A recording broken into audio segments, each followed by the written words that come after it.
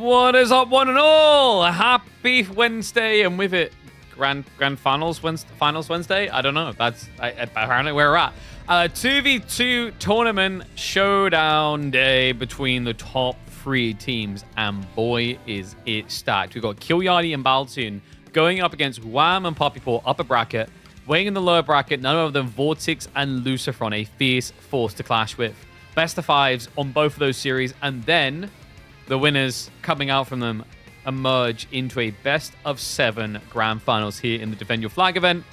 We finally got there, guys. Yeah, it was like delays on one end and then delays on another end. It was always someone with something, but we finally managed to get them all lined up.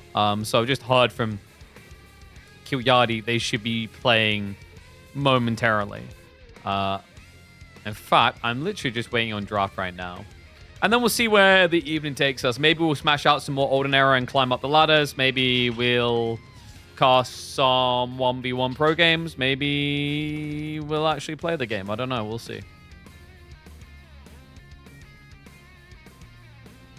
What I do need... Go on, these views. A bit thirsty, man. I don't know, man. Last night was weird. I just couldn't sleep. I just kind of laid there. I think partially ruminating and partially ideating. I guess that's like the positive side. Like it wasn't all negative. It was a mixture brew. But yeah, it was a very weird one. Like we all had those type of evenings. So very weird one. Didn't get much sleep. Tried to get a little bit of nap time while looking after Ezra this morning, which is challenging because he likes to climb on you. Like a lot. He's adorable. He likes to get... So I'll lay there on the couch with a blanket, right? And he'll come on... He'll actually climb up and he'll sit next to you. And he'll pull the blanket up over him as well to tuck himself in. Freaking adorable little bugger. So yeah. But then once he's done that, he gets a little bit bored. And then he starts to take more of the blanket. And then he starts to kick around. And then he starts to roll over. And then it goes from being cute to bloody annoying in the course of about 5 to 6 minutes. And 2v2 is this double French the ideal combo if same Civ wasn't banned, or is it actually better to play pair French with something else? I think it's better with something else. I think it's like 100% worth combo with something else because like otherwise you become a linear motion, right? It's like technically 2 Civs just building spears should be able to contest you.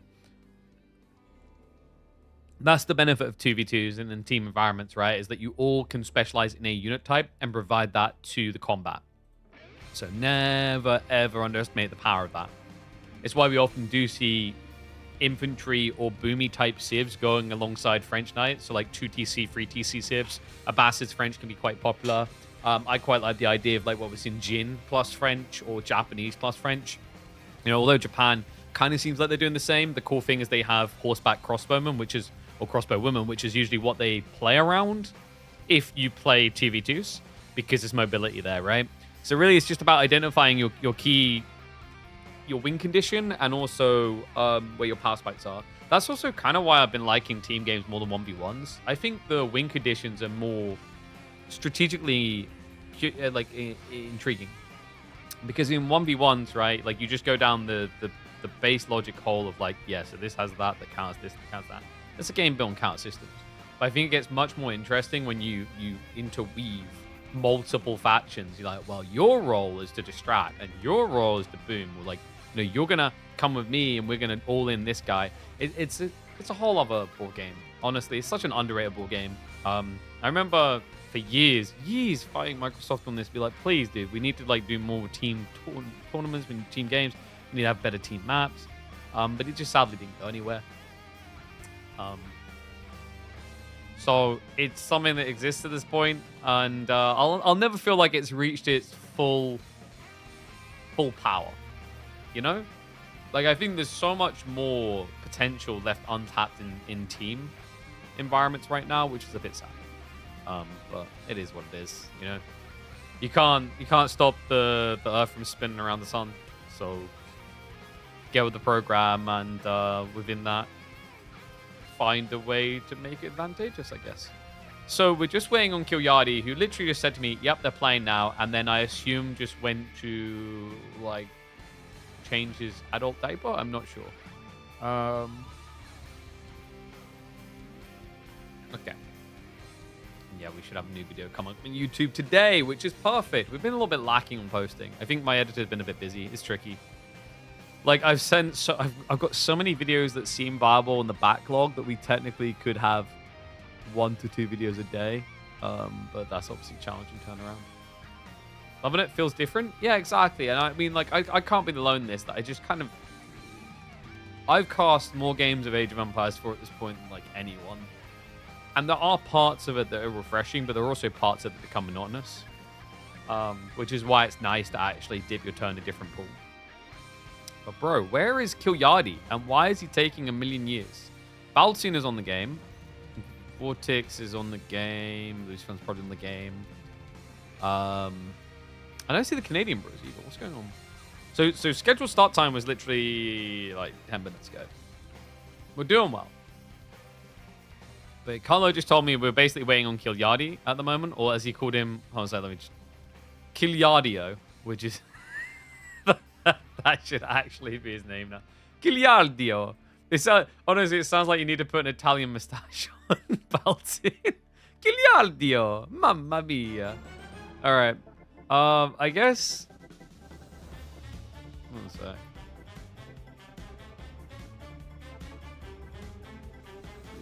Moment. Because I just want to double check in the background.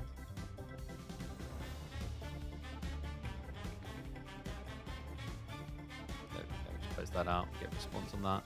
So I'm keeping an eye out for like the draft, which just isn't happening at the moment. Let's look at Reddit and definitely regret that. Well, we got a second, I guess. I mean, we got uno momento. All right. Interesting choice. Why? Wait, what? I don't even want to get into why the foot is visible in a question about in-game screens. What do you prefer to see on YouTube from a non-pro player? Raw unedited gameplay or edited narrative? No way is it raw unedited, right? I mean, I'm surprised raw unedited got that many votes. I think even from a pro player, raw unedited is kind of getting a bit... Zzz. If you're a pro and you really want more views, the better way to go would actually be to do a little bit of an edited video where you break down a build order of something you're doing, right? I don't know. That's my take anyway. I get that people want to learn the build orders and whatever, but that's literally what... Like, you got AOV4 World and other resources for that anyway. Focus on YouTube Shorts. Yeah, I mean, here's the problem. I don't know if anyone else has tried YouTube Shorts and had success in Age of Empires, like overwhelming, relevant, regular success. I find Age of Empires 4 is a little bit hard for short placement. I've seen Heras, and Heras are really good. And I just don't... I don't know what it is about Age of Empires 4. Age of Empires 4 is a cool game, but for pacing logic, it doesn't have short attention span brain rot placement. You know what I mean? Like in Call of Duty, a guy like 360 no-scoping someone. Right, montage. But I've always struggled with that with Age of Empires 4. It's the pacing and style that just doesn't allow for it in the same light. But maybe I'm wrong. Maybe the pros just need to switch it up like Hera does, right? I was watching one the other day where he just Ooga Booga Siege Tower rushes in a bunch of samurais onto some ranged AoE units and just wipes them straight away. Very comical. And then, like, yeah, so even in the early game, like, this is what I mean about short-worthy, is if you think about how you can quick wall in someone's scout or their villagers or something else in AoE 2, we sadly don't have that same ability in Age of Empires 4. That's what I meant about I wish we had a little bit more micro capacity, but sadly with the input lanes it's a bit challenging, because I think you would get a lot more YouTube shorts. We had, like, what I thought was a pretty good one a while ago. Just keeping an eye out, by the way, because I don't think they've started their draft yet. So yeah, we actually have one from a while ago that I think was pretty epic, but I don't think it done like crazy good. And I know like we haven't been posting many shorts, but honestly, like with short form, it doesn't need a lot to potentially go viral. Yeah, it was this. Nazi. Best chance to defend with. Put it down. Ready? Watch the silver. Like, it is ludicrous. I don't know. I was weighing up if there would have been a better way to edit that originally. Maybe. It's tricky. You know, I kind of like. I've been thinking recently. I would love to have an Age of Empires 4 as a customizable UI. I think if I could, I'd basically pull the top info to the left and right corners, and I'd free up a lot more real estate, if you know what I mean. Yeah. Because wait, doesn't Age of Empires 2 have that? Is they have the then they have UI top and bottom, don't they? Am I imagining it, or is it like smaller though? It's smaller, right? I'd say it's like I wish we had like a more pushed up at both ends version, because honestly, I mean, even with them, like I can't remember what goes in the center here. Yeah, like this part could be up here for them as well, and you get even more screen space, which is really nice. Like I'm always big on this, like decluttering the screen as much as possible, so you can actually like appreciate the game more. Where are they? What the fuck is he doing? A kidney? I legit did just ask that at the Tio. Kuyadi is just basically, I guarantee he's like fallen asleep in a seat in his living room.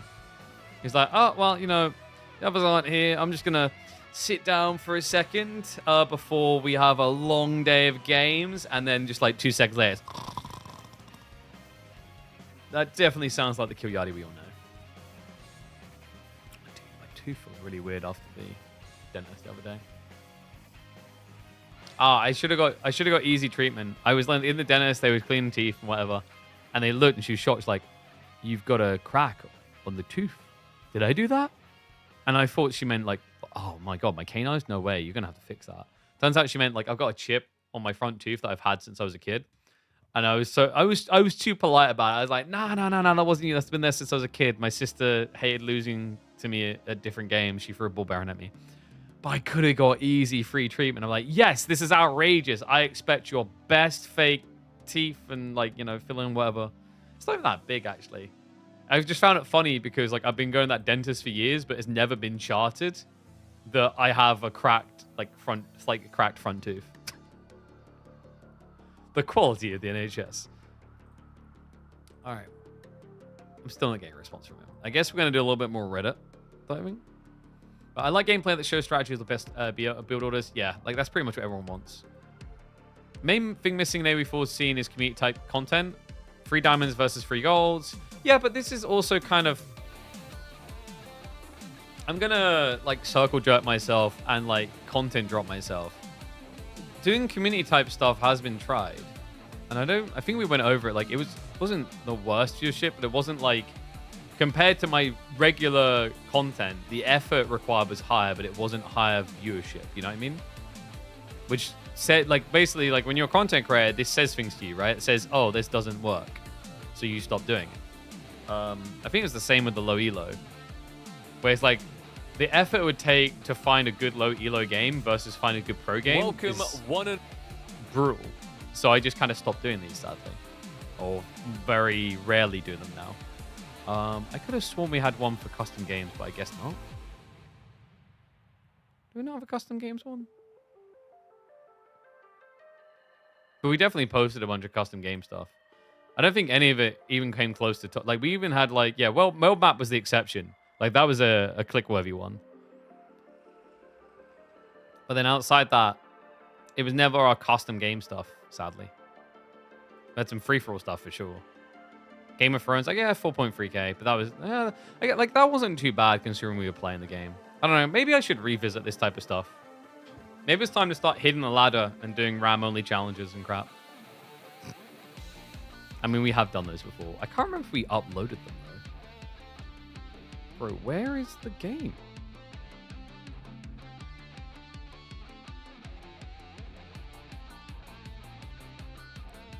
Yes. Just yes. No content. Yes. Just yes. What's going on?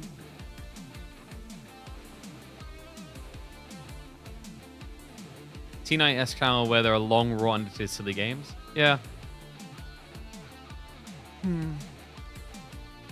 I think that's like, I don't know, am I wrong on this? Sometimes maybe it's just like grass always greener. I feel like there's more clowny, comical things you can do in AoE 2 than I've seen in AoE 4. I kind of wish we had a bit more freedom with the silliness we have.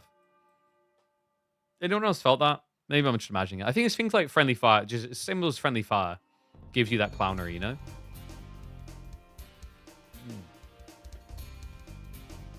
We need people to be able to demo. Like, I remember when they had that bug where you could demo ship and you could damage your own fleet, and I begged them to keep it in because I thought it was good. I actually liked that. So, because all of a sudden, demo ships were high risk, high reward. All your teammates TC? Yeah, but that's cringe friendly fire, you know? You can't friendly fire back in that situation, which sucks. All right, have we got to go? Bro, like, apparently WAM isn't reachable now as well, so we're going to have to wait a few minutes.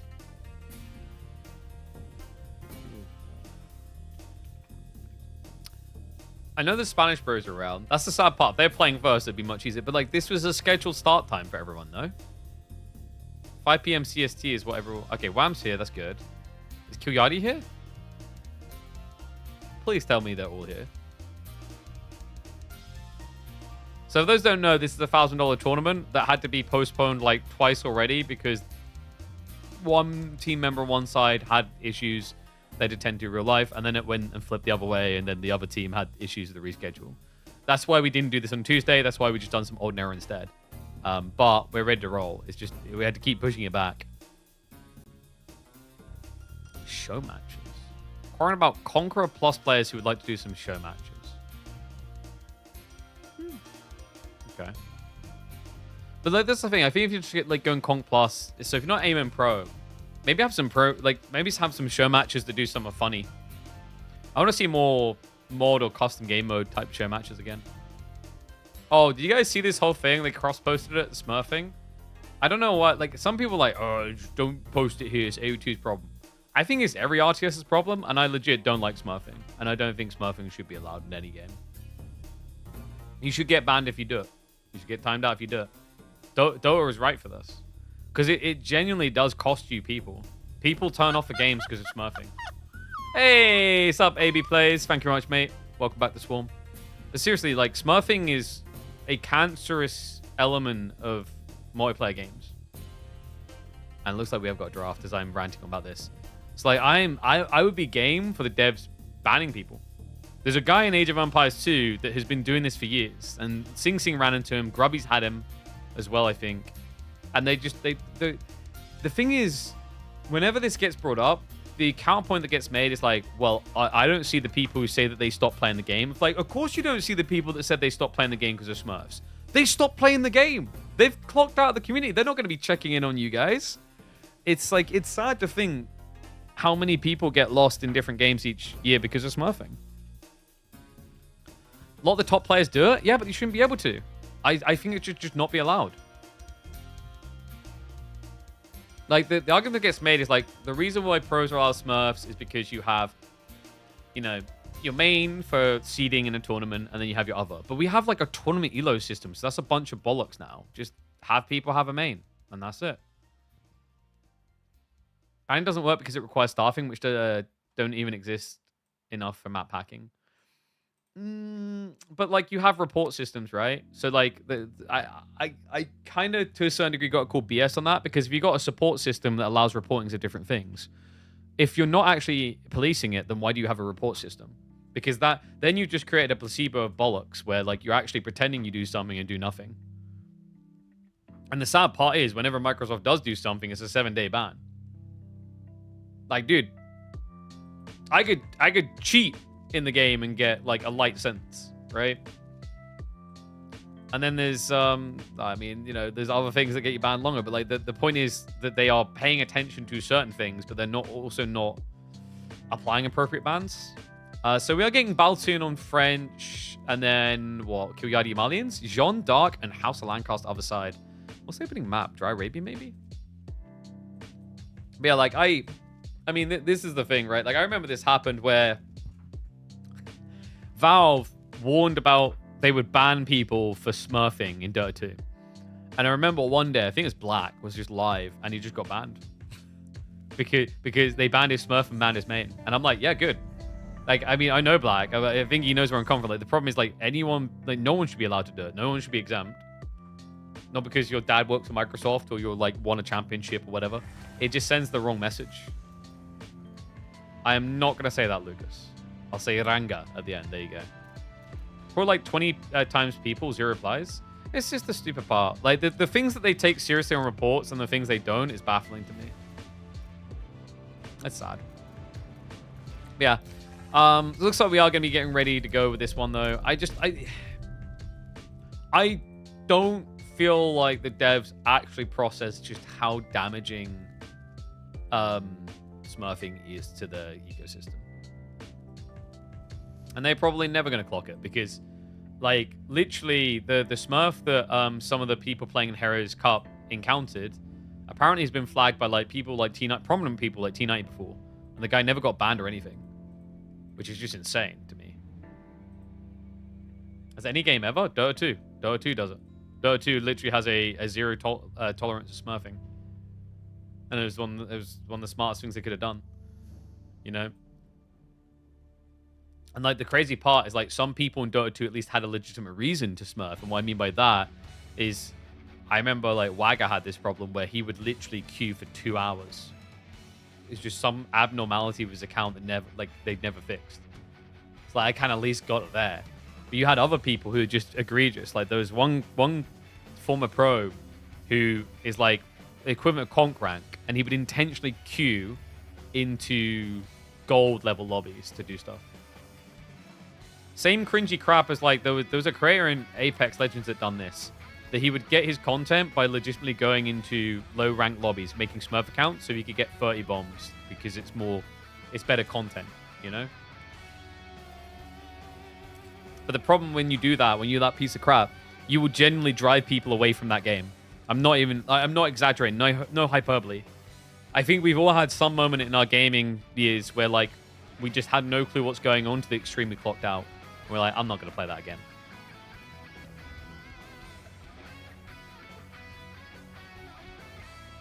People always abuse it.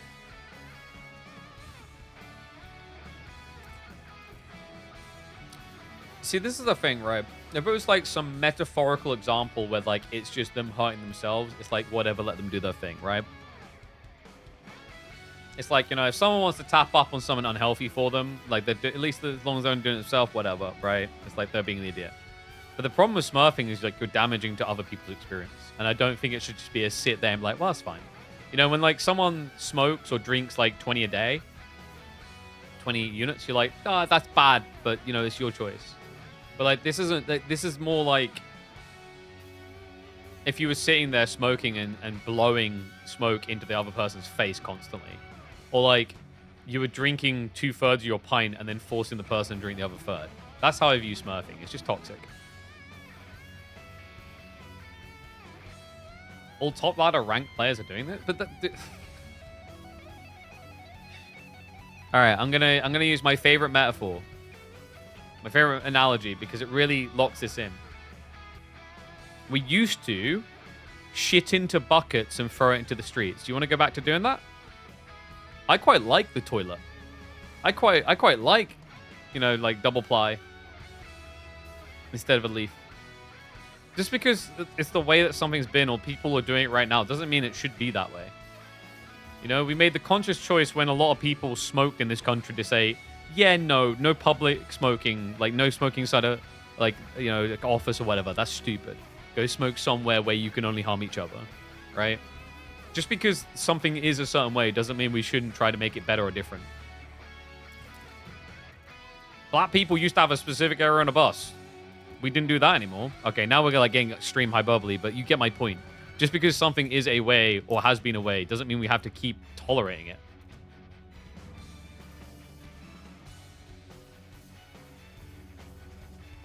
You're eating? Yeah, well, if we had the old system, you'd be done eating and you go upstairs and use one of those wooden buckets, you chuck it in the streets. Like, bro, we used to have to manually search lobbies and put in codes to enter a game. Now we have matchmaking, which has sadly amplified the Smurf issue.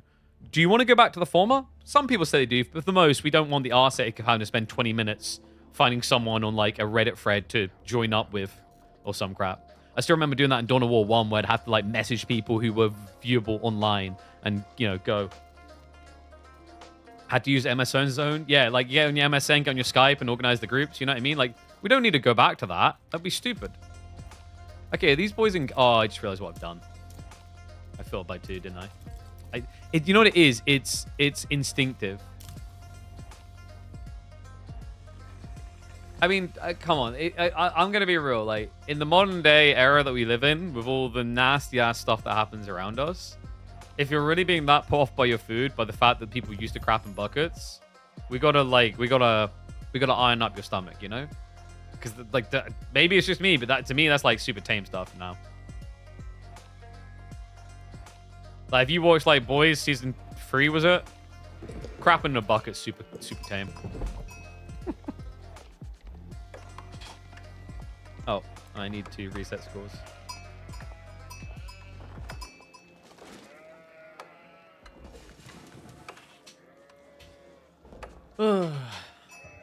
Play custom if you hate ranked. That's a crappy argument because that defeats the point of what matchmaking is meant to be about, which is come online, quickly get in, have fun, move on.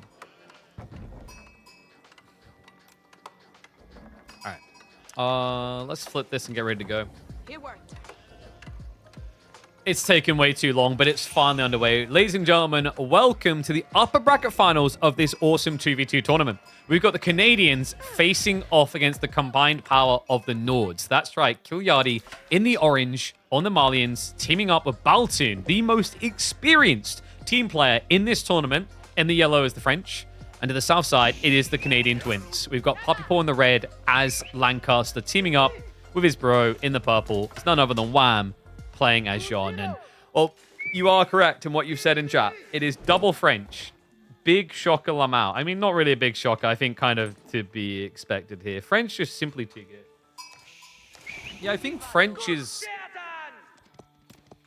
How do you make French bad in team games? I think the only way that's ever going to occur is if the devs truly go back to the drawing board and build from the ground up on the way that they think about map implementation. Maps are simply too good, too big rather, for French to not be too good. French got like 20-25% play rate in 2v2s. Yeah, I'm not surprised.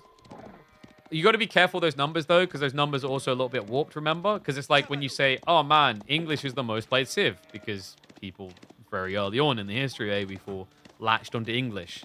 Doesn't mean they're a good Civ. I'll tell you what, Marlin is definitely a very powerful Civ. There's some options here. Like, they could play double cav. Probably not going to here. Normally, you try to avoid double cav because it's quite dangerous. Because your opponent can just spam spears and counter you. But Puppy Paw, he has gone for the Dark Age opening. He is going to go for an outpost rush for good reason. What? No. No, you can't. He can. That's insane. What is that spawn? Guys, that's all his gold options. The next one is all the way out here. That's a rough one. And what I love, like, what makes this play so smart by Puppy Paw is it doesn't matter which one he would have done this to. It would have been annoying, right? Marlians want to get their gold set up, their pit mine set up early, and French need a lot of gold to get knights. So you basically coin flip. You're going to find a good value play either side. But it works out so much better that he finds the French one. Yeah, because if you slow down the French knight spam, that's when your bro can take over the game. Wham! Already so confident that he walks out to the deer without hesitation. Okay, this is interesting. Yeah, because there is still going to be, what, 1, maybe 2 knights the Baltoon should be able to get out. So you have to be a little bit respectful of that. But Garrison on the outpost straight away, no hesitation there. Puppy Paw does block him. I don't think he's got enough for double knight by the looks of it, actually. Yeah, 15 gold shy. That's a bit frustrating. And, you know, it's not like Killardy's going to sling you gold in the early game either. Puppy Paw should just be looking to start prepping for attack now. I wonder if he'll play 2TC or if he'll just raw mass spears, and that's just kind of it. 1 sec as well. Let me get predictions up because I know you guys are going to want to predict on this one.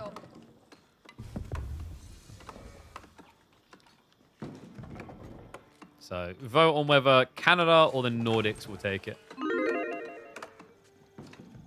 Okay, so looks like yellow almost completed the School of Cavalry, but it's going to have to think differently. You don't really want to open Horseman here. You want to be able to get towards Knights. But what other choice do you have? I mean, you could Horseman to break the tower. There's still going to be spears inside. Kiyoyari could probably assist. He's going to be going for the Spearman. Makes sense. Like, remember, both sides have got French Knights, which means both sides are going to need a Spearman player involved. The Donzos do pretty well, right? They've got the ability to snipe. Typically, in a vacuum, Jean can get quite frustrated by Malians, right? Like in 1v1s, because if they're allowed to scale their army, they can snipe wherever we fight. So that's something to be mindful of here. But because it's going to feel a little bit like a 2v1 on the opening with Baltoon not having gold, I don't think Jean's going to feel that threat. Yeah, as long as he's not a greedy mother ducker. He's got to be an greedy mother ducker. I mean, it may just be a mana. He's got 2 out on the stone. Typically, this is like macro towards mana. And it would make a lot of sense because he caught a sheep. 22 sheep for Puppy Paw. We're already 5 minutes in the game. That's bloody hell. Did Wham sling him? Wham's got 11. So I don't think so. I mean, it's possible he gave him a few. Like, that would be a good idea. Because for Wham, he wants to be out on the deer, whereas for Puppy Paw, you get a better base gathering rate by being on sheep with Lancaster. Still insane to say that, but yeah. They really did work hard to create a campy Civ, didn't they? Oh, a little bit of clash coming in. Oh, tanking with the scout, not too bad of an idea here. French Knight is taking a decent amount of damage, but able to back away. Outpost does go up successfully, and Baltoon is in the money. He's got 7 workers out here. It's a little bit dangerous with French Knights coming in. 7 workers means you can lose 2. He's only got garrison spots for 5, right? And you can already see that Jean has arrived. Wham! Looking for the dive point. His Knights better off on health as well, but actually, Scout was getting sniped here. Jean doing decent damage. Might have been worth saving the Divine Arrow, because actually got quite a long wait here. Another 30 seconds until you can try to snipe the Knight. That's your real goal. Similar to when you play French 1v1s, like French versus Jean, your goal is essentially to injure and then finish off 2 or 3 Knights to get a lead in the French pool. Right now, he definitely has that lead, but you're looking to extend it. Or you could trinket doing moves like that. Puppy Paw now switching Yeoman. Spears are on the way. Still has the garrison inside the outpost. Did also get the fortifications. Nice body block there, but Puppy Paw. Nice. Yeah, he does get the space. You need to be careful because that can give the charge over. And baits him in. Good usage of the Stealth Forest there. Because remember, Baltoon, he lost his scout, right? He used it to tank the spears early. So that comes back to bite him in the butt.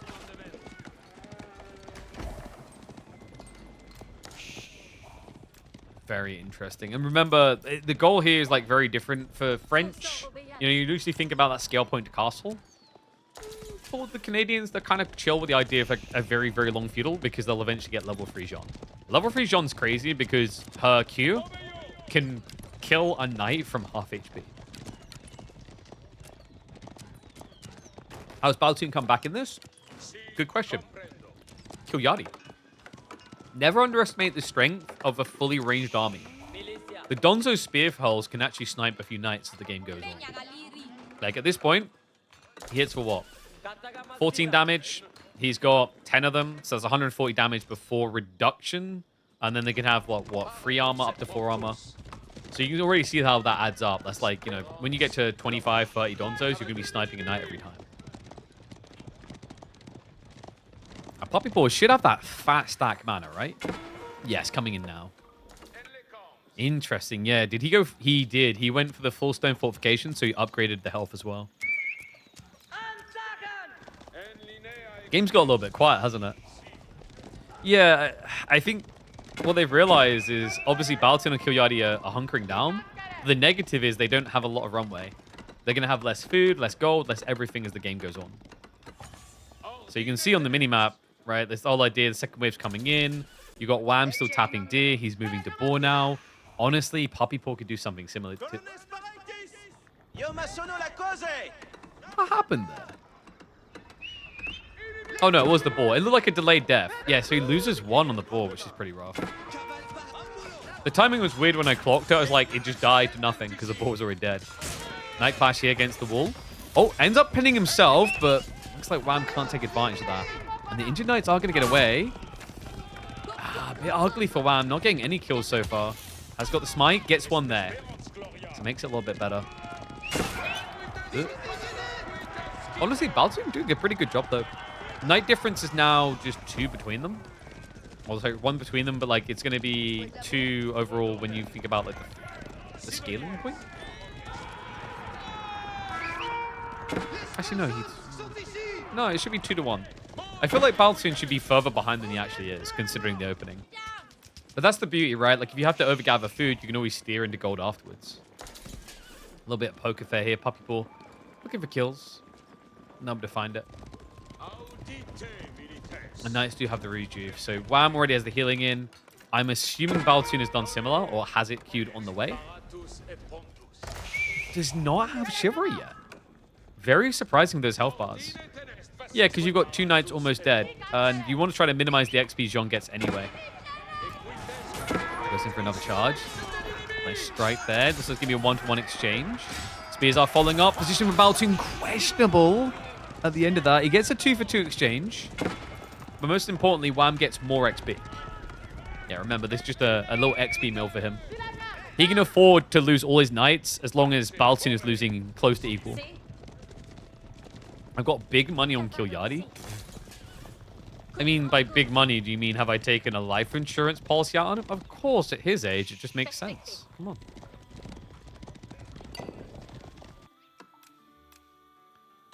No wonder. I thought Puppy Paw might try and start saving for an age, but no, he's just scaling crazy. Fiddy. Yeoman count about to be at 20. What's interesting to me is this part from Killyardi. Why is he adding in Musafadi? I mean, they're decent at sniping out Knights, their costs. And you do have the stealth. But also, you're just playing into Yeoman. Nice strike there. Wham.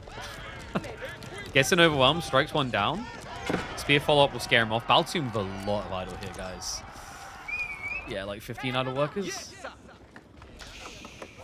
Oh, he's creeping in. Do they realize? No, they don't. Oh, no. And he's exposed here.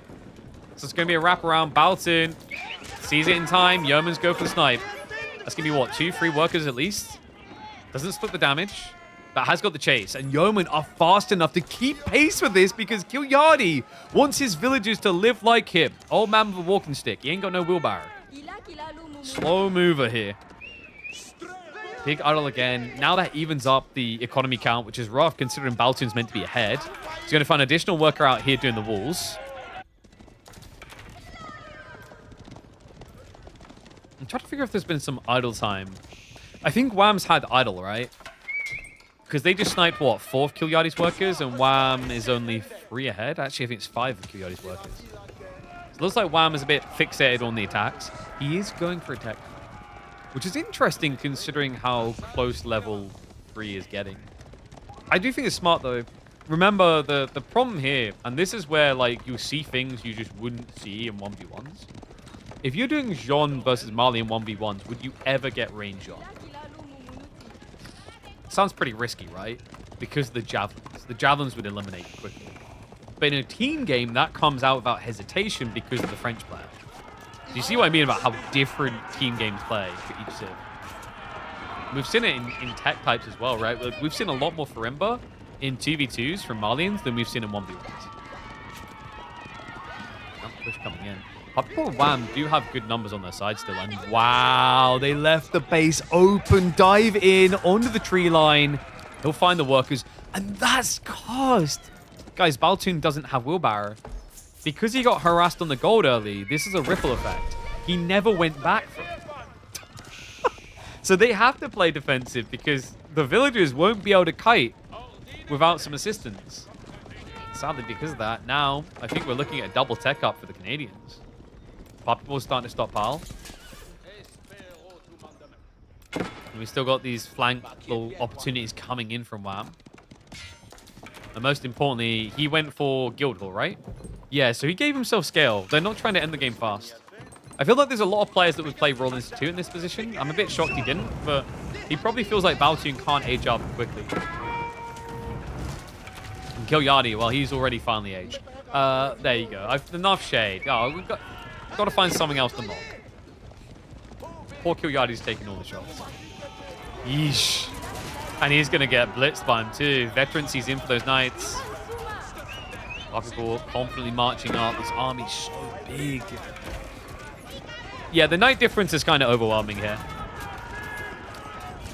Another push in onto the gold. Spear blob, happy to brace for that. Knights get the charge in from behind. Jean is about to be level 3. She's got it. Divine Restoration hasn't even been used yet. They're just going to brute force through it. Snipes are good. Upgrades going to come through. Divine Restoration is there, as well as the summons. That's going to be a game. I mean, there's just no way you last long-term after this, right? I'm just looking at the numbers at the top. Wham has so many more knights. My God, look at them. I was watching the fight. Where are they? They're everywhere else. So although it looks like Kilyadi holds on at the end, they're losing everywhere else in this game. Even that detail there, Puppy Paw taking advantage of the remaining yeomen to go after workers. Yeah, that's got to be it. That was sick. Like, for a second, you look at the fight and go, maybe Kilyadi's okay. He's going to have javelins left at the end. But then you realize why, just looking at the mini-map. Everywhere else is where Wham's at. Good God. I mean, we've got a villager checking in the corner. GG gets called. Canadians looking slick for game number 1. And they did not break a sweat. That was easy chilling. I'm kind of shocked at just how easily that unraveled. But I mean, like, Dark Age rushes, right? When you have, like, these semi-mirror equations involved where it's like, yeah, there's French on one side, Jean on the other, it is an insane difference. All right, so the boys are getting in lobby now. I'm going to have a look and see what they're picking for game number 2.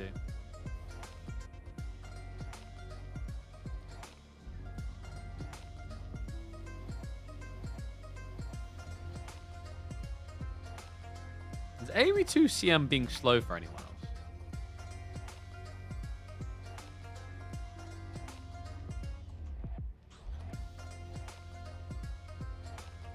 It's sucking on the buffering for me. Not sure why.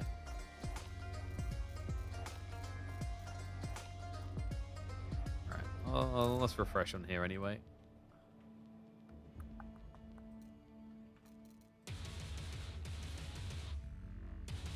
Bro, AoE2 CM is just not working. A comical time for it to go down. People were in my chat yesterday panicking because, what was it, Age of Empires 4 and Age of Empires 2 were down. Now AoE2 CM is down. The world is ending, guys.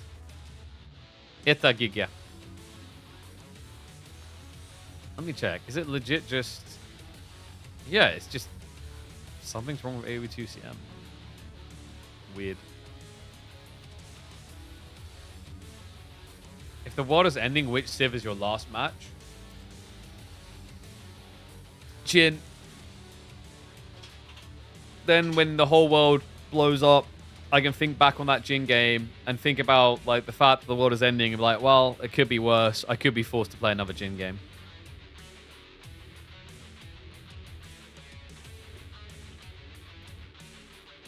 The alternative answer would be English and you just hide in a corner. The game never ends. Because if the world is going to end after my last match, all I have to do is create a game that can never end. So, you know, English, they've got infinite gold anyway. Just camp in a corner, build men at arms until the end of time. Game never ends. You live forever. Genius. Technically, I'll live longer than I was meant to because now the argument is like the world ending. Nah, it's not going to happen. I'm going to tack on an extra. You don't die until the game ends. Break Age of Empires 2's record on longest game. Checkmate. And then just keep on going.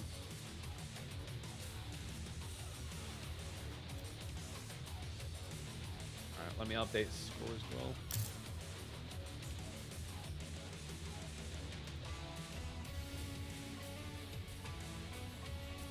Alright. I can't seem to get AoE2CM to refresh, but we are underway. A little bit weird.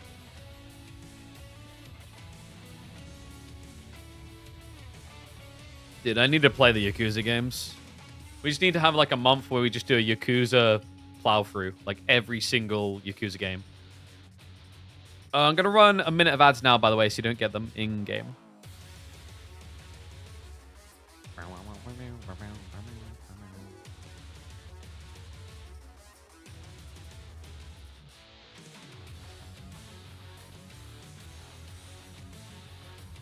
And I hope AoE 2 CM will work after this game.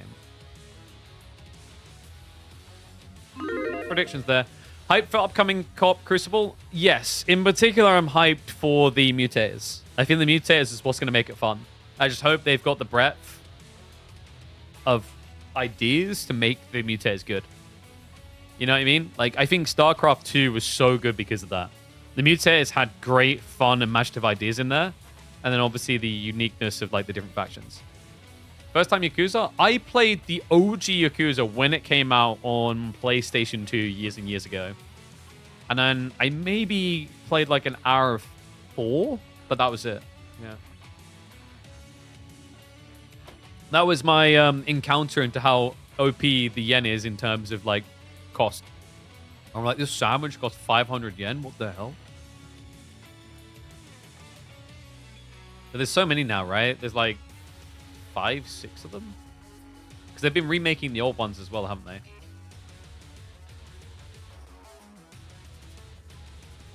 Alright, let's go. Yen inflation. It's just so inflated, man. But I really want that sandwich. The irony is all these years later, Western prices are reaching that point anyway. I give it 5 years before Tesco's meal deal is going to cost me £500. This is cool. This is why I love 2v2s. You just get the kind of combos you can never imagine normally. Folks, welcome back to some of the best players clashing in a 2v2 tournament. We've got Puppy Paw in the Reddest Deli teaming up with Wham in the Purple's Golden Horde. That we're going to dive into because there's some fun ramifications there straight away. On the south side, it's going to be Return to Malians, Balsoon in the yellow as the Mali, and Kilyadi on the front side in Gorge in the orange as Sengoku. All right, so let's address not the elephant in the room. It's going to be the Tortugud in the room. Guys, what is the balance point of Tortugud on this north side team? Is it not that they die eventually? They're very tanky, but they eventually die. Okay, how about this for a deal? What if I could offer you infinite health because your teammate has healing? This could be a really strong combo. Because sometimes you see players with these heavy cav units from Golden Horde on the edge of your base, they don't dive you wonder why. It's because they know that health's not going to last forever. Honestly, this game, I think we're going to see an incredible amount of diving. It might even force both players to think about spears, which is pretty rough. Meal deal, a sandwich, crisp, and drink. Which combo do I go for at Costco's? I don't know what Costco's would have in it, because we have like Tesco, Sainsbury's, whatever. So my go-to one was usually, I mean, tuna's always a great sandwich, but the alternative is chicken with stuffing. Chicken and stuffing sandwich is great. Mwah. And then you get like the little chicken nugget protein bite type things as your snack. And then drink-wise, I mean, I could go for an energy drink. I'm a wide breadth guy. There's a lot of different tasty energy drinks. Or you get one of those super sweet, like vanilla milkshakes. But yeah, like now it sucks because now I go into a meal deal location and I can't actually find anything because gluten-free. I think the last one I went in was like, you can have egg and cress. I was like, I would rather not, thanks. Walk to the next one. Next one has nothing. Walk to the next one. Next one has nothing. Life is like, you know, it's a bit interesting right now. So Domaface coming in though. And Khan and Tortugud should get triggered momentarily. On the other side though, Baltoon, pretty obvious, right? We're probably looking at the Mansa. I say that. He's left 2 slots here as if he's going to drop a Saharan. Saharan's quite smart, right? If you know you're up against a lot of diving from the Tortugud, then you probably do want the defensive landmark. Okay. Wait. He's thinking about it. Okay. Well, I'm disappointed. I thought it was like not the worst idea in the world because if you want your teammate to be able to fast castle, you're going to need protection there. But Kilyadi, final one to pull the trigger. He's going to be slow because, of course, he's building his hot dog stands right now to get food. The tech up's going to be coming in ferociously, right? Yeah, Khan and Tortuga just a minute away. The Dome of Faith almost complete. This has to be the healing strat. White bread guy indeed. I wish. I have to have different bread. Okay, like, you know, gluten-free bread ain't too bad. Like, it looks really sad, but one thing I'll give it is the cross quality is kind of better than like half your standard breads, like your cheap breads.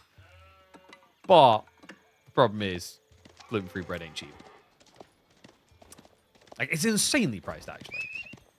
It frustrates me because, like, I feel like I'm just being charged a premium for something that would be considered hurting yourself if you don't do it. And that's messed up. So, we are going to get a loose stables here from Wham. He's going to be setting up the outpost here, right? So, you already clustered the deer. Really nice placement there. And I think he's left enough room for the Gurd just there. So, you'll probably get an outpost kind of here. And on the other side, it is going to be a Ryokan coming through. So you'll be able to get the healing. Ryokan makes a lot of sense when you play on maps like this. Like, when you play on maps like this, you have a lot more breadth, a lot more runtime. And also, you are up against Deli healing. And also, the other thing is ninjas are a bit weird because the stealth forests feel pretty far away from the enemy base. Average experience for disabled people? Yeah, but that's not true, is it? I'm gonna call that one out there. Right? Because like, if you went to a restaurant and they charge you a premium to use the disabled access ramp to get into the facility, or they charge you a premium to use the disabled parking spot, right? These are things that you need. Whereas, like, if you have celiacs, you need gluten-free, but you can get charged a premium on that. And that's that. I think that's a bit messed up. I get the need for extra cost, but like they inflate it way too much.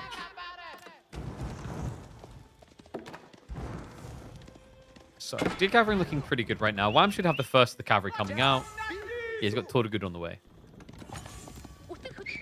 Dude, now I'm just picturing like a wheelchair ramp, and at the top they've got like one of those the gate things like you have when you go in a car park. Just scans your face. It's like, oh, okay, yeah, we're gonna charge you per hour. I don't think disabled people pay extra for all kinds of stuff. I think there's very clear discriminant lines, no?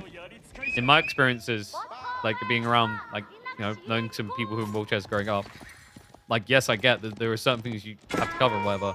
In the UK, at least, you get compensation for that. You get disability benefits. And also, they legit can't discriminate against you on those things, pricing-wise, from what I've seen.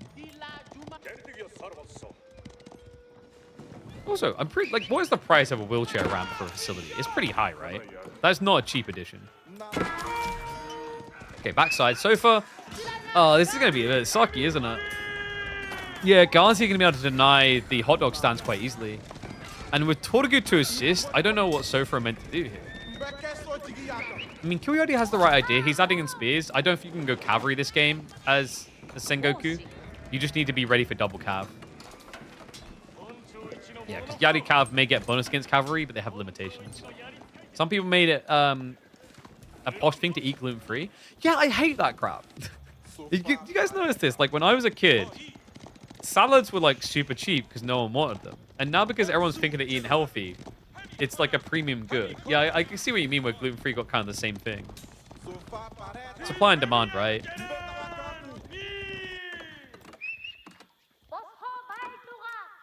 And then you've got, like, government things where they try to force you to eat healthier. Like, for example, in the UK, we have... I don't know if anyone has this elsewhere in the world. There's sugar tax. Where, like, anything that is, like, considered sweets and confectionery gets extra taxation. Like, anything that has sugar, actually, I think is the thing to say. Nice snipe there. Wham gets one for free. And remember, like, he's going to be able to walk back and heal any damage done here. This is what makes this super frustrating. So, like, for Kyoryuki and Baltoon, their win condition is forcing an overwhelming fight you can't retreat from, or playing into castle away from this. For Puppy Paw and Wham, they can just focus on raiding. They don't necessarily need to rush castle. Like, there are win conditions about it.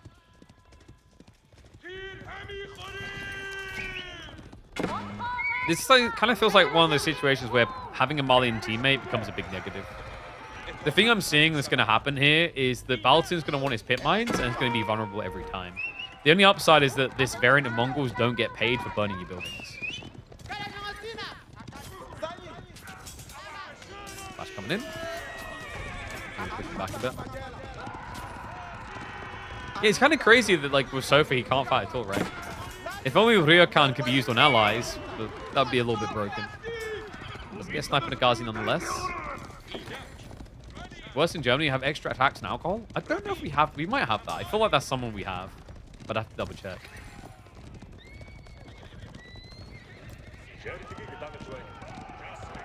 Not more scholars yet, which is a bit interesting out of Puppy Boy. He stopped at 6, right? I thought he'd be producing more to give the healing. Everyone has attacks and alcohol. Yeah, but like I think he's highlighting that Germany has a high one. It varies between country, right? Like typically you tax things you want to deter, and you lean the opposite on things you want to encourage. Ooh, he pins the Keshiks. Sick move there. Kill gets the double kill. That's the perfect one. You want to kill the Keshiks because they're the damage carrier. Whereas Tortugud might have got away from that with some health left over. Damn, that's lucky. Wait, Ryokan can be used on allies? Wait, has he just not been running his units through it? Oh, you're right, it can. Subsidized was the word, yes. Wait, does that mean Baltoon just... Oh my god, he whiffed.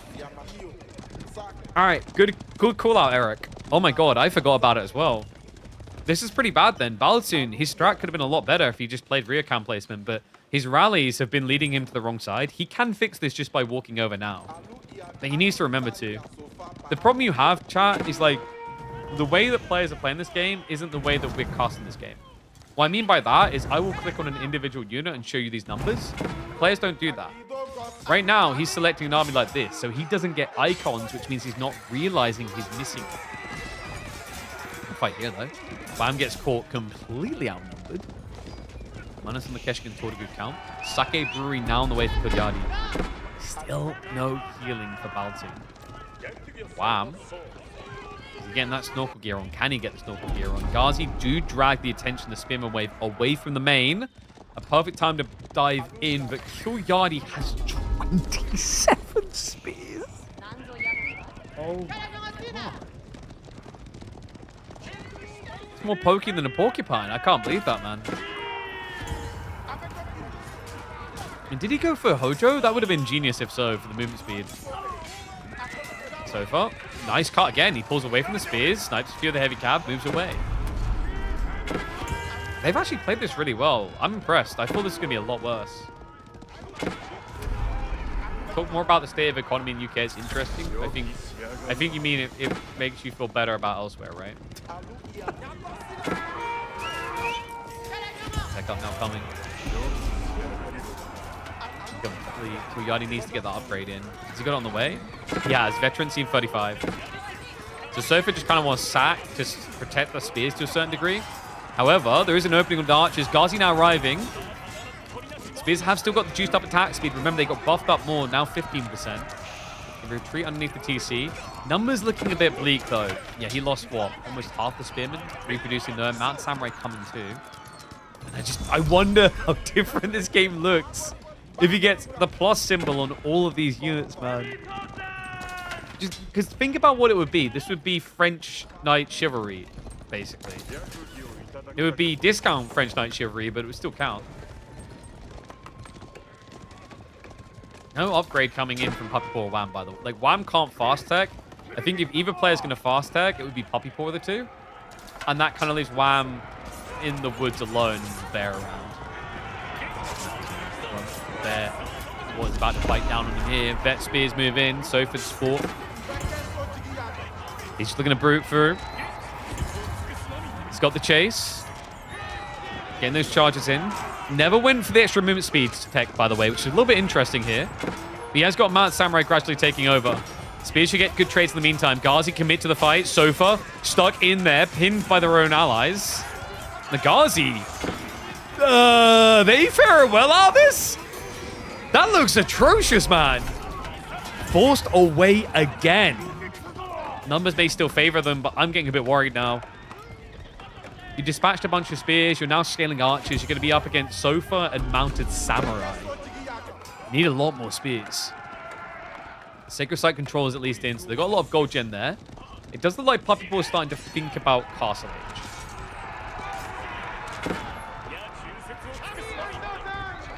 Be a reset. Koryadi, is he running out of food?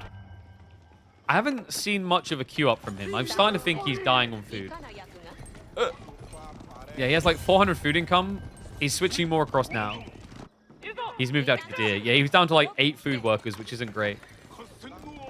But Baltoon, is he... Ooh, okay, he's close. Yeah, the Fulani is next on the agenda for him. Wham at this rate is going to be the last player stuck in Age 2, which worries me a little bit because it's not like he's scaled a lot of heavy cav to scale with. You know? He hasn't got that I'll tech up and just have this dominant heavy unit. He's just kind of stuck on spears and archers. The archers in particular are going to become less valuable if we keep seeing more of a steer into heavy cav from both yellow and orange. But Jin Dynasty, it's very bad. Jin military is weak. What do you think? Yeah, I think they tried to get creative with changing the counter triangle, but ultimately it fell short of the mark. Like, to me, it kind of whiffed big. It is unfortunate because, like, I'm all for them trying new ideas, but I think Jin's going to need some drastic tweaks and changes to make sense of the Civ.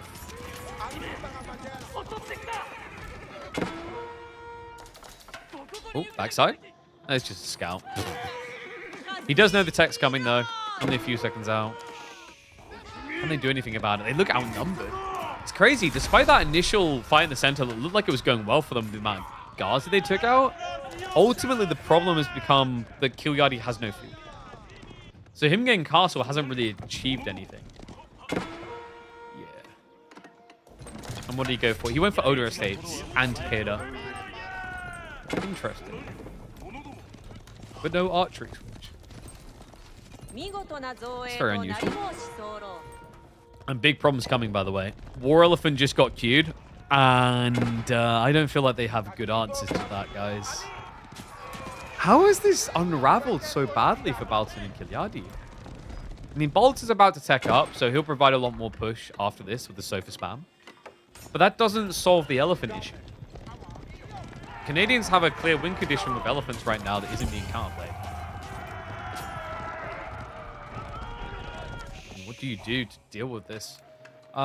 You honestly need Golden Horn to tech. Like, yes, Delhi, like, sorry, not Golden Horn to tech. You need Kilyadi to switch, rather, my brain, into a unit that most people just don't think to do straight away, which is the gunpowders. He needs his Ashigaru. Because what else are you getting here, right? Baltoon can provide cox and arrows eventually, but that's not a quick killer for elephants. Sofas aren't going to fare well against elephants. So unless he wants to switch Gonzos, it's a bit tricky.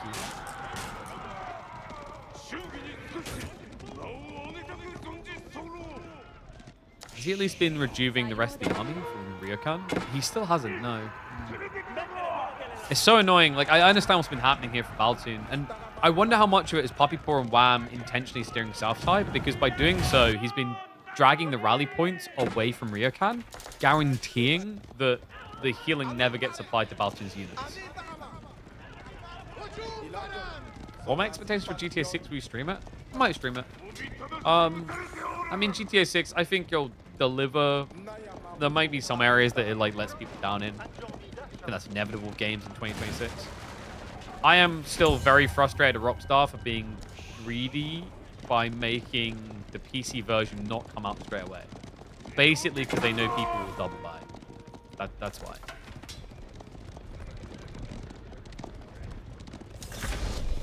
Okay, so who's winning this now? Wham teched up. Did he go for what I think he did? He did. Oh, that's sick. Guys, he got Relic Uvus. Let's get a Relic check. Relic check. Okay, 2 banked already. I wonder if Poppypaw will give him the relics. Because that's an insanely powerful play here. With the Stone Gen, with the amount that are on the team map, that's crazy. Because you can kind of pivot into like a fast imp, which is what Wham looks to be doing right now. We're all going on over here. Spears are catching up though, on both sides. And the War Elephant has been seen. Okay, you don't want him going on his own. This many spears would munch him down. Wham is reinvesting, so it's not just going to be a fast imp. It's not being chased still, but a few workers found here or there. Should be able to scare away the Mountain Samurai from the front side. We don't have a relic transfer yet, right? I mean, he needs to build a monk before they can even do that. But I really like the idea of just kind of transferring across.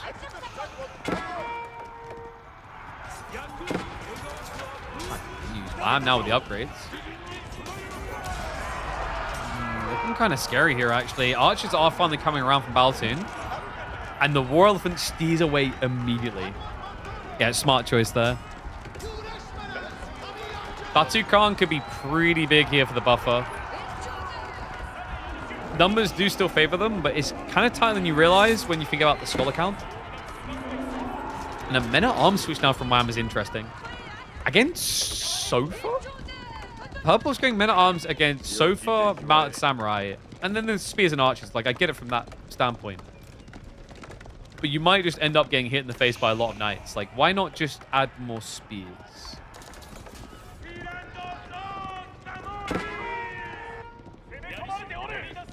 Farms are also being sorted.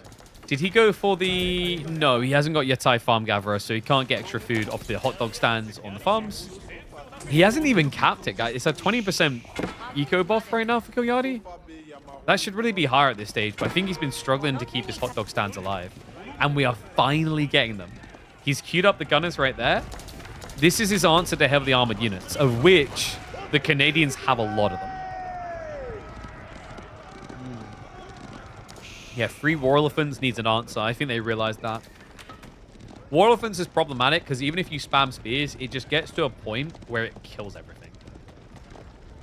This is what I always find frustrating with spears, is that they just don't counterplay War Elephants when you get past 5 of them. Because the means to actually sufficiently kill them is so difficult. You have to fully surround, meaning you get hit on the entry and splash damage, a lot of damage coming in. It also creates this delusion that someone's only going to build War Elephants. They're not going to have supporting units to stop you getting behind. That's interesting. Wow. He's going for an outpost drop. He wants 10% health. Man, they're so fat on the lead. It's kind of crazy. Up by 50? Like, how have they got this level of difference against Fulani as well? And also Raid coming in. Well, that started to explain the lead. Harassing things on the backside, cutting reinforcements. War Elephants on the front, doing well there. Wait, what happened to the sofa? Baltoon, no! Oh my god, I look away for a second, he hard commits. Was that a miscom? Kilyadi was leaving while Baltoon was going in. That's game. That has to be game. They've only got 11 Ashigaru to try and deal with the elephants. Baltoon is helping with his archers now, but without a frontline Sofa, this is just a horse I ain't gonna back. Dive reaches deeper. We're now into the economy. It's a double up militarily. It's only gonna get worse from here. Yeah, it looks like they've done it again. This is turning into a little bit of a stomp, folks. Canadians on the verge of going 2-0 up in this best of 5 upper bracket finals, and they'll stock it with 2 smoke and barrels. One more game, and they are parked cozily in the grand finals. Army misclick for sure. Kind of feels like it, right? I think that dive in the back distracted him, and he already clicked Sofa off, and then it's like, boom. Because like that's the thing. Like you compare 1v1s to 2v2s. In a 2v2, you're more likely to get that situation where obviously you're being pressed on the front side, but your opponent's kind of all-letting you or like sending a big force to your back. It's much easier to do with a teammate, right? And I think with that, there's more opportunities to make mistakes, get distracted or whatever, and just fail to tick every box. So, maybe a quick start to the day. Let's have a look and see. AoE2CM is finally working again. Picks are coming in now. Remember, they can pick a Civ twice in a series, and that's it. Puppy and Wham are going to go for Malian's French. And then Baltoon plus Kilyadi are going to do Jean Abbasid. So Baltoon should be on Jean, and that should be an Abbasid pick for Kilyadi. Yeah, pretty cushy one for Kilyadi. It's actually, to this day, I believe, one of Kilyadi's most played civs. He plays a lot of Abbasids, more than people realize. Nice. Puppy Boy just invited me to the match. I'll fight you, bro. Like, I think, if I'm not mistaken, let me check AoE full world. I'm curious if it's still his number 1. So if I have a look at Kilyardi, ranked matchmaking solo. Yeah, Abbasid Dynasty, third most played Civ, only behind HRE and Arus. I can't remember, was it Johan who flagged this to me? He found it he was like, it's very weird that Kilyardi is one of the most aggressive players in pro play, but plays so much Abbasids. It's very unusual. What's up, Tortillion? How's it going, bud? Look at that. Subbed, but finally we got him chatting. Tax on a pint in the UK is roughly 12 to 14 times higher than in Germany. But I think, does Germany have a higher tax on their liquor? Maybe. I don't accept tax on consumers if government provides free healthcare, otherwise it's a scam. Yeah, but the free healthcare is not very good. I can speak from experience. It's very underfunded. And sadly overflowed with people being morons. I don't know. Call me old-fashioned, but if you're dumb enough to get alcohol poisoning because you decided to glug 2 liters of vodka and you need to have your stomach pumped, you probably should have to pay for that procedure. At that point, we're basically talking about self-harm. MSN's been trying to cook up Abbasid, Fast Castle into Terran Marine Archers. Yeah, the Archer... I am a little bit surprised personally the Archers haven't been seeing more usage. It does feel like a bit of a dead strat, doesn't it? Oh, I've done it again, haven't I? I think it's just kind of tricky with Archer play because people... we're in a heavy cav meta. As long as we're in a heavy cav meta, Archer play is inherently discounted. Do you know if Marine Lord is a good 2v2 player? I haven't seen him recently. He only really tends to sweat it up in, his prac lobbies and 1v1s, right? I think he'd adjust reasonably, but if he doesn't get a good teammate, it doesn't matter. And good teammate doesn't mean get the best player in the world or whatever, right? That's bullcrap. I do believe that a lot of the time. Just because you cram 2 players that are very talented together doesn't mean you're going to get a great result. Same if it, even more so if it's 3 or 4. I call it the EG effect of EG had this very bad habit of spending more money than any other team to create the dream team, and then they'd fail to win anything every time. I think they've calmed down in more recent years, but that's mainly because they started to run out of money. I guess the new gen version of that is Falcon Esports, right? But I think it's a bit different for Falcon because I feel like sometimes they just basically purchase the entirety of a roster that did work, you know what I mean? It's not like they've gone to 5 different teams and be like, I'm going to get your MVP and put him on our team. Whoop, whoop.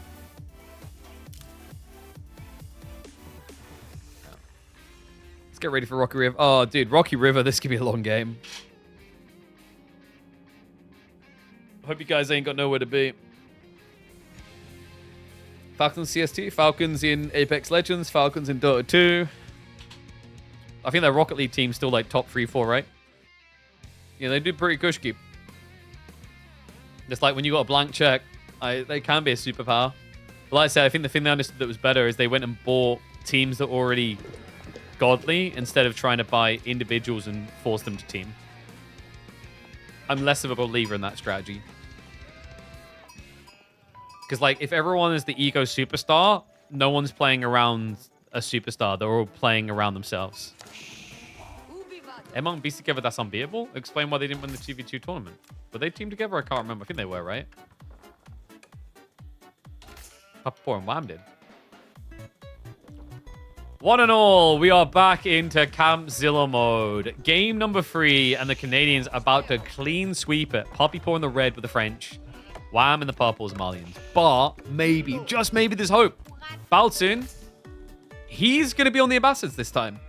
Yeah, they've switched it up. I wasn't expecting this. Baltun will be playing the booming Civ, and Kilyardi will be playing the attacking Civ. Yeah, and that sounds weird, right? I know a lot of people are going to say, well, Kilyardi's always the aggressive player, but not in 2v2s. I think he normally takes the boom role, and Yellow takes the attacker role. I wonder, we're probably going to get, what, 3 town center Abbasids, mass Camel Archers could be pretty sick? Not really, not with Mali. Damn, I think there was an idea there, but because the Malian pick came out, you kind of can't do that idea. Because Malians have javelins, and javelins disintegrate Camel Archers, right?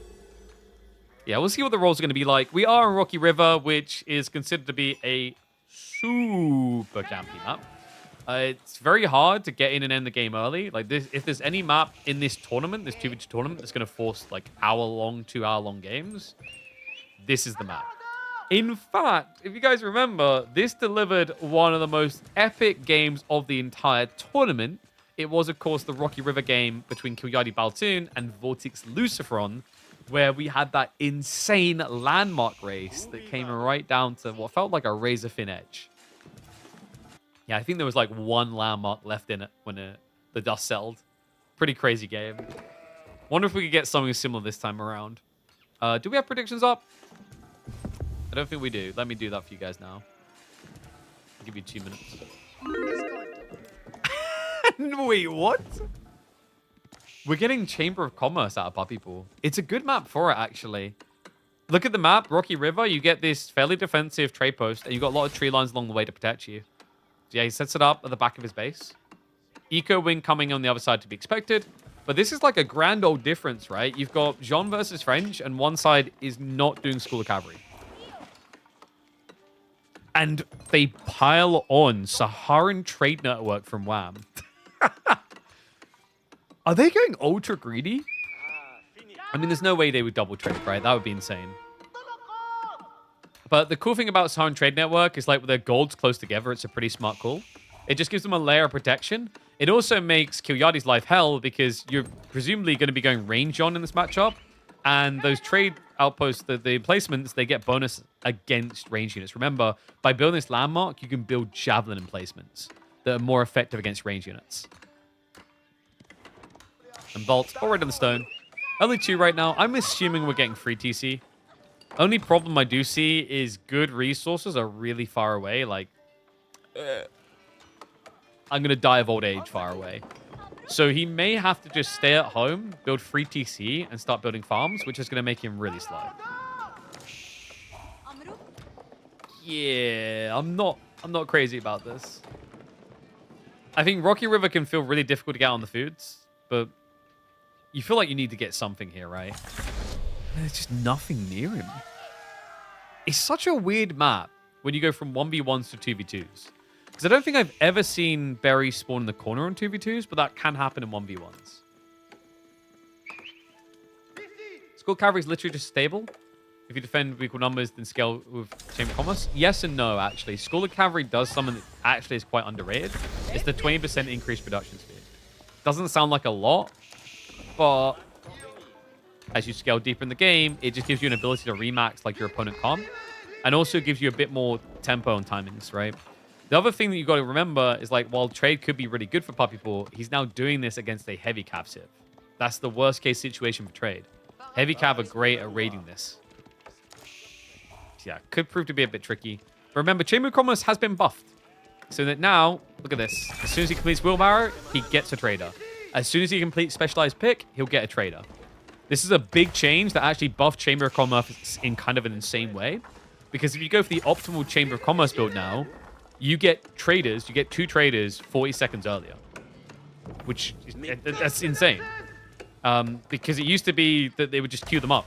So you'd be waiting, I think it's 20 or 30 seconds for your free trader to be spawned. Instant ROI does sound pretty good to me. I say instant, you do still need to get the trade back. But cool detail there, Puppy Pool. We just mentioned how the food is really hard to reach. So he went for food trade. Because French can choose what they trade. French Knight is already on the prowl. So Kilyadi looking to be the blocker. Baltoon second TC, soon to be third. Do we have greed from WAM at all? I don't think we do. He's just prepping the Donzos. What did he trade? He's trading food. You don't want wood here. You got lots of wood. But the food is going to run out fast on this map with this style, right? Like, you know, he's got 5 sheep. Puppy Pool's actually in terrible shape there. Like, 5 sheep's crazy. What happened? WAM's got 16. So for once, WAM gets the sheep. It's kind of a meme in this community. I'm a little bit shocked he didn't sling the sheep to his brother, considering how poor for food he is. But maybe this was always part of the plan. Because remember, he's going to have 4k gold here. So he can afford 40 knights off of this thing. Speaking of which, the Knights are already on the way. So Donzos are going to guard the base. Knights are going to raid the other side. Now, usually what happens with Abbasid picks is their teammates get sacked. Because the Abbasid player gets the boom, he won't help when his teammate gets all in. And I like what Kilyadi's done because of that. Is he planning to... Oh, no, he's being greedy. I thought he was going to his teammate's gold because it'll be safer in his base. So you still got a very vulnerable Finn over here in the orange. And now he's just got vulnerable economy over here on the ball. How are we doing? Long way to go on XP. 85 out of 500. We have already got double marketplace set up. We're doing double trade. Double trade, double trouble. Unbelievable. Puppy Paw getting the marketplace in the corner too. This is such a Canadian thing. I still remember when they, like, these guys, I swear they always look for the trade tricks. You guys remember we had that map called Scarguard where they would actually trade. It was a map that had like 80 plus deer and they would trade with boats. No one expected that. We've also seen some shenanigans with them on the Malians trading before as well. But double trade. Double trade, double trouble. It's pretty smart here for multiple reasons, right? Like, Baltin is not going to help, and that puts Kilyadi in a 2v1. And you've already been scaling Donzos to protect trade, so why not double down on what you're protecting? Nice sniping there. They do get a worker kill. Yeah, Puppy Paw's already better for Knights. I wasn't expecting to snowball this quick. I mean, it's kind of a frustrating detail for Jean, right? Like, so there's a double-edged dagger here, right? If Jean gets to the traders, she gets so much XP. Because every time she snipes one, boom, and it's easy to farm them. But if you don't get to the trade, French already built more workers than you, and now they've got trade too. This is looking bad, guys. Baltoon is going to have to be present very quickly in this game. It just doesn't seem to be it yet. He's got 15 sheep to work with, so he doesn't need to rush farms too quickly. He has got army stepping up, so he's going Spear Archer. Donzos will scare him away, though. Interesting A-click from Wham. A little bit of kite. Baltoon can make it a good trade. And we'll start sniping him down. So expensive Donzos get scared off. We do have Red Knights on the way, though. Puppy Paw, he gets the charge. No brace out of the Spearmans. That's just going to be minus front line. Injured Knight survives. Great micro there by Puppy Paw, and the chase is on. Baltoon. This is looking rough now. Puppy Paw has individually shot Kilyadi out in his own gold, and now they've teamed up to brute force Baltoon too. Outpost already getting harassed. Traded count is up to 17. The terrible 2-0s with a terrible trading duo, man. Did you at least get a knight in exchange there? Outpost down to half HP. He's sniping the Donzos though, so there is an opportunity to recover here. But he needs some help right now. Yeah, Kilyadi a little bit late there. He has his own villages he needs to protect. Nice move there. The spear actually baited the Donzo shot, so damage gets wasted there instead of going on the Orange Knights. Holding the choke point though. Wham, going to be forced away. Outpost does secure them. Other side, we've got just scouts back here, or was that... I thought I heard something. I thought I heard bumper for a sec. Oh, sorry, no, wait, my colors, I'm being a dumbass. Okay, Orange Knights are in. Why didn't I clock orange? I don't know what it is. You know what it is? There's rain outside, and I'm starting to think I might be ADHD brained. I heard rain, I was thinking about it. This is what we talked about before, though. The trade is vulnerable for this reason. They hadn't walled yet, so this is big. Yeah, because even if you show up with your knights now, they just move away from you, and they kill the traders. And then they keep moving, and they kill the traders. Another opportunity to kill a trader. Maybe not going to take it. Switches over. And this is the other annoying thing, is like, because they're moving away from you towards traders, what happens is they charge further away from the chaser. Baltoon now with the cam archers. He's actually doing it, the madman. And as expected, it is forcing that javelin reaction we talked about. Yeah, so this is why I didn't want to see cam archers, is like javelins just counterplay you. But maybe for shutting down trade, it could be worth it. 22 traders now. Yeah, they've at least stemmed it a bit. I reckon we're not going to be seeing Trade Wing in Castle Age, right? Or, like, well... Would he do it late game? I think so. It's called administration now, right? But like late game, ultra late game, I think because you're up against knights, it might be safer to just wall the backside and trade. Because like if we go hyper deep into the game, once you get Imperial, that's when Baltoon's trade, a Bassett trade, becomes a real thing. Because you have to get Grand Bazaars to make it good. But like I'm just thinking of the trade potency in late game. Like we actually have a kind of a weird game because all 4 civs in this game are really good at trading. Yeah, you've got Marlins getting the toll booths. You've got French traders on both sides that can choose which resource they want. And then you've got a Bassett trade in the late game that get 25% extra of the different thing. And then they also do have an armor tech now in the marketplace. Night Clash. Nice find. Baltoon, slightly overextended. They've been avoiding Jean, haven't they? Yeah, 250 XP. She's not doing too well. In fact, she might be dead. Are they going to commit? Eggpits are dragging them right now. Donzas are chasing up. Nightmask looks way too good for Puppy Paw. He's up 7 knights? That's wild. And now his gap plays him fast. Charge comes in. Brace to be there. A-click extravaganza. Looks like Jean is going to get the XP she was looking for. A hard commit on both sides. The camel debuff is a big deal, but the knight count, an advantage for red. A bigger one still. Orange just has the hard commit. He has sniped the countdown though. What? 12 to 10. The debuff is good enough. I cannot believe that. Divine Restoration afterwards. Just a rejuve, and all of a sudden, a swing that matters so much in this upper bracket series. Baltoon and Killyari looking like real contenders now. Unbelievable fight. As soon as I saw Red's Knights lapping the south side, I thought that was over. Because that's when you start to realize the game is chalked, right? When you get concave, when more units are attacking you, quick end. The camel debuff rocks pretty damn hard. Level 3 Jean just going to keep farming up now. These are big fights. Level 4 Jean actually starting to seem realistic before 20 minutes. No tech up coming from any player in this game right now. No more cam archers, just the one still. Knight count most definitely has been shrunk. Puppy Paw queues up a lot more though. 5 additional knights queued than Killyari is capable of, because remember, Killyari has got peasant economy. Right? He's got state pension economy. No private healthcare here. He's only got 44 workers. By comparison, the other French player's at 61. Yeah, his big edge, of course, Jean.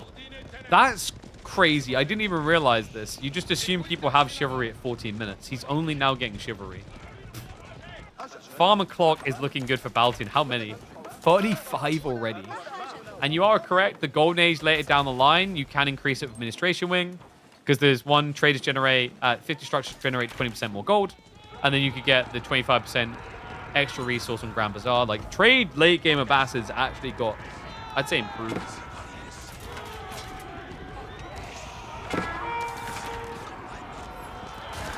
Still no castle play, but Baltoon's getting there.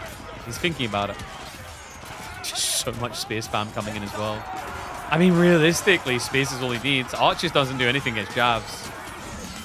Spears would counter knights and javelins if we get enough of them. Bad fight for the Nords, though, and they realize it a little bit late there. Killyari with only 3 knights! Oh, no. Oh, no. If they realize it, if they counterattack, this is huge, guys. 17 knights to 3. Military Wing's coming in, but Baltoon is carrying this game on his shoulder now. He's got 106 eco. He's doubling his own teammate.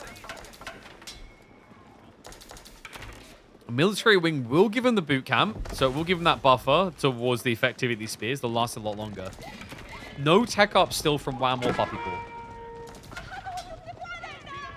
What's the rush? Just build more knights, right? Seems to be working so far. Breach attempt on the wall. Village is going to rush over. Should be able to hold that low enough for reinforcements. Important as well. Baltoon, the farms weren't enough. He needs these berries. His income, though, should be pretty good. Yep, 2,000 food a minute. Almost as much wood as well. Baltoon just slinging to Killyari, who's also going to play tech. Right? Yeah, Guildhall now coming.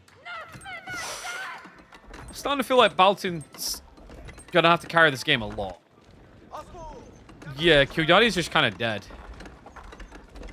Like, he's not out of the game. He can come back, but his presence is not going to be hard felt outside of Jean herself. He doesn't even have double-digit knights. Meanwhile, Puppy Ball is about to have 30. Wow, also mirroring tech play coming in. And this is the other cool thing about playing trade. He can do Farimba. Yeah, Farimba's going to rock pretty hard here, guys. Mansa Musafati, I think, just breaks this game wide open. Javelinier upgrade is going to be pretty sick, too, for the Toxins. I don't think you ever do Freeborn here, but, like, seriously, Mansa Musafati's kind of nuts. Puppy Ball almost ready to tech, too. Yep, now coming through Royal Institute. Huge difference here. We had Guildhall coming on the other side, but it makes sense when you realize one player has 30 knights, the other hand has 8. There's a kill point the Canadians have in mind here. Burn attempt on the walls on the north side. They're trying to intercept trade, which is understandable considering there's 54 traders. There's more trade than the Trade Federation. These guys are about to full blockade Naboo. Bloody hell. I mean, how much income on gold is that now? 2.4k for Wham. He's got toll boosts and everything. He's also spamming javelin emplacements. They only cost gold. This is the perfect situation for him. Meanwhile, center. Dive comes in. Jean needs to be careful about getting a bit too close here. Javelins could target her down. Instead, she's going to be an A-click at the front line. Knight's now arriving from red. So able to get away. But now things get dicey, right? This is where you start to think about the counteroffensive. Puppy Paw, Veterancy now coming. Royal Bloodlines would make a lot of sense to start queuing now. Instead, he goes Merchant Guilds first. That's actually genius. Guys, the Merchant Guilds is an imp tech, right? But if you build Royal Institute, you get access to it. So he's getting even more gold gen. Just not something you often see.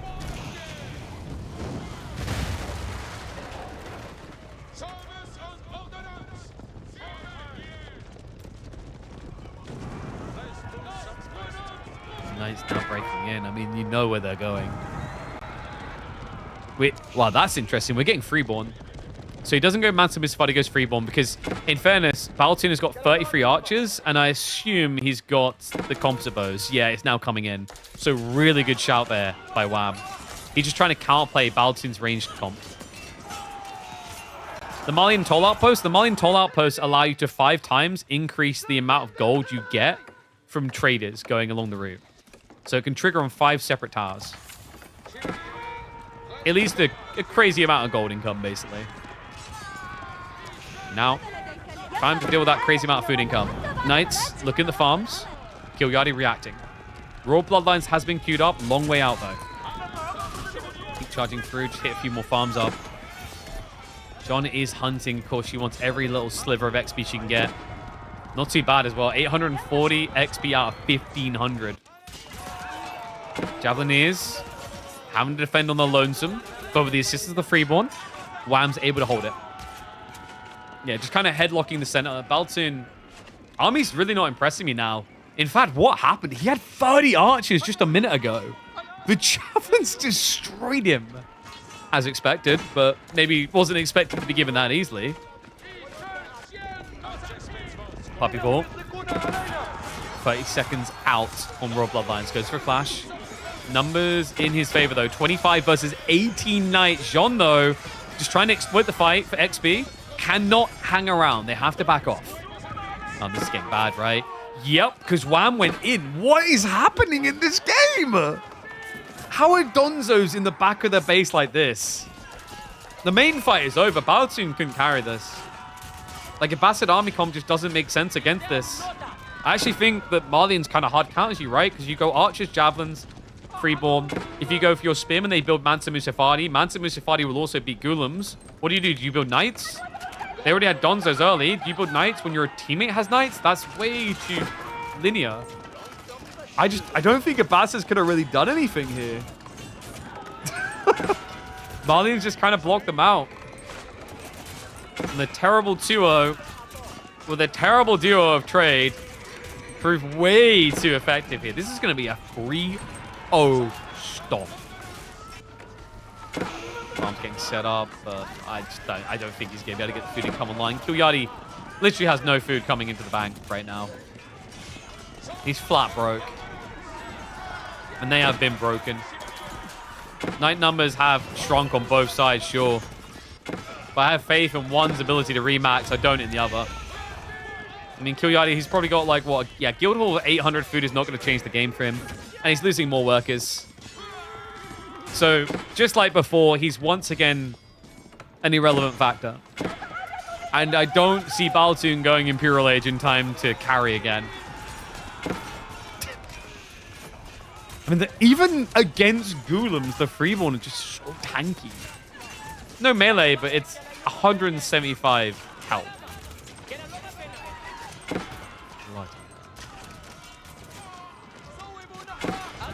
GG, they call it, they wrap it up, they pack the bags, they're heading to the lower bracket to face off against the Spaniards.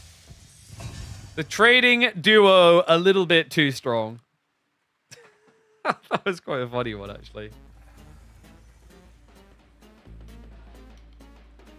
That one, I think that one might be YouTube worthy.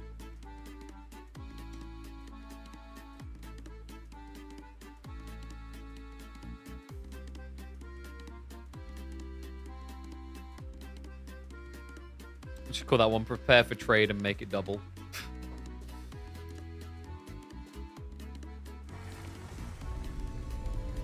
So, that means we are getting a lower bracket face-off between Lucifron, Vortex, Kilyadi, Baltoon. Another best of 5, and then the winners of that series will face off against the Canadians. So let me check if they're ready to roll. If we're getting the draft.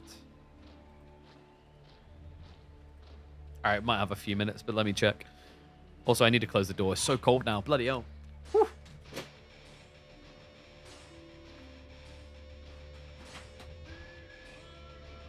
Weather's kind of been ass recently.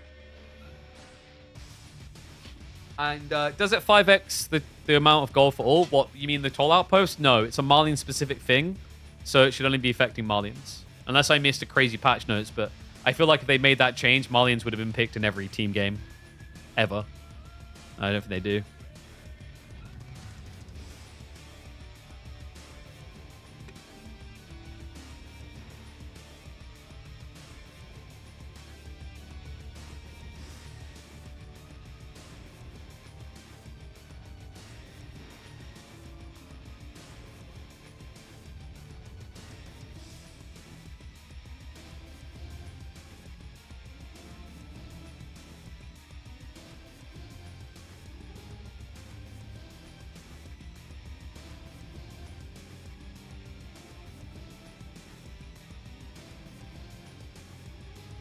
Just call that one the Terrifying Twins Troublesome Trade. A little bit of a tongue twister. I don't know if tongue twisters really pop with people on YouTube. We'll find out. Originally, I was going to call that Prepare for Trade and make it double. You know, like a play on Prepare for Trouble.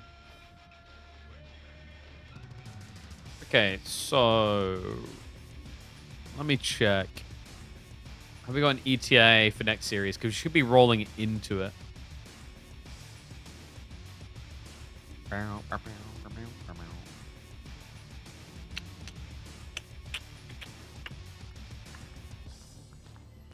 Where am I looking?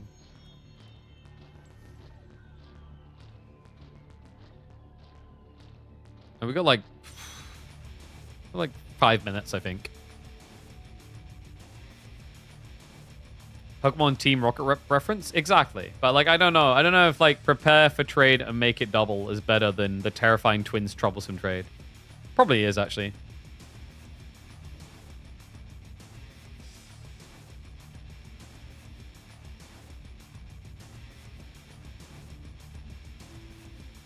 Just need like our old school style of thumbnailing, where we just basically take Jesse and James and we put the twins' faces on them. 2v2 is much more interesting. Yeah. It kind of like, you know, I'm going to just say it. It kind of makes me uninspired to go back to the 1v1s on the weekend. I mean, there'll be some interesting games for sure, but then I'm like, you know, I think there is an ultimate timeline out there where team games became the focus of balance in Age of Empires 4. and the entire game series is so much bigger for it. You know? Maybe I'm huffing the hopium, and that's just never. But like, I like to believe there is a world in which that could have been an insane direction. Because like every other RTS doesn't, like every other RTS that has a pro scene doesn't ever focus on that, right? I mean, StarCraft will have 2v2 tournaments and crap, but like it's never ever been the focus. And Age of Empires occasionally has has occasional team tournaments, but it's never the focus. Age of Myth has always been 1v1 focus from my eyes. You know, Red Alert 2, games like that, like one's more on the fringe, but they're not mainstream esports ones. Warcraft was never really. Warcraft was 1v1s and free for all.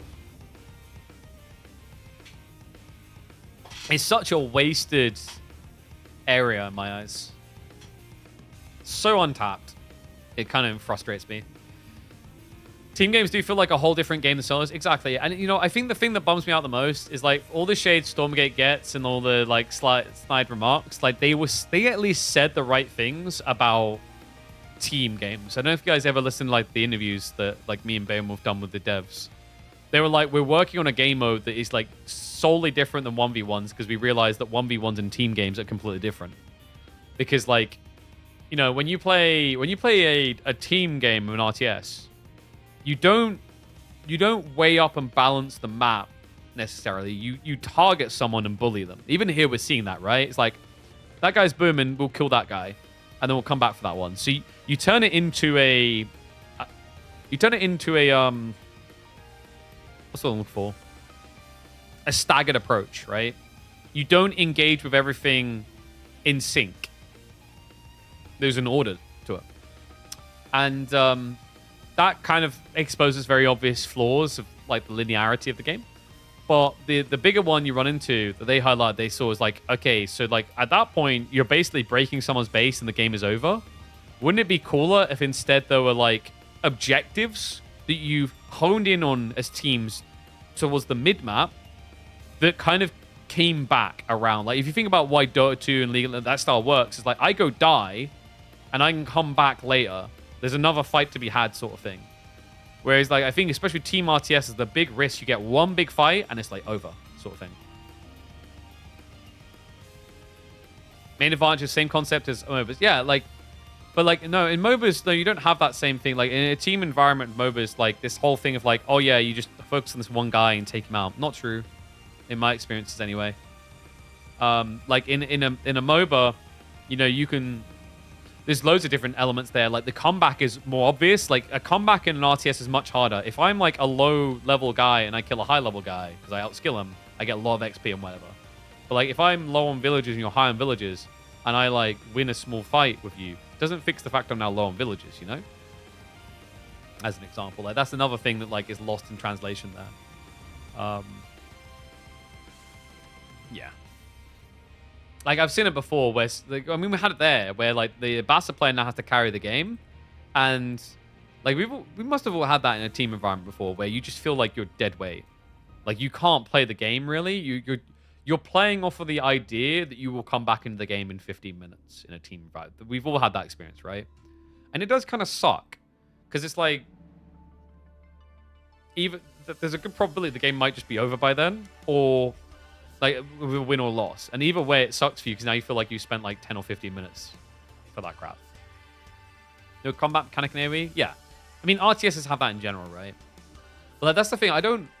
I still believe like the next evolution RTS that's really good and healthy for it is to look at what made MOBAs work so well and don't shy away from taking ideas from there.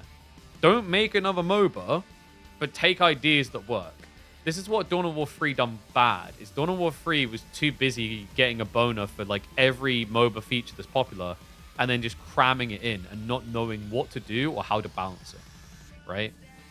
Whereas like an RTS that does it correctly will introduce these mechanics that work into its atmosphere and evolve around it. Like in theory, the Sacred Sites is great for that. I think one of the things that Company Heroes as a series done very well was the victory point system. Like, you can be super behind in an RTS environment with that system, and there's still a clutch comeback play, potentially, right? Like, if they're all in your base, and you're low on the tickets on both sides, and you snake a capture on 2 of the 3 sacred sites in that game, you might tick them out of the game. And that's epic. That's freaking epic. That's a comeback. That gets your endorphins rushing, you know? That gives you your real underdog story. Don't get me wrong, like, sometimes you do get this insane comebacks and underdog stories in RTSs. And it's very rare. And I guess the argument is like, well, maybe because it's rarer, it makes it better. But I also think it's challenging to get the combat because the way that the game is nuanced doesn't allow for that level of interactivity to the combat. Does that make sense? Like, you know, oh, I'm down village, I need to build a lot more villages or kill your villagers sort of thing. Stuff like that. Like a Dota game has this, you know, we're down 50k gold, but there's Roshan. If we get Roshan, we have an extra life. Deadlock has that too. I'm a big fan of combat mechanics. You have to balance them well, for sure. But they make the games more exciting. Like, this is what I was saying about, like, Old Nera. Someone's asking about a pro scene for that the other day. I was like, well, there's a way it could work, but there's also challenges around it because it's too slow. But, like, what Old Nera could have is, like, you could luck out and you get a morale in a fight that wins you a hard fight and then gets you an artifact and a box that gets you units to come back. Like, there's actually crazy tempo changes there. They just don't look as flashy. And what's up, Makaba? I see you with the 5 gifted, mate. Thank you very much.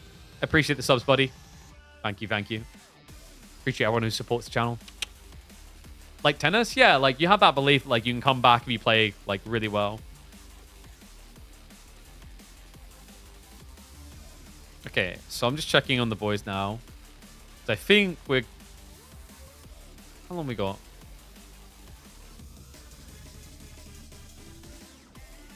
Alright, 3 minutes.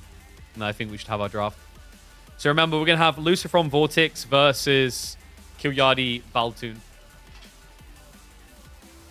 Yeah, like I'm still to this day bummed out with what happened with Battle Aces. Because like Battle Aces had so much focus on the micro and it's so simple in certain ways, but then it had like, you know, you could fly a few units around the back and raid their workers, so you could see the ways. It's challenging for like AoE4 because we chose a slower pacing for sure. But that's why I always find the idea of like more points of interest, someone mentioned them earlier, as like intriguing details. KP Road to Conk Team Edition, I don't want to do that, man. Like that's the one that KP haters like to hone in on, is I've got like a gold rank from season 5 team games because I queued ladder a few times and I just kept having people rage quit. And then I said I'm never playing team game ladder again because these people suck. Like I've talked about this before on stream where it's like they'll lose one villager to a knight and they'll surrender at like 7 minutes in. And it's just like, you're either way too easy to tilt, or you're way too delusional about how far the level of players come that one villager matters that much at this level. It was frustrating. Dimir comeback versus Voldemort of Malians when he went down to 19 vills, building Age 4 landmark, was pretty epic. Indeed it was. And like I said, you know, like comebacks, like them being rarer can make them better. But like I'm always a bigger fan of more opportunities, more engagement points to comeback is my point, I think. And I think team games provide that a lot more. But they also need additional things on the maps to allow for it. Because otherwise, the meta strat becomes diving the enemy base. That's exactly why Company Heroes designs themselves in a way where your base is guarded by emplacements, making it hard for you to... Like, you can't really break the base with tier 1, tier 2 units, right? You break the late game if they still haven't lost by then, sort of thing.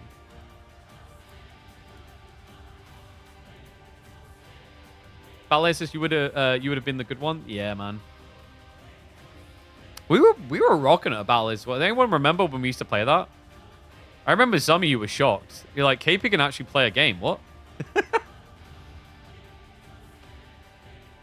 We would have beaten... I think we could have like had some good clashes with Vortex, but I just didn't want to play the Wasp meta. That was the cheesiest crap ever. God. Those that don't know, Wasp, the strat was literally you stayed one base in that game and you just spammed this equivalent to a Zergling unit and rushed the enemy main. And the only counter is that you had to patiently sit in your base and build units to form a line. It was the most lame and uninteractive thing ever. But like, you know, if they ironed out cheesy crap like that, I could have seen Battle Aces with a very entertaining future. Any thoughts on the success to Battle Aces? Have they announced it yet? I've heard that David Kim is working on something, but I hadn't seen it anywhere. Yeah, I'd heard that he's at it again. Have they announced? Because I'll definitely check that out. Like, I think Battle Ace has had some good ideas that were tarnished by big corp money with some terrible ideas. Like, the monetization intent with that game was the stupidest crap imaginable. That killed the game straight away. Called A-Move Games. Yeah, I'll have to keep an eye out for that.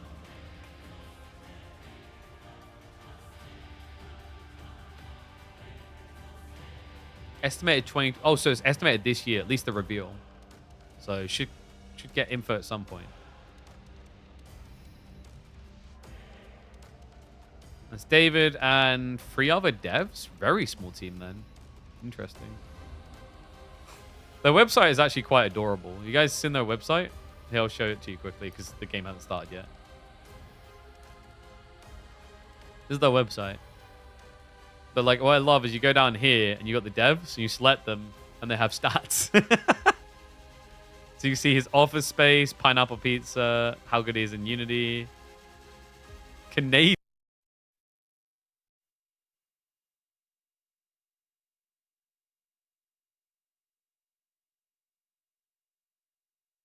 Cute way to intro your team though, for sure. I assume they've got more people in this, they're just not showing them right now. Because like you've got a tech director, principal, engineer, art director, and a game director. 100%, like either you've given yourself fancy name labels for a 4-man team, or there's more people underneath you.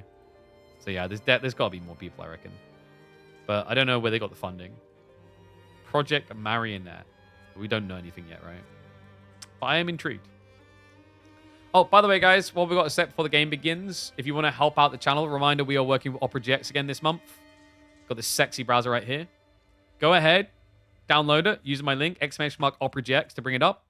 Loads of cool reasons to. Ad blocker built in. You've got free VPN built into it as well. There's an RGX upscaler that's really good for trying to make the stream look a little bit better when it looks a bit blurry for you.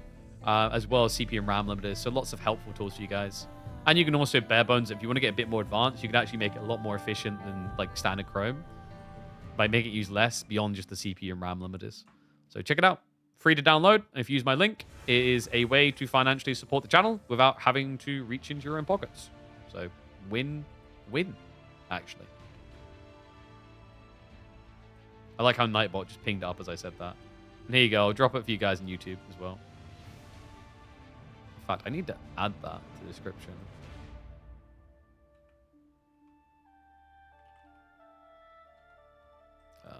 Download Opera GX. It supports the channel.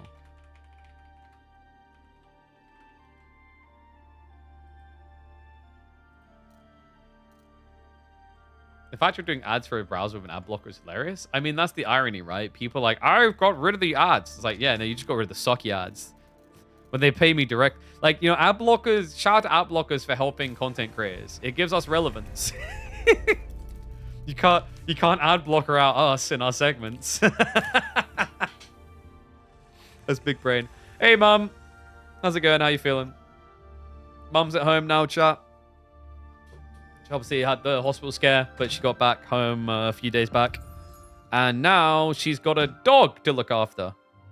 That is probably already shitting and whizzing everywhere.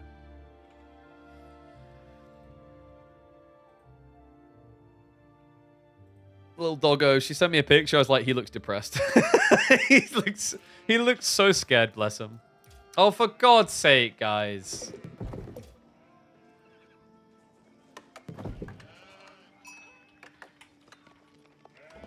One sec. Why did people always do this? There's always someone. Who made the lobby? Who needs to be beaten with a stick? One sec. We did prepare for this silliness.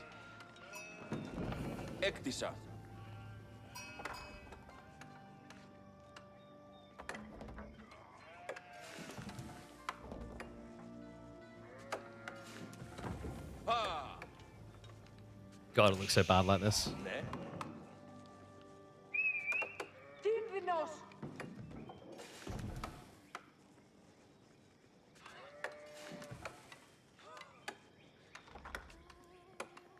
Wonder if I should have moved myself to the top left, actually, in hindsight. Forget to use the mods? Yep. Alright. Let's get ready to roll, though. One and all, it is that time. Epic 2v2 tournament on our doorstep. The Spanish bros come together. Vortix of Team DS in the orange as the Byzantines. Teaming up with none other than the legend himself. The truest of raiders in the French. In the yellow, it is Lucifron, 7th of his name. And to the north side, they face off against the Nordic forces. Baltun in the blue as the Mongols. And Kilyadi in the green as the French for this elimination series in this 2v2 tournament. Whew. And Kilyadi and Baltun have had quite the rough affair. They just experienced a 3-0 bollocking to put them down here in the lower bracket facing elimination. And I can tell you, if there's two players that would take no time at all to exploit that type of shock and awe moment, it is these two. Vortix already marching forward. We are having a Byzantine Dark Age Kabuska. Not your usual. You would never see this in a 1v1. But in a 2v2, things cook a little bit different. Yeah, I quite adore the way that I watch Vortix and Lucifron play this combo. They've been doing French Byzantine the entire tournament on Dry Arabia. They seem to have locked onto something they wholly and truly believe in. What's interesting about this combo is the brotherly passing of the baton. Is they take it in turns, right? These two, as kids, were not the ones where their parents got annoyed because they wouldn't share toys. They took turns. Because what will happen here is Vortix will protect him in the Dark Age so that Lucifron can get the Feudal Age. And then Lucifron will protect Vortix in the Feudal Age when he's maybe being a bit more greedy, thinking about Castle Age. So that's the passing the batons. That's pretty cool. Mongols already feeling a bit disappointed with how this has begun. The other thing I like about this approach is you're going to want Limitane anyway. You're against French. But by building it this early, you deter not only the Dark Age spear play, but the alternative. Baltun is actually a big fan of playing Stables Dark Age because the Horsemen have the mobility to get across this map quick enough to punish people. And wasn't able to do so here, though. So just kind of stuck in camp mode. Lucifron already teching up. Beneficial as well because he started on the deer. So he's going to have extra sheep at home when he eventually gets pushed back. Which will probably retreat eventually once Kilyadi has the tech up, I imagine.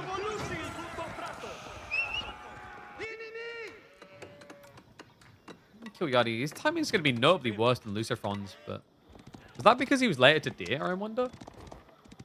This is the other awkward thing, is both orange and blue have to keep building Dark Age units. Because the threat is if they stop, it's not just them in trouble, it's their teammate in trouble. Because both French players went for deer.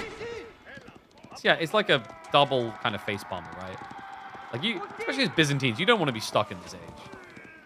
Because your spears, they cost more food. Food is a dear thing early game. At this point, Vortix, he's only got 6 sheep left. He may just have to back off soon. Yeah, he's prepping.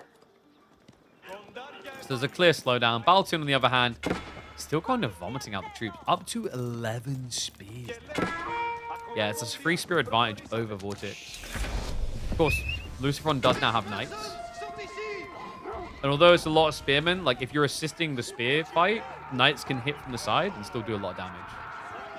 In fact, wait, is he... Oh, he's sending it. This is a cheeky creep in. Vortix... No! Wait, what? He reveals the play! Why did he do that? Oh my god. I mean, it might have been that Kilyadi was going to back off either way, but I think there was an opportunity there for the French knight to get in. Lucifron has to pull back, though. They've done all they can here. Newest speed arrow is not being used. Attention is being drawn south side. Vortix about to complete his tech up. And the first knight is in. Kilyadi is rocking complete blindness to this. Knight charges through. Good reaction time. No dive coming in. Yeah, Lucifron, he makes a choice to back off. Not to lose health on the TC when he sees the enemy knight coming. But, oh, what? Oh, it didn't charge. What happened there? He just stopped moving. Guys, if he gets the charge, it's the easiest kill ever. Second knight arriving. So Kilyadi's going to be okay. He did get slowed down on the gathering, which is a bit frustrating here. Because it means now Lucifron should have knight lead. Yeah, Kilyadi with just 2. Lucifron with 3. Goes in, commits, get himself a worker kill. Doesn't get the second, though, and he's going to lose a knight for it? No. No, he doesn't. Outpost attack speed not good enough. Spears in the back are going to be a nuisance, though. Baltoon, buddy, I think it's time to age up. He's trying, but this is now a fight versus Harden Limitane, meaning Orange could win, but Baltoon... The numbers are disgusting. And the positioning great as well, guys. Look at the map. Double gold is rare for French. They don't have any alternative. So camping here now gives advantage to Kilyadi after he just kind of got advantage by Lucifron taking that damage in the dive. Oh, and the dive. Oh! He pins the free! Baltoon's Mongols are disgusting. Like, actually, he's the best Mongol player in this tournament. I'm convinced now. This is like the third game, I think, now I've seen him on Mongols where he's done something so impressive. Like, that's huge, guys. At this point in the game, 26 eco versus now, what, 27? So he made up for the loss Kilyadi had. He's slowed down the goal gathering for a long time. He's still trying to just outplay some of the best micros in the game with melee blob, which is like usually a micro favored thing. The better micro does better. Unbelievable. What a sick game. Would have been better if they used the correct UI, but we'll kind of forgive that as long as they fix it for game 2. I also forgot to do predictions. I need my mods to remember that. Whoops.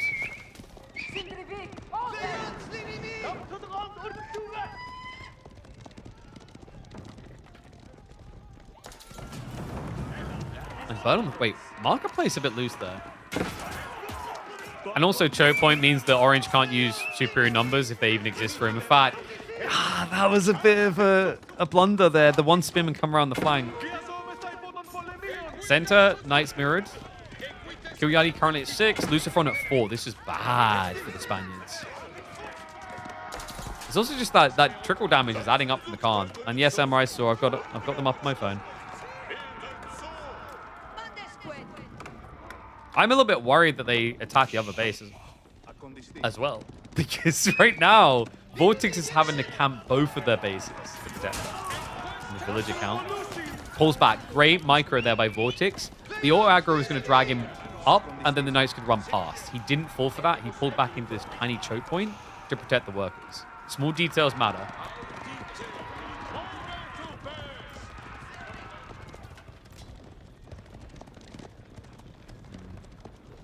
No greed coming from either side, right? We have got blacksmiths on the way. Archery switch in now for Baltoon.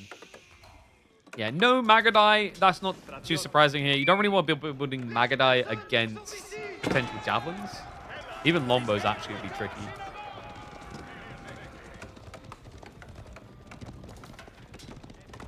And I might have to go deal with Freya in a moment. She's getting out of her bed, which is naughty.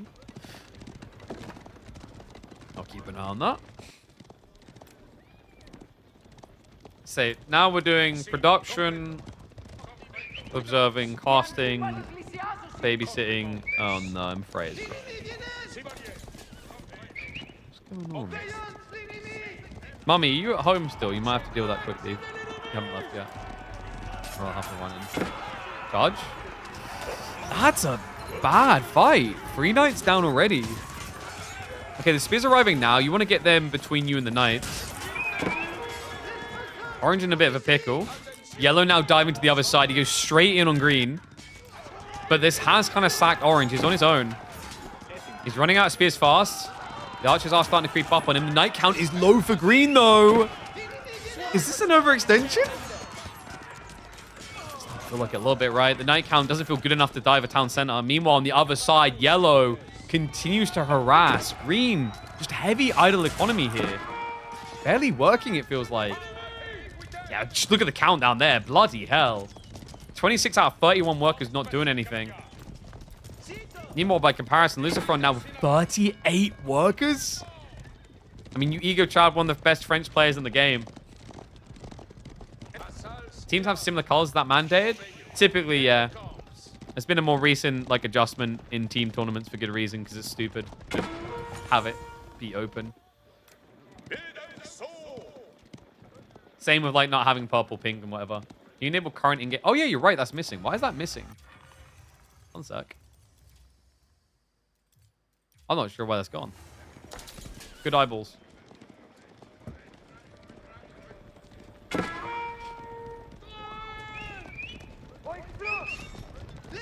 I feel like Kilyadi needs to raid now, right? Like, a direct fight doesn't sound good. Baltun's pretty fat, though. Spear count is non-existent. He has 3. Is anyone else sensing them just dying to knights? Like, I can kind of smell it.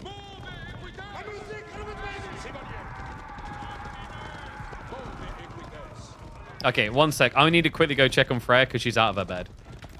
Guys, 1 sec. Sorry. I'll be back in 1 moment.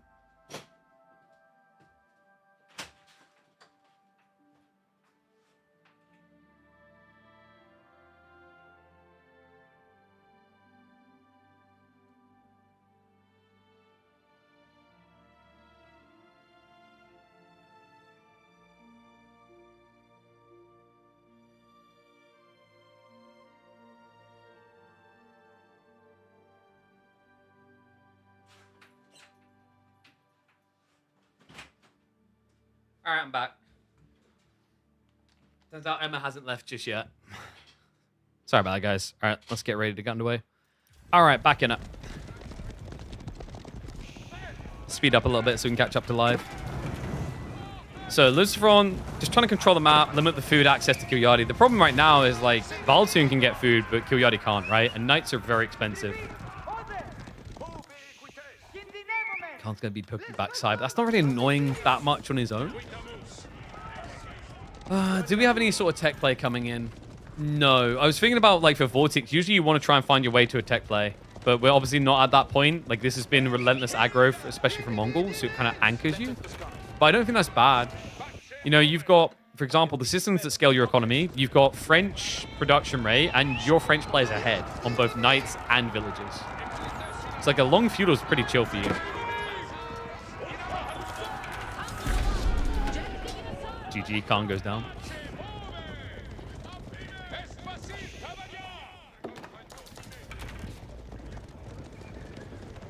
What's the win condition right now for the Nords? I think what they're looking for is to just kind of catch Byzantine playing upfield for berries, but you can see Vortex has a pretty nice timing on transitioning to groves. So he'll always have oil. And I'm a bit worried. The win condition is pretty obvious for the Spaniards, right? Just get to 30 Lombos, and then you have a lot more free agency to start teching. Knights. Still looking bloody good. I think that's about a 5-knight lead. He's got a third more knights than his opponent.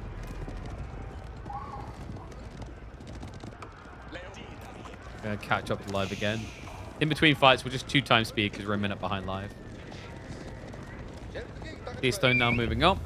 I like this idea, and Vortex pivots straight away. Golden Horn Tower now. He feels confident about his sizing here. And he's contributing a decent amount. 15 Lombos, 13 Spears. Baltun, though, is at 50 archers. Bloody hell. They're looking for the death push. This is a lot of firepower. Even Knights are going to feel the sting of that. Villagers pulling east. That's pretty smart by Vortex. Just keep the berries going. I feel like you're not as likely to check the French player's side for berries, right? Like, you're thinking deer boar when you think about Yellow's position. Knights in again. We saw this a little bit early from Luciferon. He once again achieves it. And it continues to build the lead. And this is go time.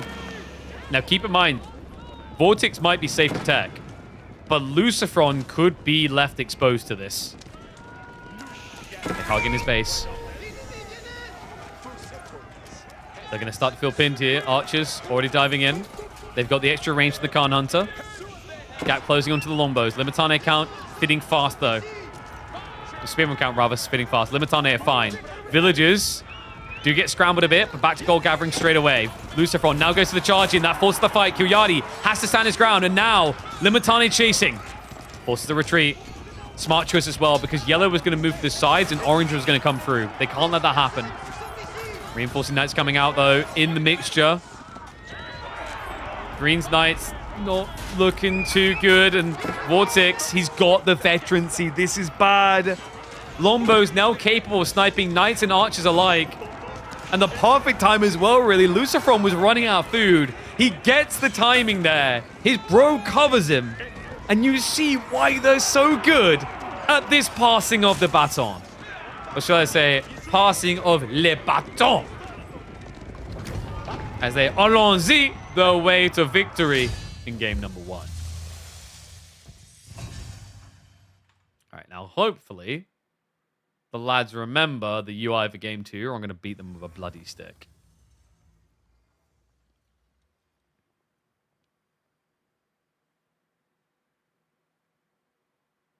I can't tell if my daughter's in bed. No Kurultai timing?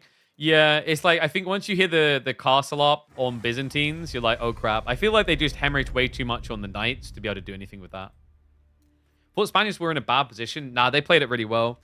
Because, like, this is the beautiful thing about Byzantines with this semi-fast castle timing. They will get their veterancy so fast, so their impact is guaranteed. And it's like, I think he made the right calls. Is that Luciferon's already so far ahead on knights, you just want to protect that lead. At the same time, if they come in your base, right, you just move army. Like, the biggest problem you run into when you're an infantry player, usually what happens is your opponents play away from your base and into the knight player's base. Because the knight player can always reinforce you if you're being dove, but you can't easily reinforce him. That's what was so smart about their positioning. They always kept the infantry in the middle of the two bases, so they couldn't be outmaneuvered. In 1 sec, let me check.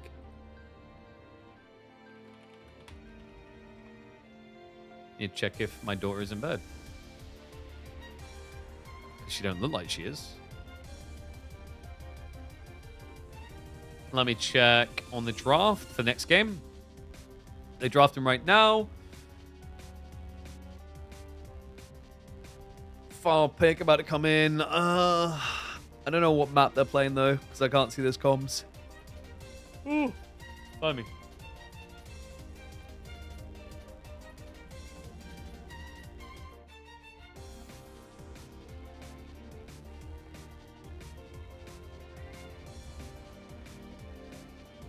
Okay, I think this might be Gorge. We've got Baltoon Kilyadi picking Order the Dragon Malians, and the Spanish Bros pick Malian Macedonians. The Spanish Bros really like doing this on Gorge, right? I think they've done it every time as well. That's the only sad thing. Like, the Spanish Bros just haven't really been innovating strats. They've just been doing the same strats. Like, every game. All right, we've got a second until game is a go. I'm quickly going to double check my door is in her bed, guys. And I'm going to run a minute and a half ads now so you guys don't get them in game, okay? So, you know, subscribe to thank me for that. Be back in a sec.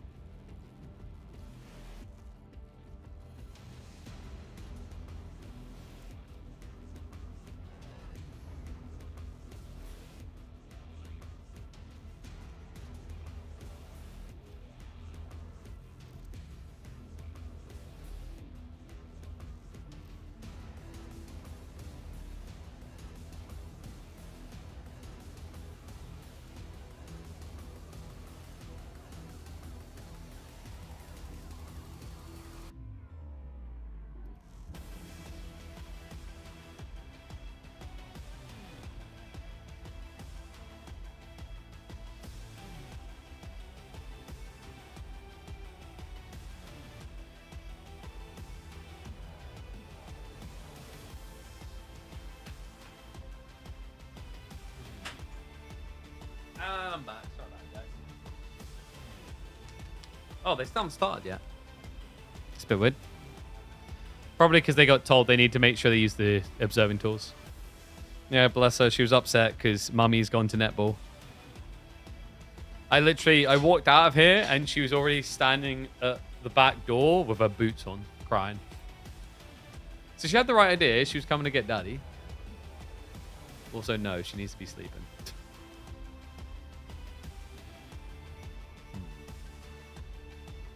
Double check. Ah, looks like they're in game now. Oh, wait, I'm an idiot. I'm looking at the wrong guy. I'm looking at Puppy Ball for some reason. My brain. They're not playing. Lol. So they should be in a minute in, so we can fast forward the first minute. And it is gorgeous predicted. Please be using the UI. Please.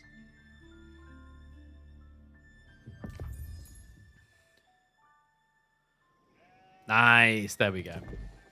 Good lads. They get it sorted.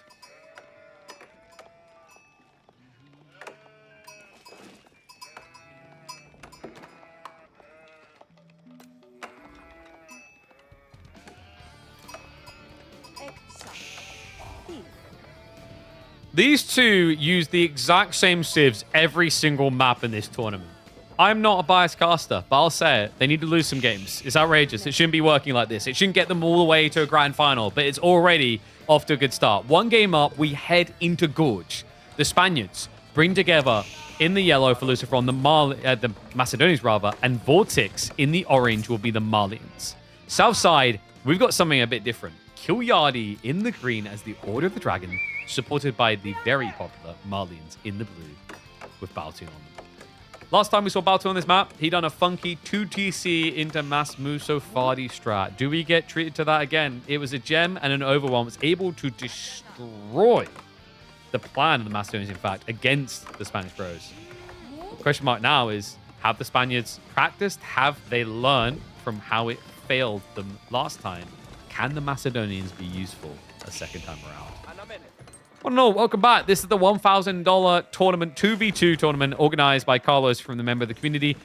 We've got Defend Your Flag as the name of the event. The whole idea is meant to be nationalities or as close as possible. So we have got the Nords facing off against the Spaniards here in lower brackets finals. Winners will go up against the Canadians, who are already sitting cozy, waiting for a best-of-7 showdown in the grand finals. We're going to get predictions up. So we've got Nordics, we've got Spaniards. And you guys can have 2 minutes on that. No, this is lower bracket final. We've got one more series after this too. You guys are getting spoiled for content. And Arden coming in. Okay, so we're not getting into Minework shenanigans. I feel like Minework's really hard to use for Order of the Dragon in team games from what I've seen. I think the maps are just too big because like one of the big uses of Minework is the potential to go into your men-at-arms and cheese people. But if you think about how big these maps are, those men-at-arms are going to feel like absolute plastic. Yeah, it just doesn't really feel that appetizing. And we have got Mansa. It's pretty standard. Mansa on both sides, in fact. And then finally the Hippodrome, already up and cleared. Luciferon. How many horsemen are we going to get here? I feel like, 2 or 3 makes a lot of sense, and then usually focus on tech. You might be wondering, no way does he try and tech as the front-facing player, but weirdly enough, actually, I've seen this multiple times from Macedonians. The cool thing about this, by the way, is like the reason Macedonians can get away with this is because they're the front player. It doesn't matter when your landmark choice is going to be a defensive one. It's very hard to dive you at 8 minutes in when you're building a giant tower that will kill anything coming in range. Mean the Vikings? No. We have to get used to not calling them the Vikings because the devs are now out of the Vikings. But, there probably will be absolutely no change to the Macedonians to give them a different, more unique identity. Like, i.e. have some more Greek units. Because let's be totally real, we still haven't got the genre rework. And that's 2 years overdue at this point. Okay, maybe like a year overdue, I'd say. It's more fair. Yeah, did you guys notice they didn't even mention John in the announcements recently? Starting to wonder if we're actually getting that change. She's meant to be getting a rework so that she's, more unique. Okay, so our norm is complete. Rax opening makes sense from Baltoon. He's already seeing the Hippodrome Horseman coming in. You don't really want to force Order the Dragon to build spears. They're very effective, but also very expensive. Normally, when you see like horseman type strats, you're probably thinking less about overwhelming DPS and more about spread DPS, if that makes sense. So what I mean by that is like, if you tell Killiardi, the green player, to build the spearman, he can place one here. But if you build the spearman, this almost the same cost, you can place one here and one here. So it just gives you more reactionary opportunities. And on top of that, you know, you're talking about a hybridized unit. The Donzos do cost a little bit more, but for good reason. They can attack from ranged. Starts to poke onto the horseman. Oh, you're talking about Killiardi and Baltun being the Vikings. Yeah, that's right, because it's very confusing, isn't it? Finland is apparently not part of Scandinavia. Which is like, you guys know this? I don't know, like, as an outsider, I would have just classified it there. But it's not part of the Scandinavian territory. That's why we call them the Nords. Nords or the Norse. Regnitz is very surprising? Wait, what? Normally you see Burgrave out of Order of the Dragon because it's so cost efficient. There is more relics in 2v2s than there is in 1v1s, which makes Regnitz a bit more justifiable. But you now have to get relics back against double Cav Civ. And if the goal is to have Baltun guard you, the question becomes who's guarding the base. What? That's kind of crazy. I was 100% not expecting that. I mean, maybe it's partly instinctive. Like, when did we last actually see someone do Regnitz on Order of the Dragon? It's a little bit taboo. Because, for those who don't know, typically the way it plays out is if you can't get more than 3 relics, you're probably better building Burgrave because the discounts from it are so good. Luciferon nowhere near his own tech timing, by the way. He's just been spamming Horseman. This is a very different game to last time we watched these two. Different Civ matchups, it kind of makes sense. But like last time we saw them, they were playing for Fast Castle Macedonians. This time they're adding in a lot of pony. Not planning to play infantry, this makes sense.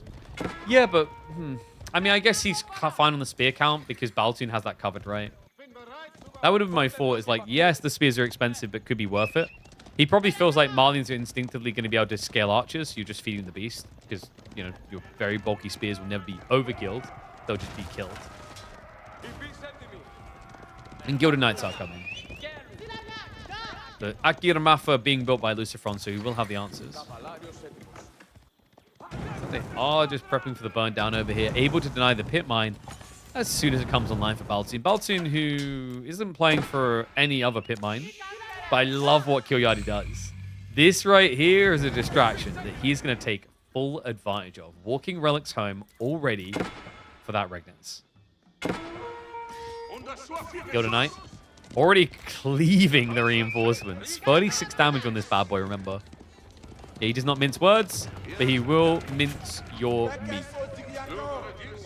Seriously, such a bulky boy. 400 HP. He's like, please, someone fight me. I'm ready to go. Did you guys leave the spears at home? Apparently so. Interesting. Wait, where? Oh, wow. Yeah, no. They are building into the Kira Ciphers now. Does this work against Order of the Dragon? Because they've got the emergency repairs, right? So, in theory, it's very hard to break base. If you think you can pile on the pressure non-stop, it makes sense. And I actually kind of love what they're doing here. Because think about it, guys. The problem right here, and I love the sling to give him the wood for the extra. The problem here for Killiardi is these knights are giga strong if you find these little splintered groups. And you just brawl and you go back and you heal and whatever.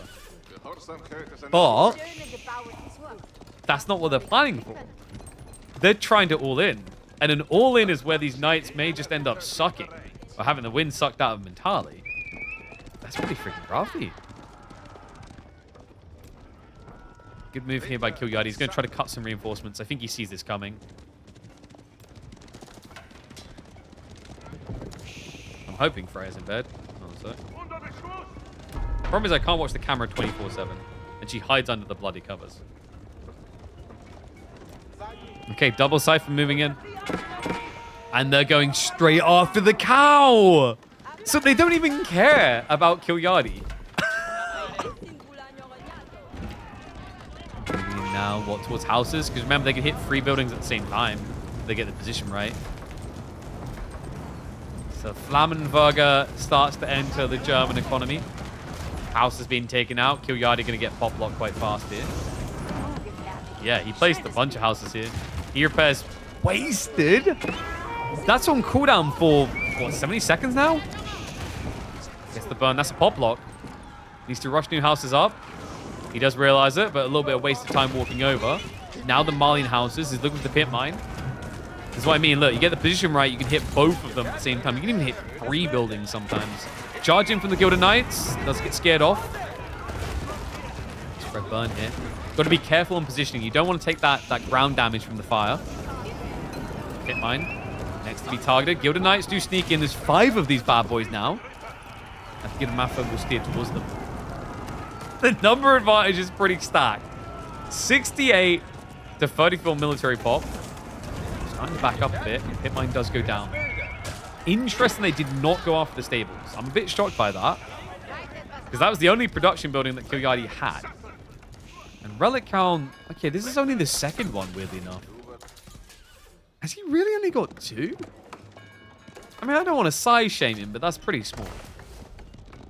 And Vortex, has he been... No, he's... Wow, they are all in, guys. I thought Vortex would be prepping for castles. He's not. He's not built into ranches at all. So this is do by the medieval or die by the medieval. I respect it.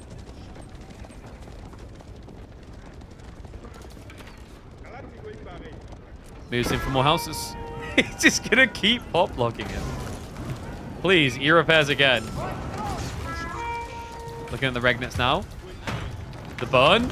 They're going to straight up deny it. Though, guys, this is why you don't do Regnets. I mean, it's not just... It's Regnets. And they're all in, you double all in. You're the front player. You've got no outpost, no sprills, nothing. You're just greeding. And the burn! Look at the damage! The spread's adding up fast here. Baltun having to tank it all. They're filling the burn harder than a gym enthusiast that goes 4 hours a day. Town center now on fire too. Heroes Siphons are pretty damn good. They just can't do anything about it. Military leaders at least shrunk a little bit. But archers left over. Archers v archers. I mean, the knights, the Gilded Knights are the real threat point here. And the snipes coming in. Prelates are being taken out. Workers now as well. They're just looking for the trade. He knows he'll lose to knights over time, so he ignores it entirely. Hero Siphons go for the burn. The Regnets to be targeted here. They get the reload. Villagers on the burn. But the burn is not going to be strong enough from them. Can he get the final flurry? One more. Repair. Please repair. Please. Right now. Kilyadi. No, not the TC. Not the TC. 50. 30. He's not doing it. Guys. Come on. Regnet's down. Wrong building. And the villagers. That's why. He was distracted. The archers cut him down here. Now military lead well and truly with Kilyadi and Baltun. Eco most definitely not. Yeah, they're behind by quite a bit. 20 worker lead now for the Spanish bros. Lucifron, can he rush an age up here? He's trying to. Yeah, he just got the food. The sling is smart. Vortex, great communication there. The dive's coming. You need the Golden Horn Tower now. Oh my god. And the depressing repair begins. 7 workers. That's a lot of wood burn. Kilyadi also doesn't have anyone on wood, guys. He literally will not be able to repair this landmark. It's okay. Insufficient wood. I mean, like, you know, we've all been there. It's a problem that seems to be creeping up on Kilyadi with age. Woodline's going to be able to block the horseman raiding in. He's still going to get killed, though. And just idle time is worth it. Ooh, no, he doesn't. Cast a curse. Nice snipe. He gave Kilyadi cows? He did indeed. We saw them on the dive, right? They've been... The weird thing is this cow sling got nerfed heavily, right? Your gathering rate kind of sucks. Yeah, look at the villagers. Even with the inspired buff, even being gilded villagers, the gathering rate is not that impressive. They hard nerfed the Malian cow sling a long time ago. Because when Malians first released, there was a 2v2 tournament around that time. And that tournament was a cheese-off-on because it was just Malian cow slings every game with HRE. So the devs intentionally nerfed it so that when allies eat cow, it's a reduced rate. So Lucifron tech up complete. 4 Radar queued. Grand Fulani now coming in. Honestly, position looked kind of atrocious, but I think they survived it. Yeah, Kilyadi kept a lot of his knights alive. I think that's the most important thing. He can now go do serious damage. And Baltun is just raw ahead of his counterpart, the other Malian player, Vortex. Cowgather is kind of a bit worse than Berries. I think so. I think it's like 0.6 or something on ally cows. The score for Ram Baltun was 3-0 to the Canadians. Hence why we're here. Safe rated back. Not going to be able to dive. Did he at least scout it? I think he got a glimpse of the Fulani, so he knows. Bloody hell is this scary. 4 of these in the back of your base. I mean, squeaky bum time. At that stage, you might slip off your chair from what you let loose. Remember, each of these has 400 HP. They just don't die. Baltun, not staying at home. He marches in. Looks for some work to snipe. Scares them off. Limited food access. I think we got a series, folks. Hello? Oh, can he get the bait? No, Lucifron went range mode. He was aware. Oh my god. I'm getting flashbacks. Ridario's so good at stopping anti-ranged armor units early on because of that axe throw. It reminds me of Lancaster's Earlsguard with the dagger throw. They used to do that to, like, you know, Onimusha straps early on. So for raid on the flank still. So they are maintaining the worker lead. Vortex still got some catching up to do, though. Yeah, he's got a lot of gold. Looks like he has started to trade over, so he's prepping for tech now. This is a Farimba game, right? He has no Fulani prepped out. He's got no ranches. We've seen Fulani trounce Farimba so far, majority of the time in this tournament, though. Worse still, guys, look at the state of things. Vortex doesn't have an army he's upgrading with Farimba. He doesn't have Musafadi, he doesn't have Javelins. So maybe a freeborn game here. Very tanky frontlining unit. DPS is going to be questionable against Donzo's Gilded Knights. Radari count is at least looking good. How many tiers are we up to for Lucifron? Okay, so he's got tier 2 health armor. That's not too bad. And it does look like Kilyadi is indeed going 4th age. I like how it doesn't get rid of the runes, so you know that he lost the landmark. That is repaired. He's got a lot of gold gen, actually. How many relics is he garrisoned? Only 3 so far, but there's still plenty of time to pick up more, right? Wait, is it only 3? I'm trying to figure out where the rest went. Oh, there you go. They're coming home. So probably looking at 5 relics at least with Regnitz, which is crazy good. Schwabi is coming in now. They're prepping for a late. Baltun even slinging Kilyadi a little bit of pocket money here. This is going to be a pretty deep game. And I'm going to just highlight that the games between these two in the upper bracket that went deep favored Baltun and Kilyadi.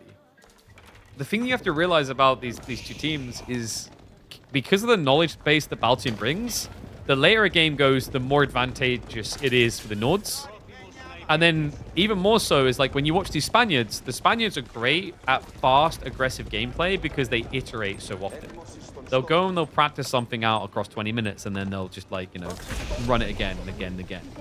They're not as interested in playing a hour-long game. To them, it gets them less information about how to win. So that matters a lot now that we're transcending this early game. 20 minutes doesn't sound that deep, but with what's transpired so far, it's going to feel it. Army size still favoring the Nords. Quality of army, less so. Rudari are going to do good at brawling up against the Gilded Knights. And there's a lot of them.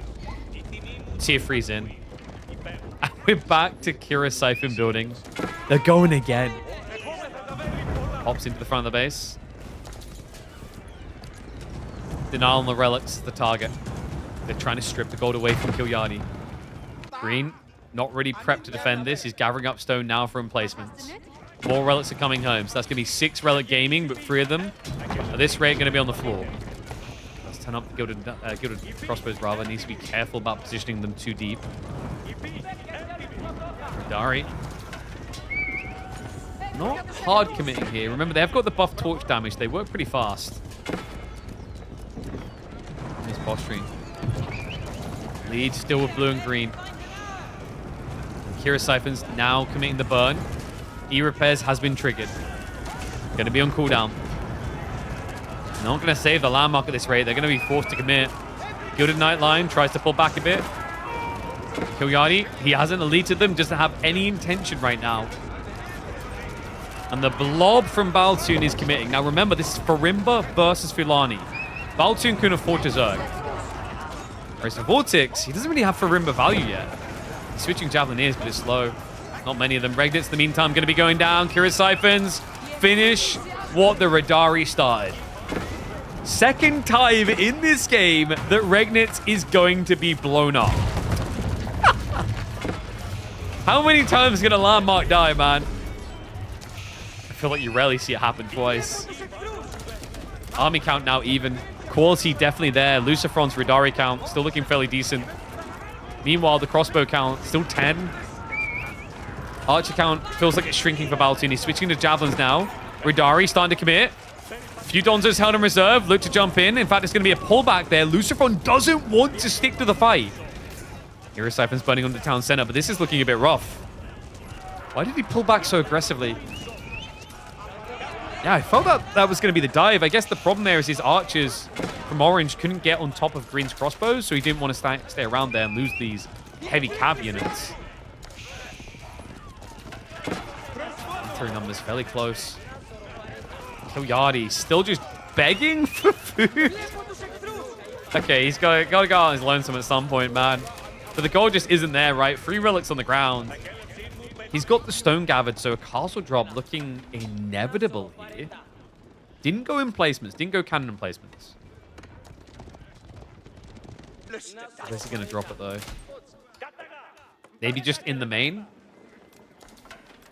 I mean, crap will get off the pot. He doesn't seem to know what he wants to do with it yet. He's still holding on to 900 stone, so maybe we will get those outposts instead.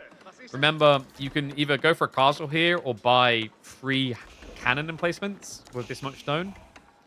The cannon emplacements are pretty desirable. The castle's more tanky, yes, but the cannon emplacements will do more damage to the blob forces. Especially the relics. Okay, he is going to go for the castle. Or not. Like, just get the cannon emplacements, right? I'd be shocked if he didn't here. Because the thing with cannon placements, you can spread them out to protect multiple areas. Like, he's got one here, for example. You can't do that with a castle. The castle protects one area and that's it. Rope's being picked up and moved over now. He goes for the castle instead to protect the deer and the gold, as well as the next wood lines. I guess I can get on board with that, right? Like, you're setting up your Schwabia back here, your farm area. You're going to need a lot of wood, both of you are. Baltoon's been doing mass archers after all. So there is sense in it. And I'm losing count about how many times we're getting this one-way friendship of Resource Sling. It's always Baltoon sending Killyari something. This rate is going to send him his firstborn. It's such a pit. 100, 100, 100. Just the tiny man's charity. Wow, Vortex adding in rams. So Lucifron says, nah, the Hero Siphons are just getting too expensive. We need more. This is ridiculous. Hero Siphons and rams? In this economy?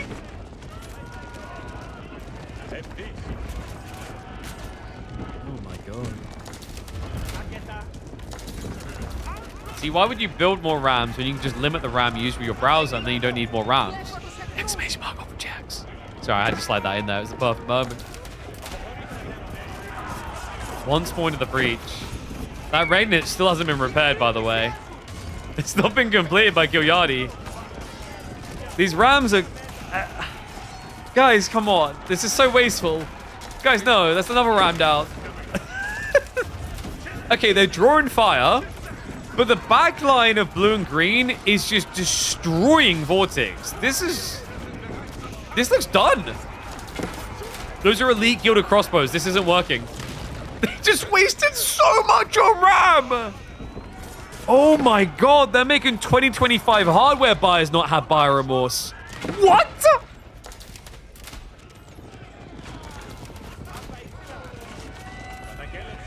That's gotta be it. They're cooked. That's freefall right there. Eco difference neck and neck, but Fulani behind it. Kilyadi now has all the relics. He's gonna be able to garrison again. The hate for Regnitz is real. It's like the Spaniards going in like, no, you do not build Regnitz ever. That is a golden rule to live or die by. And they just died. Wow.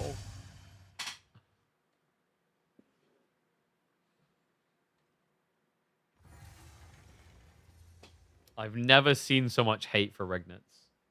As the most hated Regnitz cathedral ever.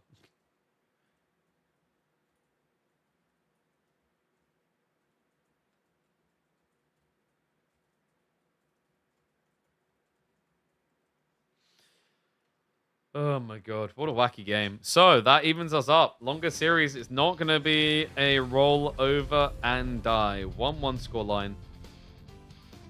Back to drawing board for both teams. They're now about to draft. I'm quickly just going to double check my daughter has stayed in her bed, by the way. So I'll be back in a second. And I'll also, in the meantime, run a minute of ads so you guys don't get them when I'm back, okay?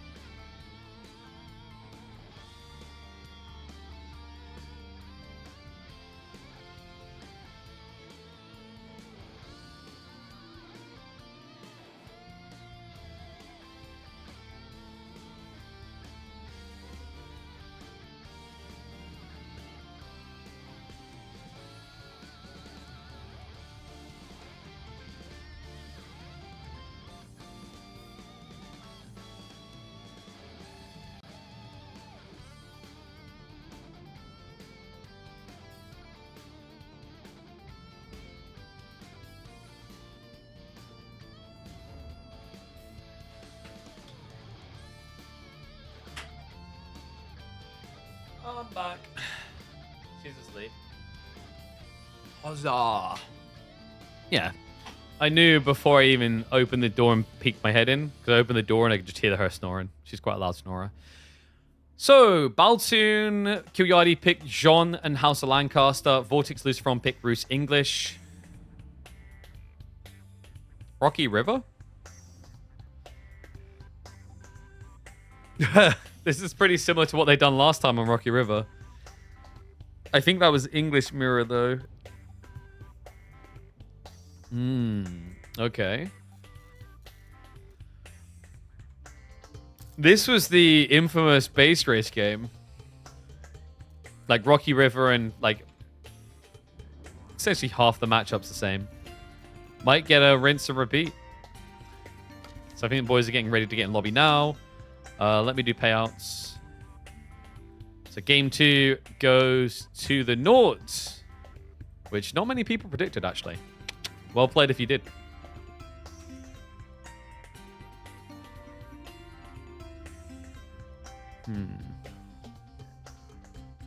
No wonder. How does this play out? Lancaster versus English is kind of an interesting one. On smaller maps, English can actually counterplay Lancaster with the longbow strats, right? But like on a big map, it's just going to be 2TC versus 2TC. I think English is faster than Lancaster, though, because you can play for fast castle. And then if your opponent mirrored 2TC, I feel like you can kind of get away with fast imp on English because you spam out so many cav units when you get there, right? That would put you at double cab, but the idea is the map is like if you're playing something like Rocky River, it's a very, very big map. So you can kind of exploit that. The boys are getting a lobby now, so we should be starting momentarily. Oh, what's the time?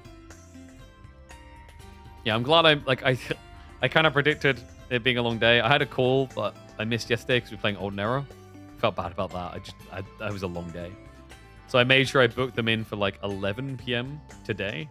So there's the probability of us not being able to make it is like practically non-existent. Thank goodness. Busy life being a content creator and an agency runner. But it keeps you busy. I don't know. I think some people would like kind of lose their mind doing multiple jobs that are essentially like self-employed. But I don't know. I always said like, I think it's tough for me to imagine a world in which I go work for like a big company or whatever. It's so different to what I've known for a long time now. For better or worse. Like, I think the thing I've always liked about running your own business is like, you know, if you succeed, if you do something great, you get the just reward because you get all the upside, right? Obviously, the trade-off is you get all the downside. You know, content creation with freelance casting, now with the agency. Like, you feel like you want to put in that extra effort. Because if you do, you are rewarded.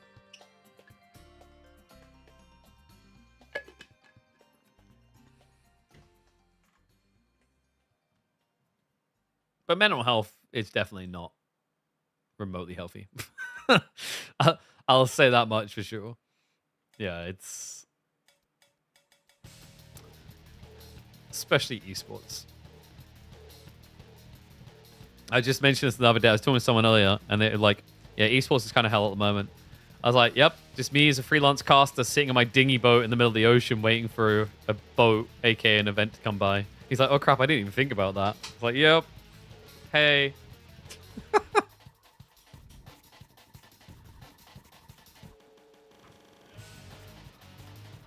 All right, so... oh, no, it's not. That surprises me. It's Cliffside. I did not see that coming.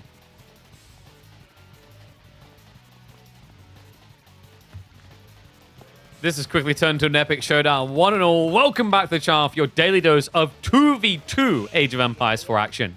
Southside, we've got none other than the combined forces of the Nords. Kilyardi in the green as House of Lancaster. His teammate, none other than Baltoon, the most experienced team player in this tournament, in the blue, as Jean d'Arc. And to the north, a combo that they've seen before. It is Lucifron in the yellow on the Roos and Vortex as the orange English. This is a combo that they beat last time they matched up in the upper bracket. But here in the lower bracket, there's no more room for mistakes or errors. 1-1 scoreline. The question is whether history will repeat it and blue and green will win this series, or if it's time for some Spanish vengeance.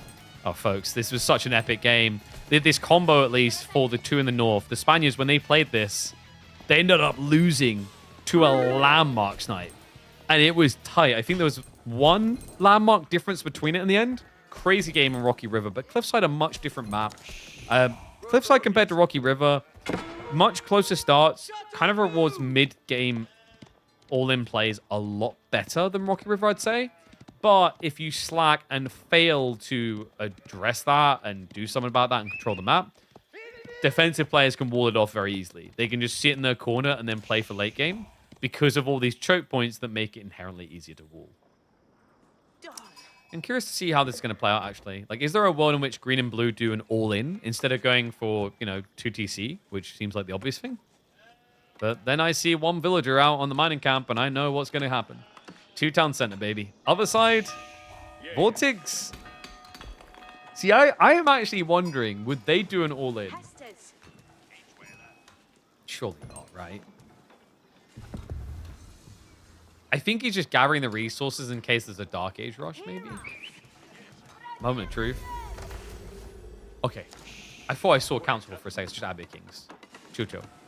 But Abbey of Kings... so, this combo I really like. Because down here, this combo, like, you get extra health, whatever. If this was an English pick, It's nice with French Knights, but French Knights already get healing. The cool thing about this up here is that Roost Knights do not get healing. So getting an English teammate is a big deal because it means the king can provide healing on the go. So that's a nice little touch. Presumably, we're going to be looking at 2 TC here. But Vortex hasn't moved out for stone just yet, which is a little bit surprising. He has a really good placement on the backside as well. Like, TC drop here is huge. And predictions are fairly even. Spain with an ever so slight edge. Yeah, I think after the game that people just saw in Gorge, they're reassessing. They're like, oh, this is going to be a Spanish stop. Now they're thinking, oh, hold on a second. It's not that simple to call. Lucifron. Is he going to be going pro scouts is what I'm wondering. He's got 2 scouts so far, which isn't indicative of pro scouts in itself. It's just you can get a lot more sheep this way. There's 18 sheep total. For comparison, Baltoon's sitting at, what, 14 sheep? So he did get a slight edge. But pro scouts could be tasty. Considering the spawn, though, yeah, I agree. I don't think it's necessary entirely. Yes, there's going to be French Knights coming your way, but, like, this spawn is insane. Both of them got double deer stacks on top of each other.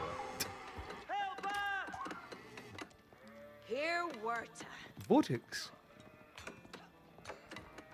He's still not switched stone. No. Meanwhile, for Kilyadi, okay, he's not going to be greedy either. Look at the stone amount. He stopped. So he's building a mana. I think Kilyadi was expecting 2 TC. Because why else would you gather an extra 47 stone here? So he probably assumed 2 TC and then was like, well, I'm going to mirror the crap out of 2 Town Center. We'll both do this. Only to be like, oh, snap. Turns out, not at all.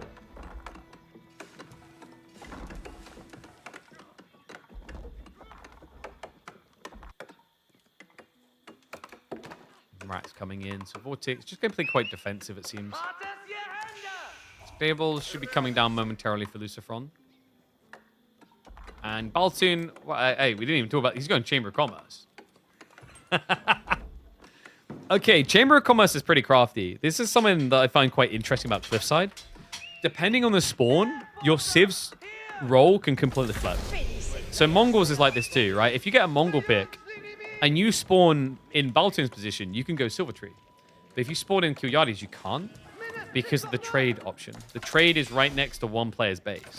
So actually, it's a really smart adjustment by Baltoon. He might not have done this if he was the player spawned next to the trade post. Great timing as well. Like, he opted for it very fast. Because remember, you can see the trade post straight away. But he pre-prepped. You can tell by the fact he's already got 2 traders out. That means that he got Wheelbarrow as well as survival techniques before aging. And he already has got the lumber upgrades coming in, right? Like, he's probably queued most of them. Yeah, horticulture, double broad axe. There's going to be another 2 traders coming out at practically the same time. Cannot state... Like, I cannot overstate how big of a buff the Chamber of Commerce change was. Producing your traders straight away changed the game in a big way. Yeah, because you would have been drip feeding them out otherwise. And I think also drip feed is kind of more annoying to defend, right? Like, if I'm playing Night Civ against you and I send a Knight in, if you drip feed, I'm always going to get killed. But if you have a bolt going at once, it's higher risk, but also higher reward, and in some ways lower risk. Because your first Knight might just whiff and not find me at all. Mongol still can, though. I think if a Mongol player starts here next to the trade post, they're less inclined. Because the other time of walking your Silver Tree all the way over is pretty bad. Like, this is, you'd be walking like this. That's a long way to go. You could just walk and build a marketplace, but like very early on, that's super inefficient. Wall's going up. Okay, so we're getting full anchor down. So protecting the flank so that he can trade more easily. We have got French Knights, sorry, Roost Knights already coming in. 3 French Knights queued up. Remember, Baltoon's initial time is going to be slower because he doesn't have the School of Cavalry. But with the extra gold coming in, he can pump a lot more than Roost should be able to. Roost going wider again. This is just an unusual game from the perspective of Orange, right? Vortex is building spear lombos on 1 TC. So, like, he's playing aggro, but not playing aggro. That's the weird part. King being a nuisance. Kilyadi, what are we looking for here? So he's mirroring what English are doing. I think English just win that, right? If you Yo Spear versus Lombo Spear, Lombos have better range. And the spears just kind of become irrelevant on both sides, so you measure the success by the bow. And Lombos will always outrange, Lombos will always out DPS. Then if you ever get the attack speed, good lord. I think that's the interesting part, is like Lords versus attack speed. The Lords could make the Yeoman good enough, maybe, but you need to fight away from Vortix's AoE. So don't fight Orange in his base, basically. Melee Jean coming through too, despite the fact they're up against Knights. No way he went melee over ranged. Lombos, because this is the weird thing, right? Like, Lombos can snipe you either way, guys. So actually, like, there was a time where Jean versus English was basically adjunct. Because Jean would turn up for a fight, and it would just hail arrows. She couldn't get near the fight.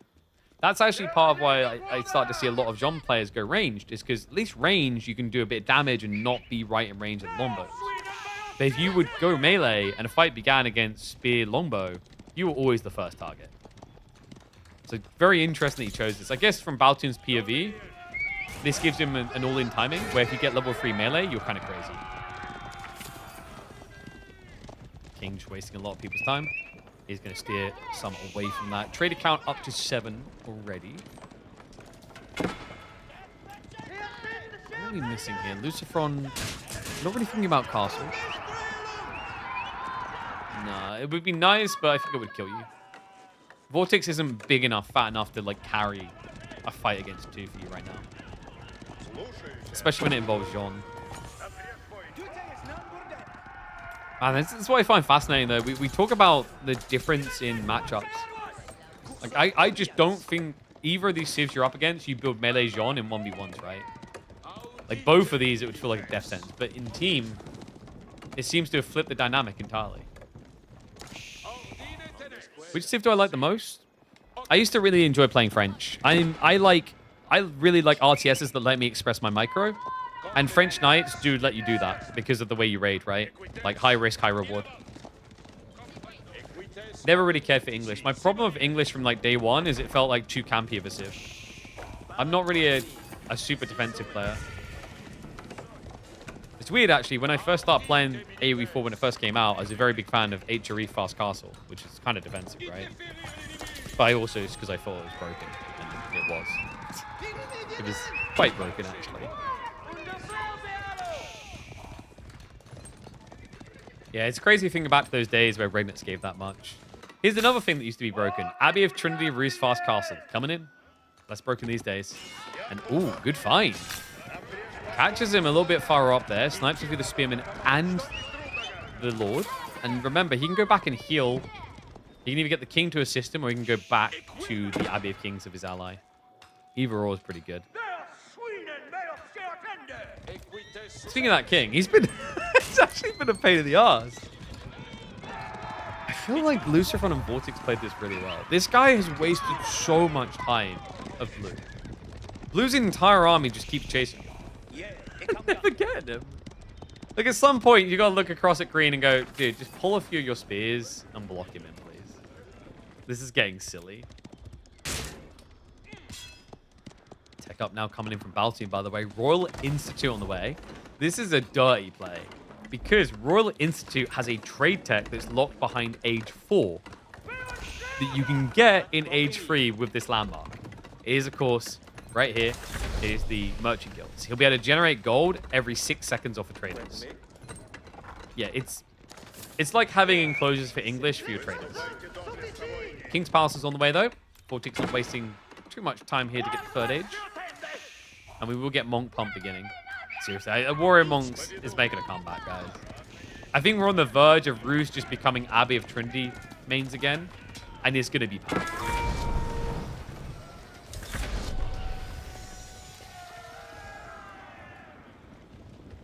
Lucifron queuing up more Knights. Should just be Knights only for most of this game now. Because Knight scales really well into late game with Ruse. It's one that, I don't know, it never gets talked about enough. One of the, like, really powerful techs is Poleaxes in Age 4. It gives +4 damage. It's 4 blacksmith levels. And then when you think about the Boyar's Fortitude giving the extra health, and then Bloodline, not Bloodlines, Biology afterwards, you're like a mini Rus version of the French Knight. Like the DPS, the health isn't that drastically different. You feel bad about it. Against French only, probably not, but like against other cities. And these are best of fives. That charge coming through. Both have got their veterancies. Yeoman, not going to be getting upgraded. Veterancy for Longbows isn't there either, though, so this is an even fight for that reason. Now it's about to turn, though. Veterancy Longbows kicks in. Divine Restoration is going to be used. Spearman about to get upgraded as well. That's going to be another boon for Vortex in the fight. And also the melee mosh pit just being a bit weird. John not being target fired down, though. Longbows turn on her now. Snipe's going to be in just shy of level 3. The Yellow Knight line really would have benefited from a Warrior Monk, actually. Yeah, he was too busy picking up relics, so it's going to turn into a sack and retreat and a push now for blue and green. Really well played there by them, actually. It looked a bit shaky when John goes down, but you just see how useful that extra HP is. Doesn't affect allies, of course, but the Raw Knight should be able to hold on. Also, initial charges. Remember, French Knights get bonus damage when they charge on their attacks afterwards. Rus Knights don't have that. I have to rewind and check, but I feel like Boyar's Fortitude wasn't there at the very beginning for Rus.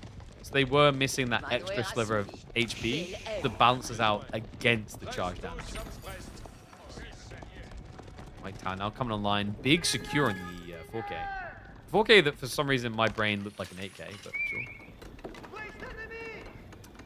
This map doesn't have any 8Ks, right? No. Not a single one, even on 2v2s. Knight Raid in the back. Gonna draw some attention again. I feel like we've been here before. In fairness, though, I think Baltine doesn't mind losing a worker here or there. The trade is paid off. Look at the count. 13 traders now.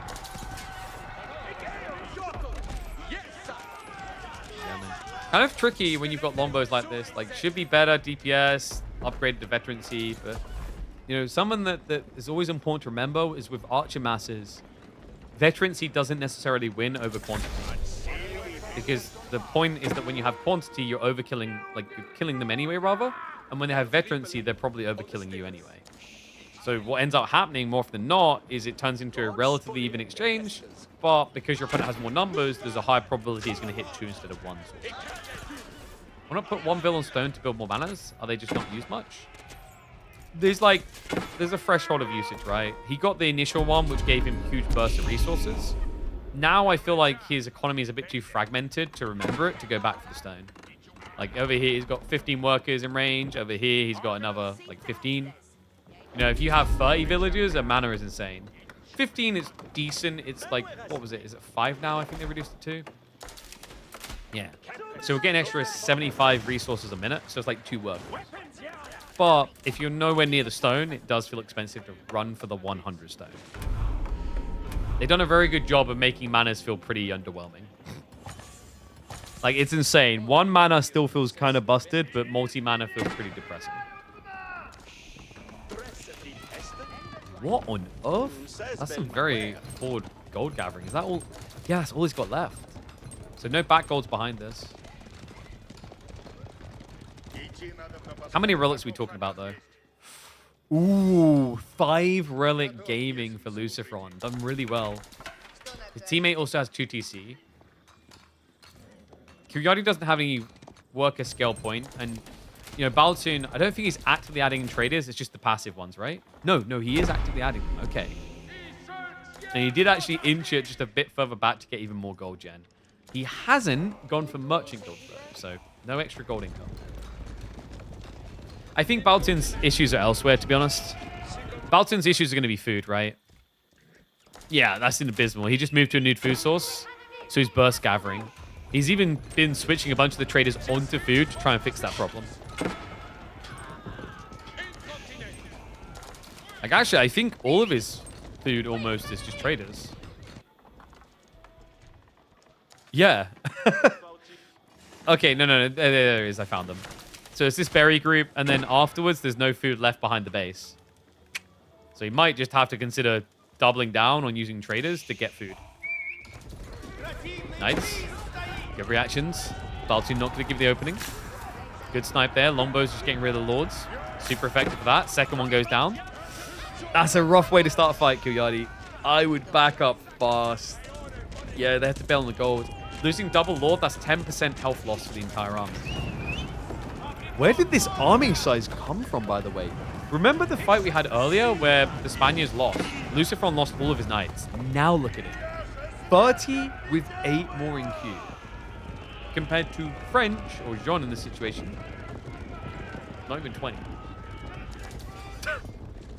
And I'm pretty sure at the tail end of that fight, there was more knights left alive in that fight for Baltoon for blue than there was for yellow. Wow. I always love these young riders. Sadly, they don't really have much of this. But they are cool. Yo, I'm going to put out a wacky idea here.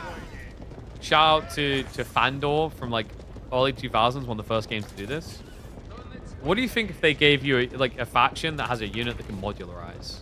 Like, it's a permanent choice, but like you choose whether it gets something that gives bonus against cavalry or bonus against spears, bonus against archers.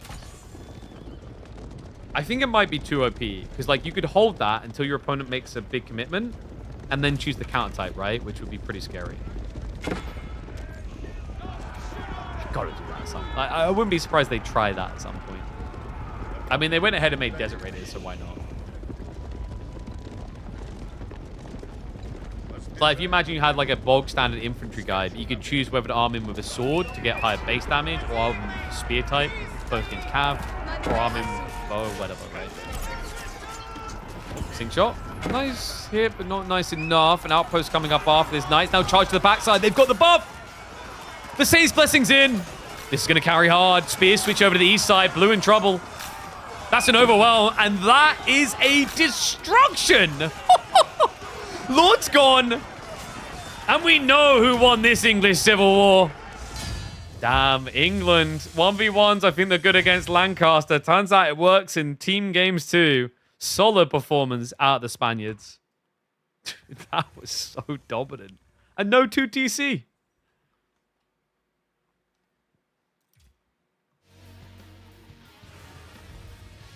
I don't know if that one was uploadable. It was interesting, but quite abrupt.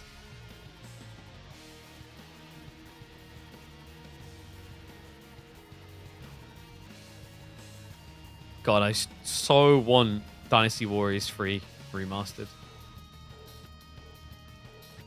One's in chat if you're a Dynasty Warriors fan too. I'm just going to keep asking this every stream until I get answers. We're 100% playing that when it comes out, by the way. October 1st. Mark it in your calendars. I'm going to be binging that shit. Like, right in my vein. Yo, what's your mains? So back in those days, I loved Lubu. I loved playing Lubu back in those days. Wait, Soph, you never heard of Dynasty Warriors? Oh, Dynasty Warriors is such a fun game. It's just mindless hack and slash. Like, Romance the Three Kingdoms, and you just slay thousands of warriors type stuff and take on enemy officers and play these legends of history. Yeah, Lubu. I loved Zhang Liao back then as well. Back when you had like the halberd, like the solar halberd. Basic man Zhao. I started to like Zhao Yun around Dynasty Warriors 5. That's when I started to vibe with him. Yeah, like Lubu in the early days. Diao Chan was a vibe, man.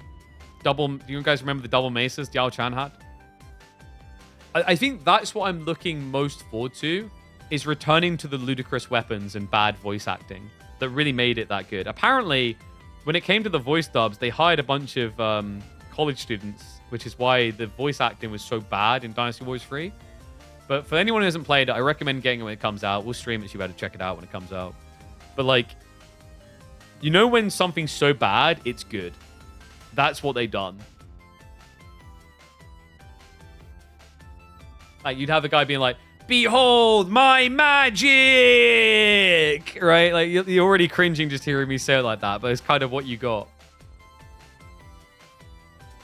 Keep the classic here. I think they're planning to... I think the best worlds is that they do both. You know what I mean? Like, they have some reworks, but you can switch between. I love it when games do that. You guys seen those games where you can like see the classic view and then go to the new? It's not done enough. I think, was it the Crash games? I can't remember. It was one of those. Spyro maybe done it. I can't remember. There was a game I was playing like last year that let you switch between the graphic types. Okay, so draft coming in now, by the way. But they have got some cool updates, right? Like in terms of good quality life systems. Diablo 2 done it. Did Warcraft 3 Remastered do that? I can't remember.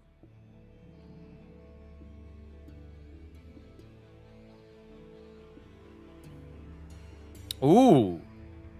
So the Nords have picked French Mali, and the Spaniards have chosen Sengoku Golden Horde. That's quite different, actually. Oh, that's disgusting. That's actually filth. That's filth. That's dirty. That's actually dirty, chat. Do you know what they're doing? That's infinite health Tortugud. Because Sengoku build Ryokan, and then your heavy cav from Golden Horde can get the healing. So they become French Knights, but just much tankier. Yeah, I think Balatin's going to spend the whole game building Spearman, right? Or actually, no, is it Kilyadi? I think it's Kilyadi, right? Because Balatin already played Malians. So the rules is you can only use a Civ twice in a series, and the player can't repeat. So, for example, we just had a game where Vortex picked English. If they wanted to pick English again, they could, but Lucifron would have to play it. I like that, by the way. That's a cool little detail.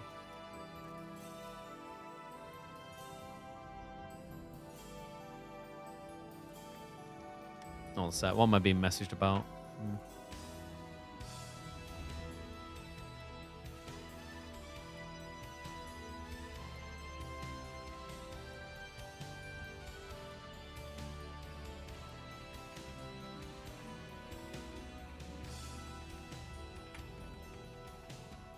Samsung Goat Company. Yeah, it's one of these auto pop-up ad things. I haven't really had a chance to work deeper with Samsung in the past. I do like the Gigabyte guys, though. I'm going to see if we can actually work with them on some stuff in the coming months. Gigabyte's been good to us in the past. Sorry, I just need to check my cameras, because I think... Is Ezra still awake?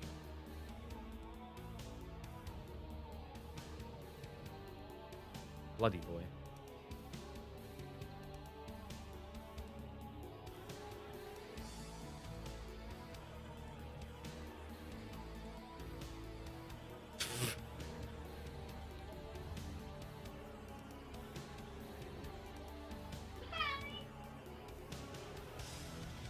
You guys hear him? He should be asleep. He's been put down for like an hour now. He does this. He'll just sit there. Like, he doesn't cry. He'll just sit there making, like, kicking around or whatever. He'll eventually go to sleep, but he's just very annoying for... Ever played Bad Fur Day? I did not, actually. I've seen clips of it, though, and it looks hilarious. But, you know, like, you know, I played the key one from those days, which, of course, in my eyes is Banjo-Kazooie. Which I've heard rumors they're remastering? Maybe? It was so good. I can imagine. Anyone play Gex from those days as well? Gex was a banger. Well, James Bond lizard.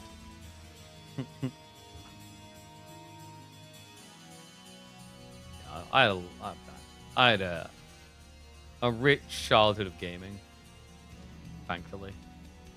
Any Die Hard fans? Anyone play the Die Hard game? That was a good one. I'm gonna run a minute of ads, by the way.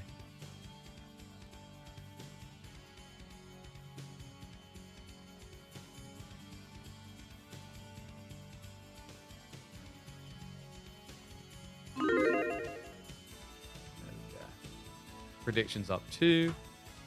Should be ready to rock and roll.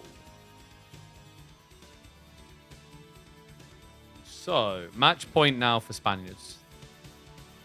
And it's good. Oh, this is Rocky River. Okay, interesting. Is that better or worse for the Tortugud then? It's a very defensive map, and that's the wrong bracket. We just have... I can't be asked to update it today. Remaster Zelda? Yeah, dude. I might have to get that. I actually don't think I played so much Ocarina of Time and somehow never completed it. Now that I think about it. A bit weird.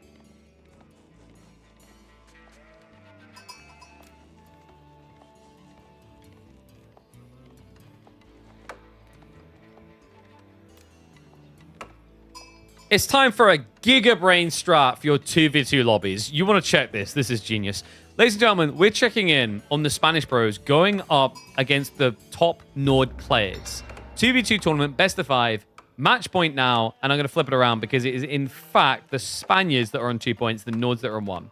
But the combo is this. Golden Horde and Sengoku. And it's surprisingly more powerful than you realize. Because the thing that makes Golden Horde so broken, the thing that's meant to balance them, is the fact that the very tanky knights eventually die. What if I told you you could get them healing in the Feudal Age? That's what we're going to be getting here. This is cool. So we're playing on Rocky River here in this tournament game. This is lower bracket finals, and Lucifron has picked Sengoku. What's so cool about this pick is that Sengoku have a landmark that applies a buff to any friendly units that walk in range of it. It gives them the ability to heal out of combat. If you thought Golden Horde were toxic and hard to beat now, imagine what happens when they become French Knights, but tankier. This is going to be a fun one. On the other side, double green shenanigans, actually. This is, by the way, how the extra colors should be used. And the only way they should be allowed to be used is for teams. We have got Kilyadi in the green, dark green on the Malians, and Baltoon light green on the French. This is his most played Civ. Their back is up against the wall. This is an elimination game. So he pulls out the best, the ace up his sleeves. And we are back on the map where they got the most memorable victory over the Spaniards. Do they really have any combo themselves? Not really. There's no synergy for a landmark or whatever. It's just a decent comp of troopers, right? You've got premium range unit, premium infantry unit, and then your ally brings premium heavy cav with the knights. So that does make sense. Like, I could see a world in which they're going to do spear jav and just push with knights, because what you're probably expecting from the north side is Tortugud, Keshix, and then Lucifron probably going to be the spear uni player, right? Nord's got scammed on the woodlines. Wait, this happened again. Oh my. Okay, guys, like, no. Like, I'm glad, Kavar, you pointed that out. I swear there's an if statement next to their name. Because last time they played this map, this happened there too. There was 3 woodlines versus 4. And it was the Spaniards that got 4 again. No. And I remember this was played between, I think it was the Spaniards and the Canadians. And there, the Spaniards, I think, got 4 tree lines and the Canadians got 3. I don't know what's happening in Rocky River. I think it's always the south side team seems to be getting 3 tree lines instead of 4. That's a pretty broken spawn code. And is this the... Do we blame... No, we don't get to blame Cavallo. This is the devs of the game. They messed up. This is the default map. It just doesn't work. Oh, that's so bad. What? Okay, ignore everything I said. It's not... What? It's not going to be Ryokan? Well, that's completely ruined the YouTube intro. This game is definitely not making it to YouTube. Why did they not go Ryokan? Because Croker Township, I mean, you have got the Fordstale Forest, so it's kind of close to the base. But surely the healing is so valuable here. I'm a bit shocked by that. Out of all the games where I would have expected Croker Township, this wasn't the one. Damn. Okay. So what does he get here? They'll get the ninjas that can be summoned in Stealth Forest or next to friendly buildings that provide grenades that apply a debuff to the enemy, making them take more damage. Is it that good? I don't feel like it's that crazy with Golden Horde. It can help you with the dive, but like if this was you with a French Knight player, for example, that would make more sense because French Knights are high base damage. So 40% increase is big. But the Golden Horde get access to these heavy knights that are tanky but not great on damage. So like, for example, if you have a French Knight and you grenade them, you know, they're going to increase the damage they do by about, I think, 7 or something. But a Tortugud is only going to increase the damage they do to an enemy off of the grenades by 4. So it's a pretty big difference.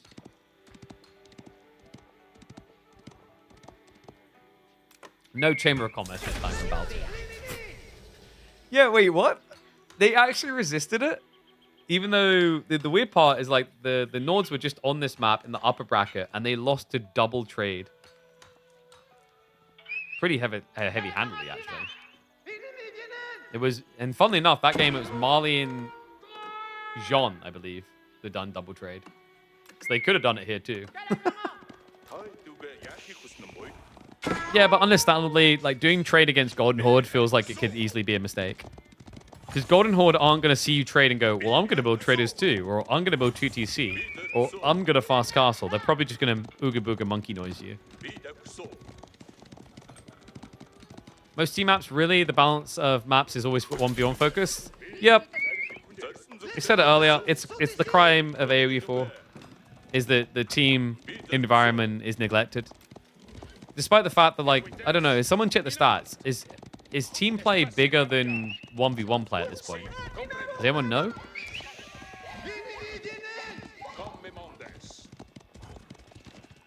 I'm actually kind of curious on that.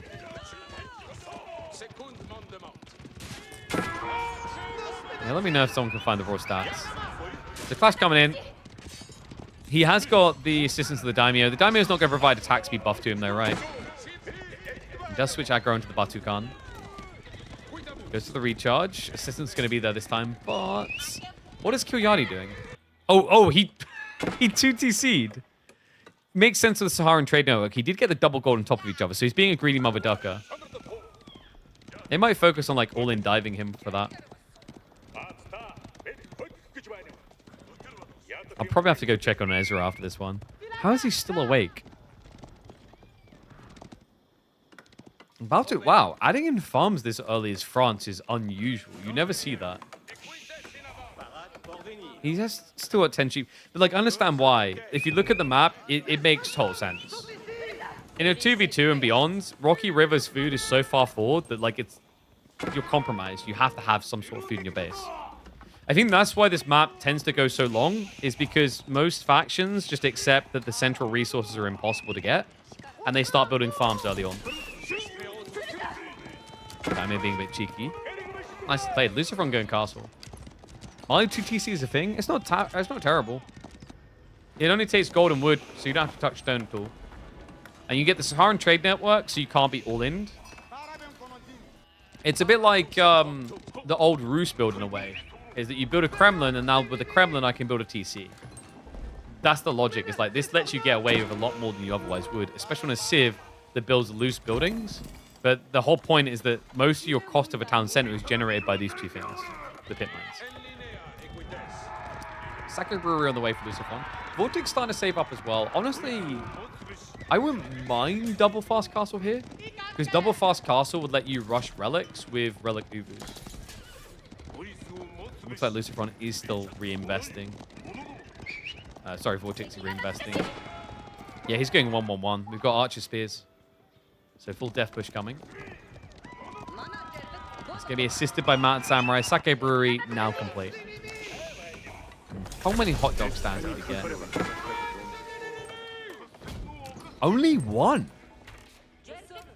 Did he try more and it got intercepted? I'm not sure on that. Hot dog stands kind of having a rough time here. I mean, the food is so far forward. But it's crazy. If you get the hot dog stands in, you're going to cap at your 60 food on every one of them.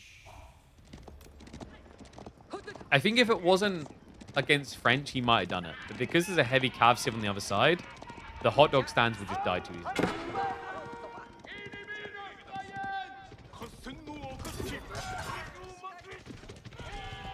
So much gold in the flanks, actually. I noticed that being chatted about.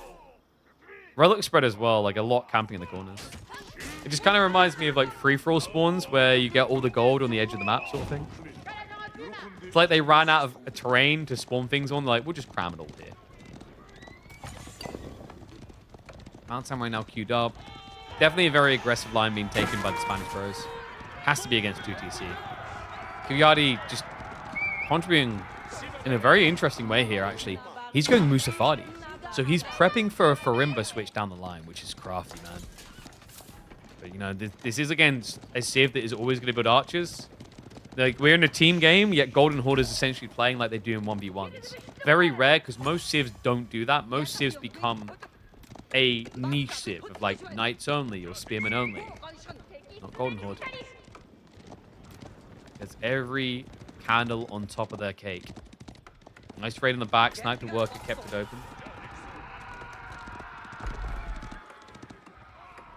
Do we have relics being played for? We do not. Yeah, no play for relics yet. A little bit surprised Lucifron hasn't tried to sneak that in. He has been going for the Daimyo levels, though. I believe we just got tier 2. We do. Takeda as well. So extra health on his heavy cav. He already also has the cavalry speed. So able to outmaneuver the French knights. And Musu Fati here. Bloody hell. 30 of the ladies already. This is the Forever build. Alright, so we might actually have an epic game for the Mansa Musa Fati instead of the idea with the Golden Horde. Because they didn't do it. I feel like I scammed you guys, but you know, if it appears on YouTube, you now know why. There's a good reason. Nice. Ooh, good fight. The spears hung around a bit too long there. Barely done any damage, instead just die. And the Musa reveal has got them panicking. Like, what the hell is that? So much green. Ambush at the Stealth Forest, though. The ninja's coming to play. Needs to be good on the targeting. Archer's definitely overkilling the Musafadi. Knights continue the push. Tordagood have to keep backing up. The Mountain Samurai getting low now. In fact, a little bit of miscommunication there. Yellow hanging around for a very long time here is not good. He's the DPS, not the tank. If anything, Vortex should be the one taking this hit.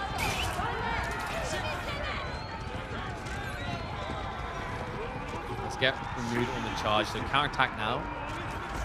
Kind of in a headlock on both sides in the center, but not liking this knight count right now for Lucifron. It's not that threatening. Musafadi count is holding steady. Kilyadi isn't rushing an age up here. Has he got cows? He has. He's spamming the cows now. God damn. So it will be Farimbo, but he's going to have so much extra food to party with. Pretty cushy position right now for the Nordics. And we still do not have any relics coming back for yellow.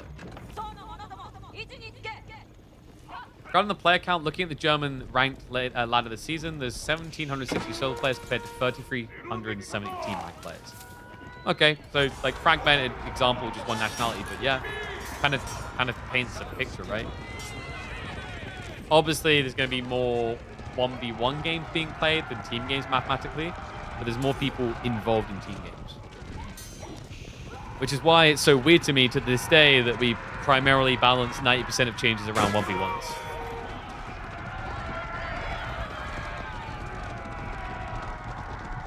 Okay, Knights do get forced home. It looks like Baltoon was thinking about Castle. Yeah, this is so classic Spanish. They're not the type of players that see that things are getting a little bit flimsy and then they back off and tag. They will renew the assault. We saw that on Gorge when they just kept double downing down the center. I'm doing the same here. Vortex does need to get the Karash for though. He's missing the +1 armor. And Farimba's on the way. Oh my. I think we know what he's going to go for. I hate to make it obvious. I hate to be the Captain Obvious man, but this is Mansa Musafadi. A lot of melee armor. They are counterplayed by archers, but they will destroy mounted samurai. In the burn. Maybe a good timing here. They actually steer into Baltoon's base. Ard was going to be big. Knights, they think twice about it. The army's too big for him to defend directly, so he has to migrate the area. Retreats through his wood line, through the walls. Army's diving past, though. They seem to have kind of an idea, an inkling the way it might be. A few workers going to be sniped for free. And upgrades are coming in. So Mansa Musafadi upgrade is there. Veterancy should be following shortly. Kilyadi just 10 seconds out. And they're slinging. Vortex, we can give the resource to tech. Knights about to get intercepted, actually, so he's going to have to sack them. It's going to be -5 Knights. Pretty good find there. But they did lose a few workers for it. They did get pinned in the base. And Vortex has now begun an age up. What are we looking at here? It's going to be must be Yasak, so he's not going Relic Uvus. Yasak is curious, though, because there's no archers from the enemy team. But it is nice for getting the wood to keep scaling archers, which you'll want against Musafadi. Speaking of which, stealthed up, they go for the charge. Ambush, though. It's going to be Shinobi coming to assist. The frag grenades get thrown out. Knights need to be careful. They're going to be the fragile target against this. Because the Musafadi are always going to die to it. So Shinobi want to get their frags onto the heavy cav.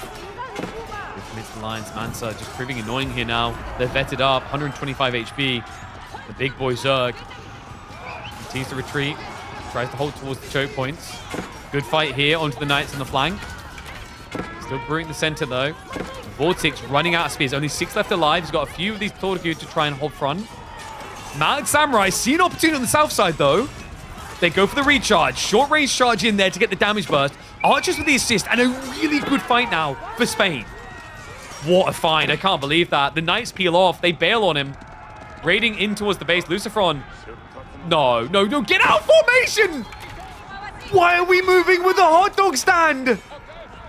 Oh my god. Luckily, Mad Samurai relieved in time to come and assist. I cannot believe that. The attire is not that important. Bloody hell. It's only 3 workers. Could have been catastrophic. Lucifron still no sign of going for relics from either of the Spanish bros. God protect the Coca-Cola recipe. Yeah, like how do we keep getting infinite food out of these things? What do you mean the board just never disappears if only it's gathering? It doesn't make sense. In fact, that boar is almost gone anyway. Also, he had the buff, right? Yeah, he had the extra health on a lot of these villages from Brewery buff. That was pretty clutch. Brewery buff goes pretty hard there. 105 HP makes it hard for Knights to even kill you. So Baltzian, last player to tech up. He's on his way. 9 Knights? Oh my god, this went bad. Are you even a French player? The crazier part to me, he's gone Royal Institute with barely any Knights. And oh, the Shinobi again, the frag grenades. I'm gonna clip to the side. Dust it off. 50 Musafadi, but where are they? It looks like they're hunting for economy. But the archers are mirroring them, so tricky. Remember, Mansa Musafadi are tanky against melee. They're not tanky against archers. And they just got hindered by the frag grenade. So archers catch up. They'll keep chasing. Meanwhile, the chase is on into the base of Baltun again. Guys, this is looking bad. I don't know what it is with Malians and 2v2s, but I keep seeing this happen at the moment. I mean, the 2TC should have been so good. The problem is, if you take a bad fight as you begin zerging, you never get to zerg again, is what we've been seeing. And I think that's what's happened here. This is just ugly now. You need to transition. He's trying to add in Freeborn to deal with the archer threat. The issue I see now is, like, your teammate is not a factor. Baltun has got 8 Knights. There's over double that amount of Samurai. Like, if you had a teammate with equal amount of Knights, I can see the strat. I'm just not really seeing it here. Yeah, their economy is still good. Their ability to take fights is terrible right now.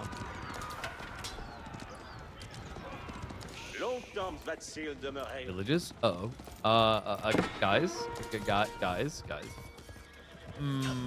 The scout from Coca. That's interesting. I wonder if that's another part of why Lucifron chose Coca Township. Is not the ninja ability, but the shinobi scouting. So he could find him when he tried to play flanks. That's pretty crafty. Nice. We got to scare away the Japanese for the time being, but infrastructure is kind of gone. Yeah, bouncing, just losing all the stables. We guys are just struggling to have enough food here, really. You see it in the gold count. He's vomiting out gold, but food is just not competing. Now the landmarks? Jeez. We've been here before. Their mistake last time was building too many rams. They're not going to make that mistake again. Baltzian. Runs too far away. Not that upgrading would do anything with 8 Knights still. This is a depressing French game. Shinobi summons him from the Stealth Forest. They're on the way. Gotta be careful of the A-clicks, though. They're wasting everything on Freeborn.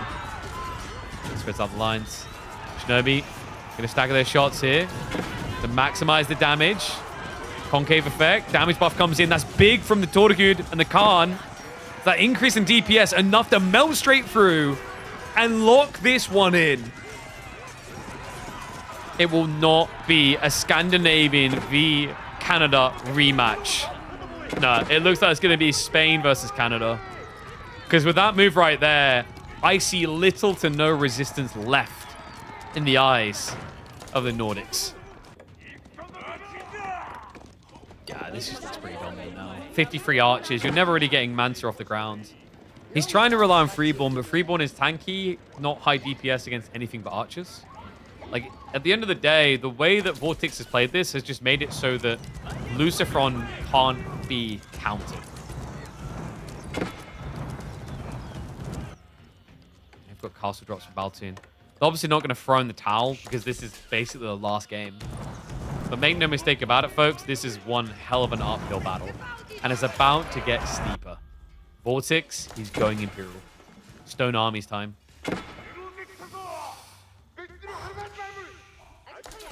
Tortugud count not that high, but he'll be able to start upgrading them fast. Yeah, confirm, definitely Stone Armies. One Knight's going to creep around the flank. Shiv's come out for him, though. Town center about to go... Wait, that's 15 workers, right? Oh, no. Run, run, Booker! No! Mad Samurai go hunting. So do cover him. There's really not much left for Baltoon, and if we're being just flat out honest, this Royal Institute has felt pointless.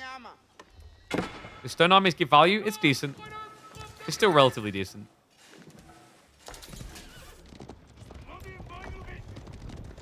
They didn't need relics after all. Well, the whole idea is you scale into this later game, you build all your Uvus up, right? Like, by default, that's 240 stone a minute when you build 4 of them. But then you can go for the Uvu offering levels. So you get decent stone income per minute. I do think that the other landmark choice, Yan Network Trade, is slept on way too much. Like, getting 10 gold every 10 seconds. So getting 60 gold per outpost up to 6. That's 360 passive gold per minute. It's not a terrible game.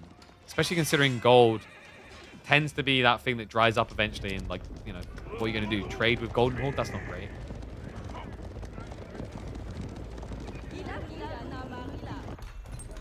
Nice secure Vortex, just being respectful. Even though it looks like they are in control of the game, he doesn't want to let slip a mistake where just 3 or 4 knights kills them.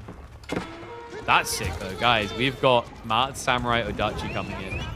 These Mad Samurai, don't know why they ever gave them this, are going to get plus damage against infantry. Plus 3. Not giga broken levels of bonus, but it's still enough. Especially against Mansa Musafadi Freeborn. Vortex int up. Batu Khan now 605 HP. He doesn't die. Tortugud quite tanky too. What's he going to produce? Yep, straight up more vet to Tortugud coming through. Heavily discount as well. Yeah, only 128 stone, 120 food. Then they want archers versus Musafadi? You mean like the 74 archers they have? They've got enough, and Elite's coming in just 20 seconds. Yeah, no, they're covered. They played this really well. Kilyadi's ready to tech. This is the popular play though, right? Like, I feel like 2 TC strats have been struggling in 2v2s. Some work, but the majority fail, and this is why. Because what pros have realized is you don't attack the 2 CC player. That's the difference between 1v1 2v2. When you see someone going 2 TC, you kill their teammate. It has been a strategy that has had a phenomenal success rate. Because what they're going to be too late to defend him, right? And like, yes, they did technically get an opportunity. They fought in the middle. But that fight wasn't like a Zergy overwhelm. It's weird because even in games like this where like technically Baltoon didn't take that much damage early on, the fact that he was forced to add in farms instead of playing things like Deer, I think hurt him too much. And now the real pain's coming. Leech Archer upgrade is in. Incendiaris is on the way. Lucifron's also starting to save for an Imperial Age. And Vortex is starting to pick up relics. For the Huntress plus a castle is pretty hard to dive. and yet they don't care. Yeah, it's just too many numbers against too few numbers, right? Like, the castle can't make up the DPS difference. You're dead. This is over. Golden Horde, 1v1, 2v2, whatever crew you want to put them with, they're still bloody good. Sadly, that's going to be another Farimba L. 2 Town Center at pro play is just so hard to make.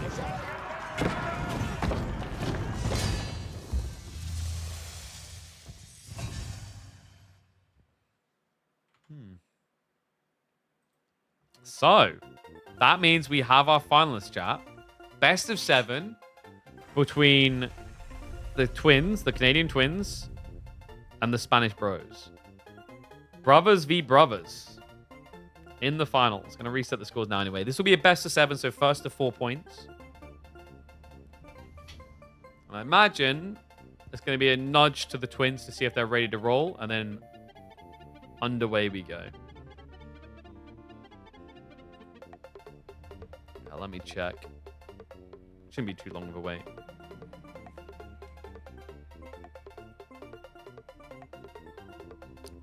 Wait, did no one predict a Spain win there? Oof. Ye of little faith.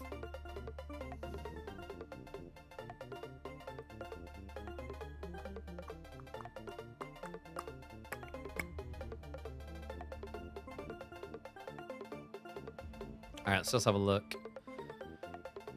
Oh, what we got here? Oh, that's what I was going to double check.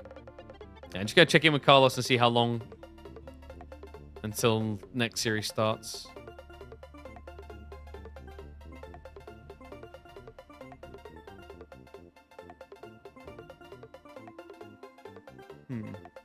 Should be good to still make my meeting. I got 3 hours until my meeting. If somehow this series goes longer than 3 hours, I'll just raid through to the other coverage of it. But I think we should be good.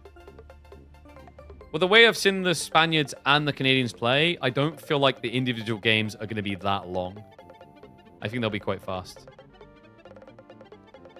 But what I'll do now, I'm going to run a minute and a half of ads so you guys don't get them when we're like talking draft and everything, okay? And I'm just going to grab some water quickly, all right? So I'll be back in a second.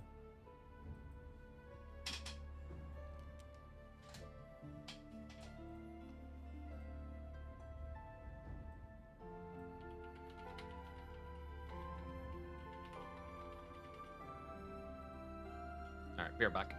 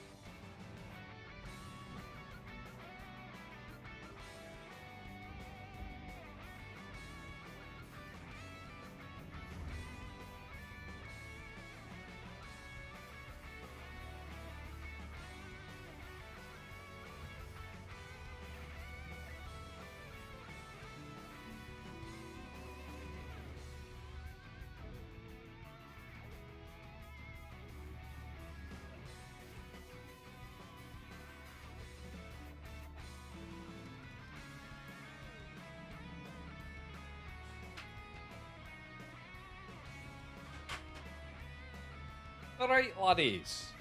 How we looking? How we cooking? How long we got? I was hoping that they'd be ready to roll by now. Let me double check. Alright, I've got... Apparently countdown is like 7 or 8 minutes. So we can check out upcoming games and whatever. I can also make myself a drink. What was the big POG announcements of the game show stuff? I think there was some things I need to check out on the store, right? Like, did you guys hear about that one from the guy who made Assassin's Creed? Apparently, people a little bit underwhelmed by the prologue. Anyone try that yet? I can't remember what it's called. 1666 Amsterdam, right? I was kind of buzzed because I'm like, damn, okay. Guy's been working the game for 10 years. I'm just making myself a caffeinated drink. So I think the one... Was there that many strategy games announced across the whole thing? I feel like there wasn't, right? Oh, what's this? They've created personal calendars now? That's intriguing. Oh, I might have to check this out. Wasn't this... This is the thing made by some devs that help the Zero Space devs, apparently. Looks like a 4X Civ X type game. And that's not the bracket. The bracket is... Here you go.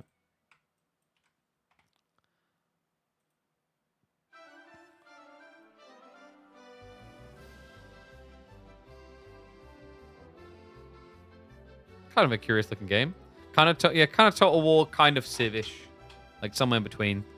Like, it's partially giving me like Age of Wonder-ish vibes in certain ways. Marathon pot now. Do people actually like Marathon? I'm not sure.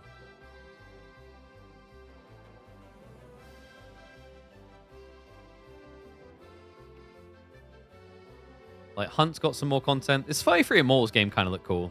I was thinking of getting a key and trying it out on stream, actually. It's just like a top-down Diablo-esque style. Well, more like Hades, right? I still need to play Hades, now that I think about it. From Glory to Goo? No. What's this? Oh, that's a quaint-looking game.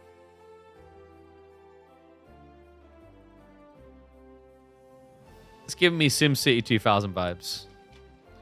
Basically RimWorld, right? No, RimWorld Factorium type thing? Or is it an actual RTS? Oh, maybe it's... No, it looks like... Oh! More like They Are Billions, right? That kind of looks cool. I'm not crazy about the art style. I think it's like... I think in some ways it's a bit too hard to tell what the hell anything is. But like I get the style they were going for, you know what I mean? Yeah, this is basically They Are Billions, right?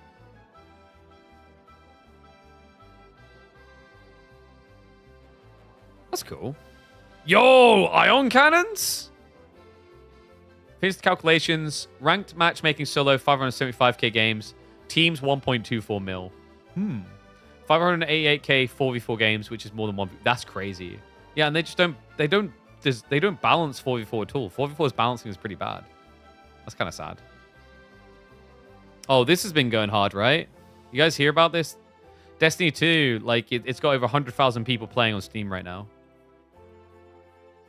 In support of trying to get Destiny 3 made or something.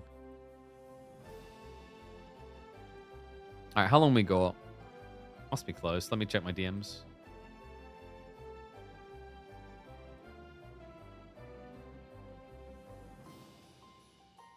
Is Zinkvia close? Where is it?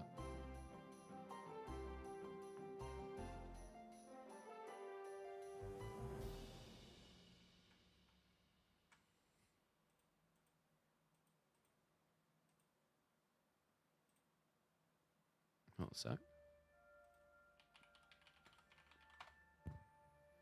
Oh, they got the organizer just went offline, so I'm like, wait, what? Presumably just restarting stream. the strategy part of RTS kind of goes out the window in 3v3 and 4v4 games. Yeah, but I think you can do more to make it interesting. Like, I genuinely would be 100% support the notion of like adding in different subsystems that don't even exist in 1v1 to like make it more intriguing. Like, I mean, wacky idea. I don't know if this is where you want to go, but like, you know, the Age of Empires free ticket system where like you buy things from back home and techs and whatever. Like, someone cool like that. I think I would rather see them just basically like segment and go in a different way. Got any casting gigs lined up VGC and TV in the future? Probably not. I mean, I'm fine with that. Is what it is. My focus now on like the casting side really is finding casting work outside of Age of Empires 4. Because Age of Empires 4 bar Red Bull doesn't pay. Oh, doesn't pay well. It's very hard to make a living off of that. I spent a long time kind of just neglecting my finances of that. So yeah. My goal this year is to start diversifying a bit in terms of like casting and hosting gigs. It just makes sense, right? I think the mistake I made is like I put all my eggs in one basket of like, I love Age of Empires 4, but doing all your content creation around it and all your esports around it is very dangerous. Because it's not a big scene. It's not like someone who does that in Dota 2, where like, you know, Dota 2 is having a rough time, but Dota 2 at its contraction stage is small, is still substantially bigger than AoE 4, right? So it's just something I'm trying to fix, because I feel like last year I went really hard on content creation and I kind of neglected my esports work, which I don't like. I felt like I could only do one. I don't think that's the case. I think you can do both. You just need to be cognizant of it, I think, is the big thing. That like if you neglect one, it will truly be neglected. New version of code coming? That's right. I remember hearing about that. I mean, like, this is the classic when you're a prestigious RTS dev that can't like deliver S tier games anymore, right? You just go and remaster the old. Like, do you guys see the Stronghold 4? I was not hyped. I feel bad for saying it, and like I hope I'm wrong, but like it didn't get me out of my seat. So here you go. How's that? Stronghold 4. And I want to get out of my seat for Stronghold so badly. This Weirdly town has enough, seen graphically it reminds me better exactly of days. Stronghold 2. But I'm sure you're up to the task of bringing the place back into splendor. Might I suggest next placing some farms to feed our population? Food stocks are back up again. We can train soldiers and See what I build mean? defenses to prepare for further bandit raids. My bow calls. Even the design of the buildings reminds me of Stronghold 2. That's a nice thingy bob the church has there. What's going on with the cows? This the remake? No, this is Stronghold 4. This inferno is punishment for our sins. A huge invasion force is marching on the castle, my The- liege. I mean, Another it could be village great, taken we'll there. see. But like, for me, Make no mistake, I'll keep fighting. I don't think that looks better than this. You know? The Lord is under attack. I don't think it necessarily looks better than it. I think, like, I agree with the community members where a lot of people said, why not just make another 2D game and just focus on making it so beautiful? And I agree. I don't think you need to go 3D. Doesn't look like it adds anything new. No, it literally reminds me of like the graphical and everything reminds me of Stronghold 2. And I wasn't the biggest fan of Stronghold 2. I might pass on 4, and I'm heartbroken. I feel for these guys because I've cheered for Firefly Studios longer than most people because I want them to succeed. But sadly, I haven't felt like anything other than a remake of Stronghold 1 and Crusader has succeeded in my eyes. Stronghold 3 was terrible. Stronghold 2 was... I wasn't the biggest of fans. It had some elements that were desirable, I guess. Stronghold Crusader 2 didn't work out very well. I never bothered with Warlords, but it didn't look like it ranked very well for a lot of people. Yeah. It sucks. It's sad. This is one of the greatest strategy games of all times. So like this is what I mean. Like I want this dev to succeed so badly. But we have got a draft: House Lancaster Jean versus French Byzantines. Should be getting ready for G number 1. Nostalgia doesn't work with new iterations. AoE4 is a prime example of that. Although the problem with like AoE4 is AoE4 was fine. They just needed to actually the core designers originally needed to actually listen to the feedback they were getting in closed alpha tests, which they weren't doing. And then they needed to rapidly iterate when the game released, which they didn't do. If they'd done that, AoE4 would have worked regardless of the AoE2 fan base hating it because it wasn't AoE2. They would have been fine. They would have went back to the AoE2, and then AoE4 would have been able to flourish with an entirely new community.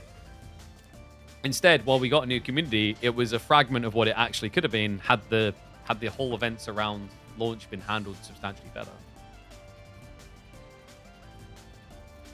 Like I've heard stories, and I could probably speak about some of those stories publicly because I wasn't under NDA on it, about pre-launch Age of Empires 4 and how drastically the game changed across a small period, but none of it seemed to incorporate the feedback they were getting from pros and content creators pre-release, which is just still to this day unfortunate. Do you guys know that in like apparently in the early times, like I said, I'm not on the NDA, so I wasn't part of that at all. In the very, very early days of Age of Empires 4, there was a scout ship. Like by default, boats had no vision. They had like teensy vision, like they were going through stealth forests all the time. Kind of glad they got rid of that. Could you imagine like you're fighting a boat battle and you lose your one scout ship and then you just lose out the game because you can't see anything? Oh no. All right, let's get ready for game 1 though.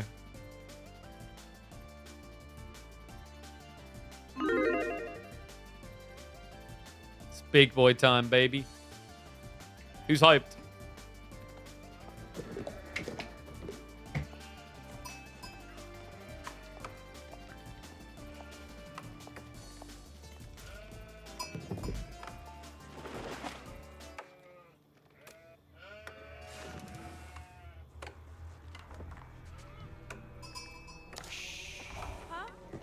The peak of epicness is upon us. The two greatest nations in team tournaments emerge.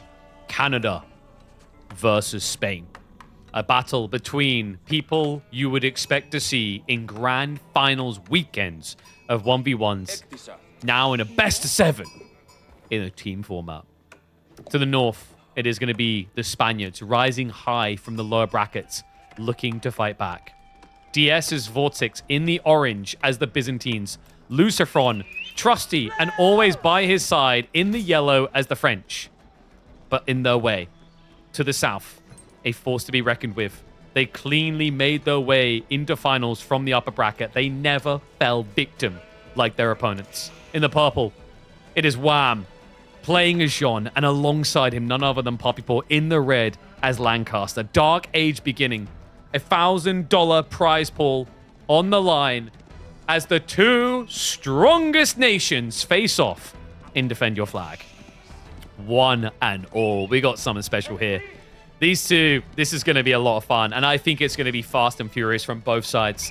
Canadians have learnt to be aggressive in team environments, and the Spaniards demand it.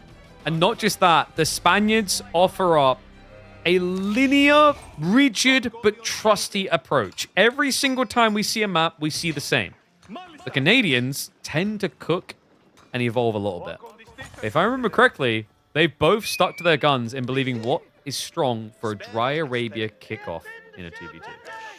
And also, like, big shout out to Carlos, who organized this tournament. This has been a blast. It's been so refreshing to watch competitive team play compared to just 1v1s again and again. It's crazy as well because, like, what we're learning very quickly is for a lot of these players, this is quite a thin approach, almost reminiscent of 2021's 1v1 esports, where people have a very rigid idea of what they think works, and then they play that. I cannot even begin to imagine how epic a team tournament would be with people putting months and months of practice in the different strats they would come up with.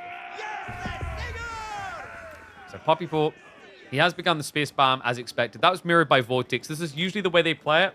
the Spaniards believe in a passing the baton effect. So Vortex as Byzantines protects the Dark Age, Lucifron as French will protect the Feudal Age, and then Vortex as Byzantines will protect the Castle Age. But the whole idea is when you're not protecting, you're greedy. Yeah, so probably a very defensive line to be taken by Orange and Yellow, by the way. The reality is they are up against a lofty, aggressive force here. You're going to have Puppy Paw just spamming up the Lords to be very tanky to push. And then Jean, of course, is always going to look to brawl to get that level 3 secure.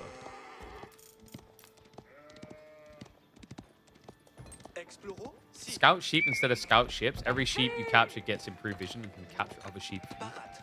I'm sorry, like... That just sounds like the .io game or whatever. That almost sounds like Mushroom Wars in my brain for some reason. A weird version of that. Technically, by the way, we do have scout ships. Just fishing boats now. Puppy Paw with a lot of spin, by the way. This is usually how it goes, though. You just keep spam, spam, spam. The nice thing is, like, you're pinning Vortex to the Dark Age on a Civ that will run out of food quicker.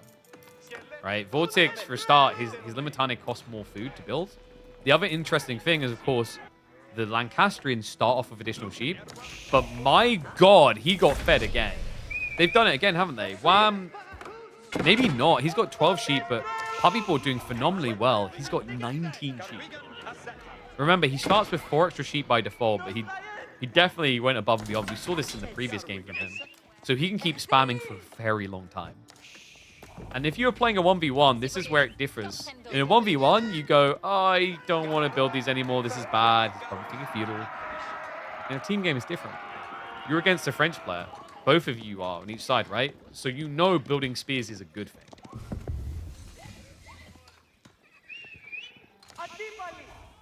Abbey of Kings now coming through, so he will look to just get his boys buffed up now. And Wham did play forward with the outpost. I like that. He knows it's a pretty aggressive deer location, so he needs an outpost to feel safe here. Wouldn't be surprised if he pulls a few more villagers when he starts to tech up. Jean. She's Ooga Boogerling across. She's ready to brawl. What's going to be? Range Jean coming through. Smart choice. Knight v Knight, it gives you a way of ending the enemy knights. Melee Jean doesn't really do that, and she just dies to knights. She also dies to Lombos, which is what Byzantines can easily build. He said they'd be very aggressive. They're already proving that. Vortex almost teched up. Grand Winery is expected. Nice pathing here for the berries, by the way. The 1, 2, 3. Just pulling him towards the backside and kind of away from where the fighting should be.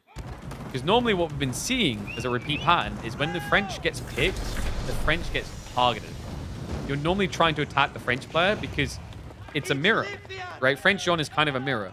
And the reason that attacking the opponent French is important is it allows your side of the mirror to come out stronger. Interesting. Lucifron goes for back deer. And gold. That's a pretty good find. So walls himself in, pretty clutch. Puppy Paw's already rotating, though. And Vortex is slow to assist. Yeah, that's going to be a break, I think. He's got the timing. Lucifron's going to have to leave. Builds a gate on the other side. Ooh, that's sick.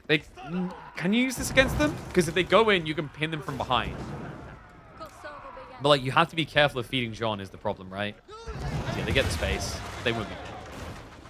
Still, idle time. I'm a bit worried for Lucifron. This is critical. He's going back on his 4 gold, but the idle time is huge. Yeah, everything is reactionary. They're not doing anything active. So what I mean by that is they're not attacking the Canadians. They're reacting to what the Canadians are doing. And if they can't kill them now for it, it just puts them further behind. You can see light numbers are similar for the time being, but that gap should surely be felt for Lucy. I think the cool thing is he does manage to pad himself by having more villagers like French do. But remember, Jean can consecrate to balance that out. It doesn't seem like we've got any consecration charges used yet. Oh, the pathing? Wait, what was that? Oh, villagers load. Does he split the micro? He does not, but he still gets the kill. TC Fire is going to hone in on the injured, though. Pulls down 2 knights for it. How much of a knight lead, actually, for Yellow, despite those losses for WAM. So the aftermath that we were talking about of the idle time definitely being felt there. And now they switch targets. There's just so many spears, guys. No Lord production from Puppy Paw is the interesting part. So he isn't even trying to scale that. He's just fast switching Yeoman. We retreat. Longbows are revealed. But the cool thing here is, like, I think when you play against standard English, Yeomen lose, right? Against Byzantines, it's a bit more tricky because of the Oliver. But I love that from Vortex. Adding in groves this early is expensive, but if you identify that the win condition is ranged, then this makes the difference. Because by having that extra sliver of olive oil coming in from the groves, he'll be able to kind of compete against Lancaster's boat. Yeah, and you need to be mirrored or ahead, because if you're not, the Yeoman will dive you, and they'll always catch you. That's the challenge.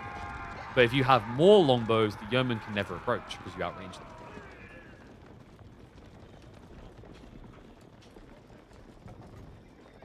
Now Pumbaa? Well, I'm feeling pretty confident to play this far up. I mean, why not, right? Like, in this current game state, Vortex is camping in Lucifron's base, and Lucifron kind of needs to assist him because Vortex doesn't have enough bows yet. Going back on the deer at the backside. I think Lucifron's running out of food fast, right? 6 sheep remaining. Meanwhile, WAM, he's still got 3 sheep. Obviously, he's out on deer and boar now. Boar, of course, having a spear gathering rate. Meanwhile, Puppy Paw, still 12 sheep. He's cushy. Has he got the mana? He has. 95 food, 58 wood. Maybe he's looking bloody strong. I think that's worrisome as well for Spain, because you're talking about a situation where the strong side has Jean. It's a feeding frenzy when that starts to happen. We have got the Lords turning up now, so that's going to buff the entire Lancastrian army. But hold on. Ooh. Yellow tried to go in. He found some workers, didn't he? 3 worker kills. Nicely played. This is where I think Lucifron wins games, when he gets away from the direct fights and starts to raid. It's always been his signature. Now, just wasting time, right? Idling out in the center. The Canadians not really pressing anymore. Which is worrisome because of the French situation, right? Like, French are going to produce the more workers over time. WAM, no. WAM, you can't do this. Wait, did he? I mean, Jean has been sniped, right? But he hasn't consecrated at all. Or, am I blind? Okay, I think either that or he just did. Am I blind, chat? Was that always there? I hope it was, because otherwise he's been missing out on a lot of discount, which is important. If you don't consecrate, then French are just better, always. Still the knight lead here, though. Spears. They do turn around for the brace. Gets the stab out. Another charge afterwards. There's a lot of red spears coming through, though. A little bit staggered. Longbow's getting good shots in there. Some split fire as well from Vortex to be efficient. Lord's getting sniped too. Lucifron sees an opening, goes straight after the back line. Yeoman protected by the Purple Knights. But spears on both sides. Looking a little bit low, but Limitani holding on longer. Gonna be the difference maker. And Puppy Paw not able to control the backside of the fight. Longbows will hone in. Jean goes down. An insane fight out of Spain. That was so crisp. Limitani with the shield wall just lasting a little bit longer, being the buffer zone for the Knights of Lucifron to win. And now coming out ahead. Jean did get a lot of XP, but she did also then get denied. So no level 3. Second berry batch being gabbed by Vortex. Longbow count still looking decent. You see what I mean, though? Like, when you compete with the Yeomans. Vortex is going to age up. And then this is what you're always looking for with Byzantines, right? It's not going to be the strongest age up because it's only a level 2 system, but he can fix that fast. Really good timing. This is always what they're looking for with this Biz pick. So now the baton gets passed. Lucifron, the pressure is not on him to deliver. He already delivered. He's winning his Knight Mirror. Now imagine Vortex will look to switch stone soon. Oh, no, he's going straight cats. It's Cataphract time. Oh, French Knight backstab. Wham! Run! Run! No! Few too late. Oh god, he's gonna lose more than that. Chase to the north side. Army is at least coming back, so he's rotating towards the returning army. But Lucifron finds the hit, gets away, untouched. Even finds additional worker kills on the exit. And reminder, he just done that while his bro was teching. That's what makes that so crazy. The risk he took running in, because this is Canadian vision. That's Spanish vision. I think this is just what always impresses me about Lucifron. Even when he takes extended breaks away from the game, when he comes back, there's just this nuance about him and the way he attacks. He still makes it work. Even if he seems like he's out of the know, he catches up fast. Tricky game now for Wham and Puppy Paw. Because you're behind on night count. Lucifron has got a 4+ lead. And there's going to be cats too. What worries me even more is who's building the spears. Do you guys see them? I only see Yeoman. And Puppy Paw doesn't have a Castle Age play coming. Like, they could actually just die to this heavy cav double play. If Vortex has the food for it, like double stable pump is going to go pretty hard here. Knights. Sides against it. Trying to be careful of level 3 Jean. In fact, he's baiting over. If Jean walks anywhere near this fight, she dies. Bet Lombos hit hard. Clash begins. Lombos. There is an opening. A clicks on the Knights because he's just got so much damage. I actually kind of like that over sniping Jean. Get rid of the Knights just in case your opponent's prepping tech. Cats now also arriving. The Yeoman count has gone down by a third, guys. Getting harder and harder. Cataphract now charging in. Last of the Spearmen should be removed. But, like, at this point, you don't need Spearmen. You've mirrored Knights, and the Vet Lombos are the difference. Level 3 John is going to be in. Let's give you the boon, the power spike to try and rally around. Retreat back a little bit messy there. Lucifron gets clipped, but the Yos overextending now. Cataphracts arrive. Hard commitment coming in. An A-click on both sides. And the trample through. Just a body block the retreat. Sick little maneuver there. Knights will overwhelm him. But the Cats are carrying with their health bars alone. Because Lucifron, the night count difference is huge here. 20 to 12. Backline is dead. Puppy Paw's got nothing left. They've been burnt to asunder. Vortex and Lucifron happy to just retreat away and go again. Jean is front... No, don't frontline. Don't do that to yourself. But this is just trickled to death now. Over a double up and night count, they call the GG. Game number 1, going to the lower bracket Spaniards. A great start to this grand finals. And shows you just how powerful their French biz combo is. Interesting. Very interesting game 1.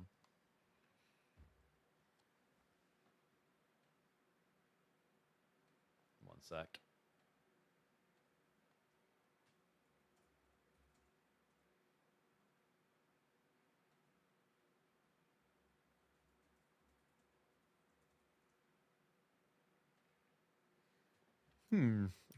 What could they have done diff? It's crazy as well, because I feel like the start was really good for Canada. Like, really, really good. Getting that raid off on the back. They didn't get kills, but they forced so much idle. I think that's where Biz is like a superpower, secret superpower. Their economy is good enough to make up. Like, if you think about it, French plus Biz economy combo, it's kind of crazy. That's a matchup that when they're against each other, it's like, well, you know, they both scale really well economically. We always talk about at the start of the game. So kind of combo mealing them. And then you have Jean on the other side that needs to fight. And Lancaster that's like kind of weird for economy too. Yeah, just great read by the boys. So Spain with a win. And we'll get ready for G number 2.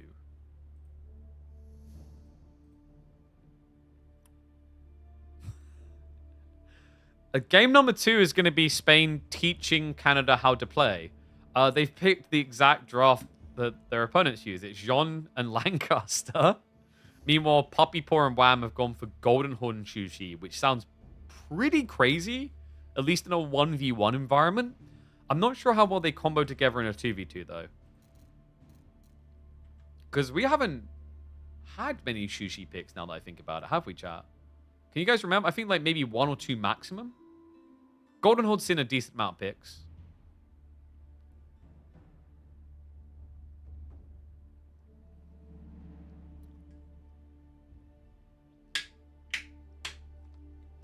One sec, just need to bump my gun something.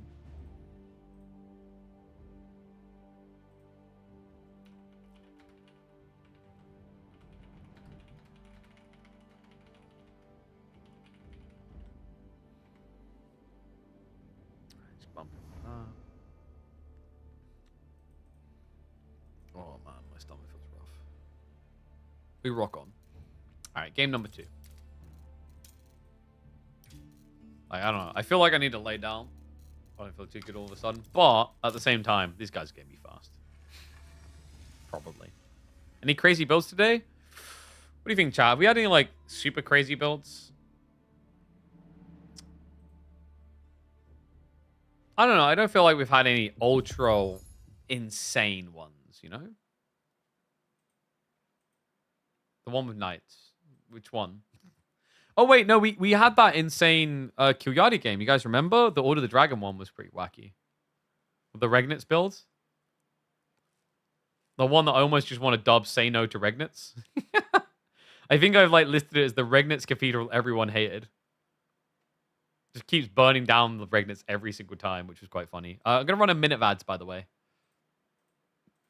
And we'll start predictions too. Shushi has a very strong feudal push now with the new Jiangnan. Yeah, but like I think you lose some of the veracity depending on the map. It's Prairie too. So I wonder how good it can be on such a big map because you like can you go Chug Palace Guard? I guess it's okay. But if you go Horseman Spears, maybe a bit predictable. Prairie's definitely going to make this quite interesting. Now I'll wait until they're in game to mark the score. The lead is with Spain. They're 1 game up.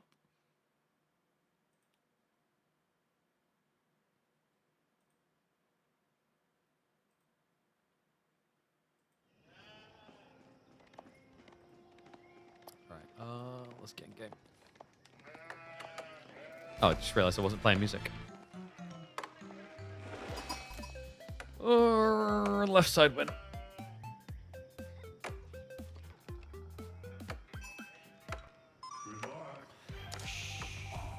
Game number 2, we're going to the barren wasteland that is Prairie. Puppy Paw and Wham are looking to strike back strong. They've picked dominant 1v1 civs. Puppy Paw in the red as the Shushi. The new aggro boy is the Jiangnan build. And Wham accompanying him with Golden Horde in the purple. The north side, Vortex and Lucifron think they can do it better. They have picked the exact combo that Canada just lost with in game number 1. Vortex in the orange as Lancaster. And Lucifron is once again trusted with a Night Civ. Jeanne d'Arc in the yellow. Map is going to be Prairie. Remember, very open map. Has been revamped. No longer has an 8k in your base, but it still exposes you quickly. It's a barren, open field with a lot of sheep in it. And I'm wondering, nobody goes for double scout opener. A little bit surprised by that. But what I'm not surprised by is that Lancaster's up to no good. Dark Age aggro, and he goes straight after Golden Horde. Okay, guys, this is cool. Remember, Golden Horde, unlike Mongols, cannot protect the Uvu. The Uvu is out of town center range. You can come and repair, but even that, as you can see by the lines, is not safe. It's a great read just to kind of slow down the Torgud because we're playing on a heavy cav dominant map. Prairie is very open. Historically, French, Mongols, these type of picks that have cav in feudal have been overwhelmingly successful. What I'm not so sure of is can Shushi be successful? We've had 1 or 2 Shushi games in this tournament, max. And in that game, actually it was on Prairie. It was a fast castle Lancer build. I wonder if we're getting it similar because the idea of like staying feudal and building slow moving units like Chug doesn't sound that desirable. The fast castle into crossbow grenadiers from Jiangnan with mass lancers, pretty potent if you get a lot of food as well. Oh wow, he got a great spawn too, guys. Back boar and berries. Damn. The boars are fairly close to every base in this type of spawn, right? Yeah, and it looks like Lucifron got a similar one with the back boar gold in the corner. So Tech Up's coming in, School of Cavalry in the way. We should be seeing Jiangnan. I'd be shocked if we got Meditation Garden. It's just not very good now as a feudal priority. There you go, case in point. Hey, you guys want Shushi to be different? They couldn't get much more different now, it would seem. Offside. Looks like we have got Kanan Tortugud coming in. You're just not going to see building carts, man. Building carts is just kind of sadness. We've seen... I think we had one game in this tournament where someone tried building carts. I feel like the difference in timing was negligible. Like, building carts to me is definitely a landmark, a case in point example of landmarks that are designed around 1v1. And it doesn't even seem to work very well in 1v1. Like, they had to nerf Kanan Tortugud multiple times. Or rather, nerf Tortugud multiple times to make it feasible. Burn coming through. Double Villager Idol is pretty tough for WAM. Oh, and Scout is trying to get the kill. He could end up losing that fight still. Whoa, whoa, whoa, whoa, whoa, whoa, whoa, whoa, whoa, whoa. Careful. He's got a spear. It's sharp. Okay, so he is going to keep the Uvu up, right? That's great. Still expensive on, like, the other time of 2 workers out here constantly. And you were going to need spears anyway against the Tortugud, so I don't think Vortex cares too much about that. Also, he can now escort the injured home and heal them with Abbey of Kings, so they still have a role to play down the line. What's he going to do? Kill me with a scout? I mean, maybe. Speaking of which, Puppy Paw. Ooh. DoorDash delivery right there. Hands over some of the sheep, so WAM now with a healthy 14. I think they balanced it, right? Yeah, 14 to 12, so they kind of tightened up. Which is smart as well because Shushi have got the extra income because they'll supervise to get more. I think this might be... Wait, is this... Is he 2TC? Nah, it's just an emplacement, right? Yeah, just in play, thank God. I was like, there's no way Shushi 2TC is coming back. The timing, though. Ooh, that's going to be -1. Lucifron, he's already here. Scares him off. Has to cancel the outpost. Now, that's kind of disastrous. You want the outpost on the ford because now there's kind of a risk that, like, Yeoman follows up and camps your gold. I think that's what he's worried about. Knight's just going to camp here and be a nuisance. It's not like assistance is coming unless you build your own spears and gets a charge! 6 short ranger. Lucifron gets the 1 kill straight up. Now it's going to be a tight outpost. Very defensive. Lucifron will have to back off. That's a bit... I don't mind. I think Puppy Paw, like, the risk he runs now is he needs double outpost defense, which sucks. If the goal was to go fast castle anyway, it slows you down a boatload. Double Knight might go for a dive. Scout is body blocking, but you can kill him straight away. Oh, he inches around again. Another? This is so clean from Lucy. Double kill already. Outpost still not up. He's going to burn it to force a build. He can charge again. He's going to go for it. Gets in. Claps down an extra. Doesn't get him. He gets in. Okay, well played. -3 would have been disastrous. It's already pretty bad. Kanan Tortugud tried to venture over, but the villagers are close enough, right? He's not going to find the kill there. It's double stables. Jean is in melee form. I think that kind of says a lot about this matchup, actually. Like he's willing to go melee against heavy cav, because Keshik's Tortugud, right? But Tortugud are kind of plastic damage. It's really smart. I think Golden Horde can be threatening, maybe in a 1v1, enough for you to go range on. But melee Jean gets free melee armor. And the heavy cav unit, the special heavy cav unit, this only does 10 damage. So you minus 30% of their DPS. It's a pretty cool choice. Shaolin Monastery is coming from Puppy Paw, so as expected, a fast castle build. No mirrored fast castle. Vortex and Lucifron are kind of stuck playing attack. The good news, though, Shaolin Monks should struggle a bit here. Shaolin Monks thrive off of, like, horsemen, spearmen, crap. But Knights is still a struggle. Although they're good brawlers, feudal French Knights can still destroy them. And Shaolin Monks are really slow, remember. They can't walk away. The other danger is if this doesn't pay off, you don't have much food to work with underneath your TC. But notice the position. Puppy Paw, he places it next to the Jiangnan so that he will get progress towards the free armies. So every time he builds a monk, he's going to get 10% progress towards an army spawning for free. And I assume we're going to see him switch from the range specialists because crossbow grenadiers is giga strong here. Yeah, even more so considering your opponent went melee. Is this Settlers? Only if you play English free TCP. Other side, Spears going in. Lords are there. That's an interesting fight, actually, against Tortugud because of the Lords, the extra health. That's like one of the Tortugud already. The Spears are going to be able to scare him away. Needs to be careful because Karash could come in soon. Yeoman production begins, though. So he'll have answer to Spears. Okay, I think he's got him in a headlock, but tricky for Lucifron. I like what they're doing, though. I was about to say 1v1v1. I don't like this against Shushi. But a 1v2, when you know that Puppy Paw can't contribute yet. Speed up the Lancers, but that's going to take time. Yeah, he doesn't have the supervision here, guys. It's 35 seconds. Don't scurry in. They're not going to find gold workers. Outpost drop is coming through. They're looking for the ball pull. Position a bit weird now from Lucy. What? Why is he turning like this? Monk finds the knight. Not like finds the monk. Makes more sense. Could go for a wall to buy some time. Lord's getting sniped though. Uh-oh. Spears are mostly gone. Wall on the flank. Gonna buy time. Jean can charge in. We'll go for it now. That's gonna be 20 XP. Hom nom nom nom nom. Oh boy, that's a lot of knights too. Dive in. Lancers gonna be able to scare them off for the time being. Pumba.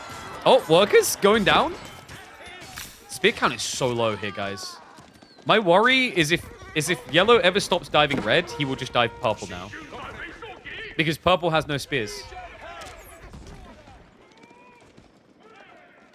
Man, they played this so well, reducing it to 1v1. I mean, Puppy Paw Wham stuck now, right? Puppy Paw, how's he doing with food? He's got none. Oh my god, he's out. Wait, guy, no, wait. Idle? Oh, he's got the bug. I think. I mean, he just called GG anyway. Guys, I said it was going to be fast. I wasn't expecting that fast. Guys, did he have the ZZZ or not? Because this UI didn't show idle, I don't think, right? Did he get the bug where, like, it doesn't pop up idle?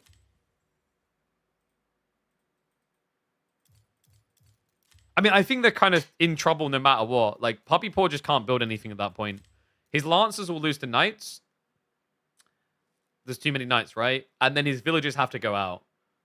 So I think even without the idle time, that's just like a logical GG. So 2 games up already for the Spaniards.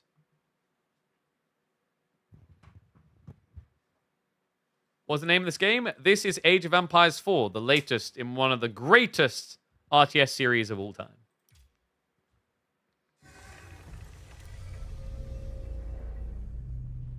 This is getting a bit brutal. Wait, they remake?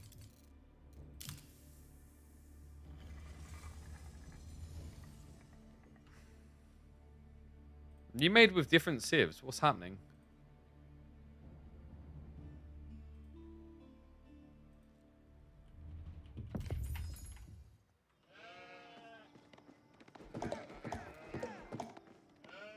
What? I'm confused.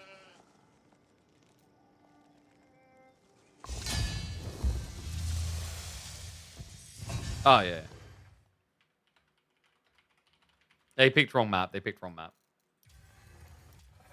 I was so confused. I was like, well, if it's a re, why don't they have the same civs? FC into GG. Hard to fast cast on 2v2. Yeah, you need so much food, right? Like, I think in hindsight, part of the problem is, like, he sent a bunch of sheep over to Wham. He should have been a greedy mother ducker. Right? Like, because he sent... I think he gave 6 sheep over. So he could have, on the back of that, got, like, 10 extra Lancers in terms of food. But that was pretty rough. Like, if you're fast casting like that, any villager losses cripples you big, right? And he lost... Was it 3 in the end, chat? I think it might have been 2, but the outpost position ended up being rough. The idle time as well. Lucifron just done a great job unraveling him super early. I think that is still the strength for Lucifron and Vortex that worries me a bit now for the Canadians. Is like early game, I think the Spaniards are stronger. Canadians are going to look better in the mid game. But the challenge now, as we've seen there, is getting there. And maps like Prairie in particular make that very hard. So next up, we've got Jean Mongol versus English Rus. I think this is this Rocky River? So Canadians pick Jean Mongols, and Spaniards pick English Rus. And the Spaniards typically pick English Rus for Rocky River. So I think that's where we're going. And this means we're going to be getting the double trader build. Do you guys remember this from earlier?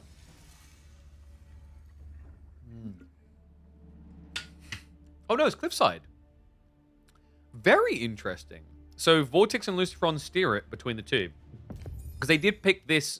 They done this matchup earlier, didn't they? They done English Rus against Jean Lancaster on Cliffside.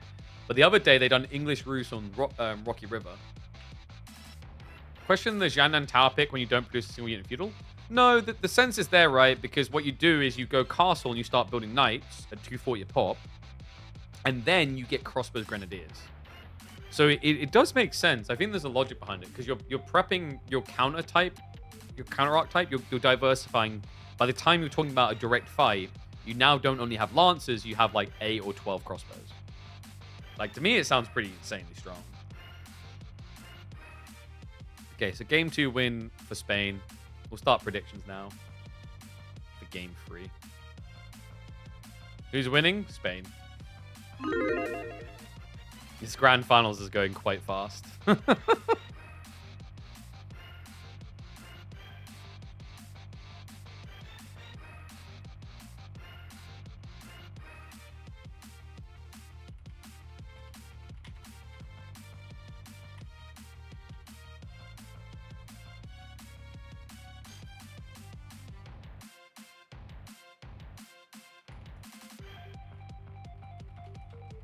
Sorry, just checking some from my creators.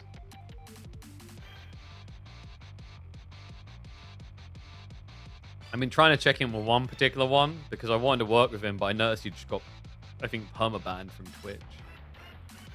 He made some very interesting comments about a certain nation getting glassed out of existence, and Twitch, for once, was very, very fast out of the gate on the ban hammer. I was baffled.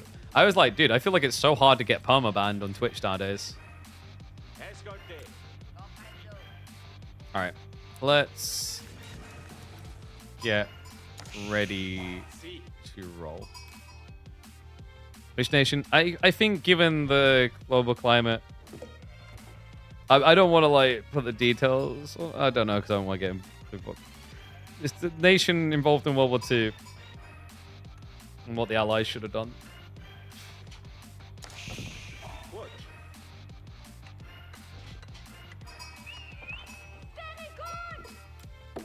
Alright.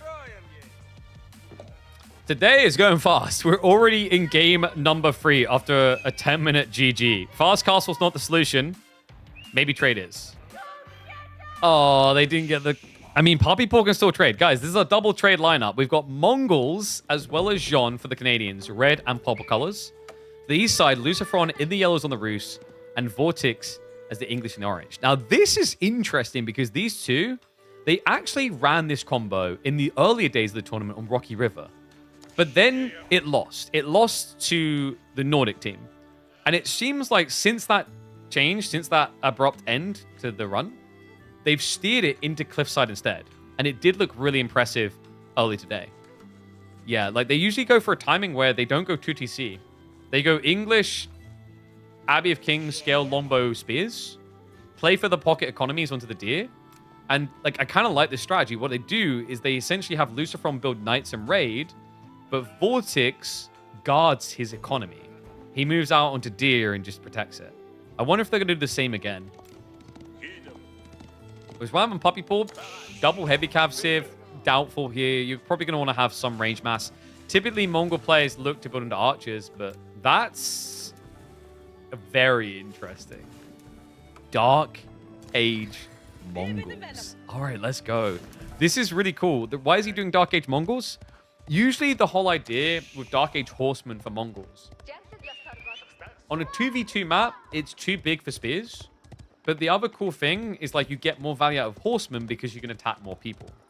So if you run into one player and he builds spears to protect himself, you go to the other player instead. And it makes it worth the play. And what's smart is the civ choices.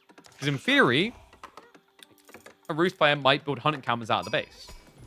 And with English, their village's shortbow attacks suck against horsemen.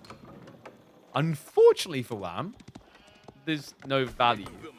Lucifron built tight. He also got the blessings of the tiny tree line for the hunting cameras. So he's protected by the town center. Khan barely gets away. And then on the south side, Vortex already has the gold necessary to go feudal, so he's a crap target too. You can move on to 9 now. I mean, Vortex is gathering a lot of gold, actually. Why so much gold? Maybe wheelbarrow rush? In terms of haulage, 11 sheep. Lucifron's got 16. Wham has got 14. And then Puppy Paw is sitting pretty at 14.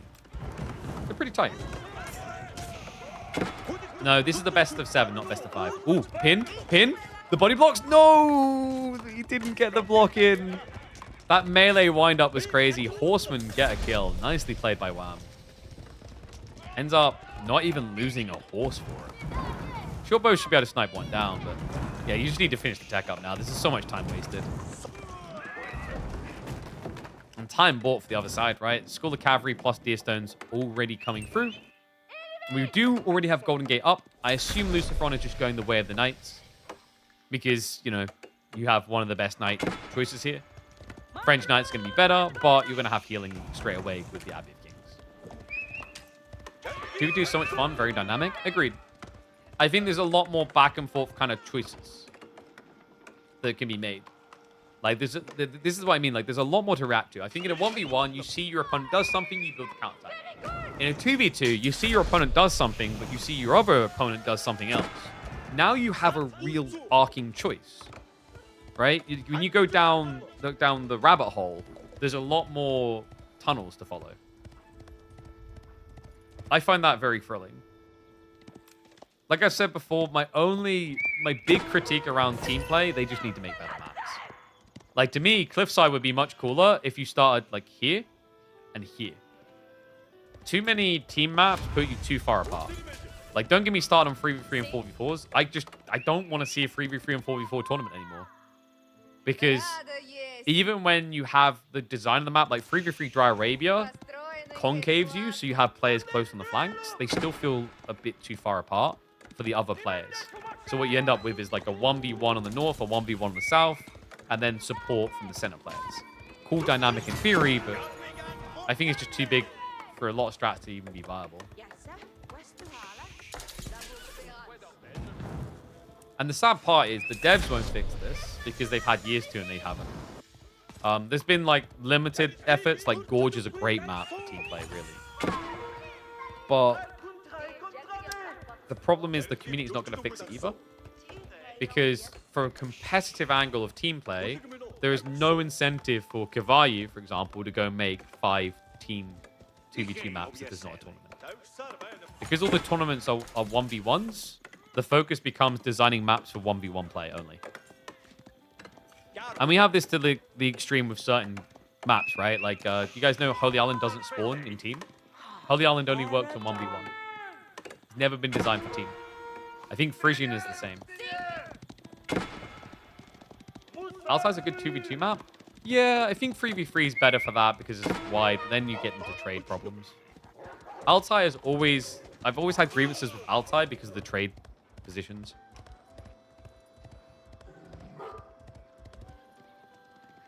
So we have got double... Wow, double heavy cav. Wham's adding in archers as well, but I kind of like the idea here.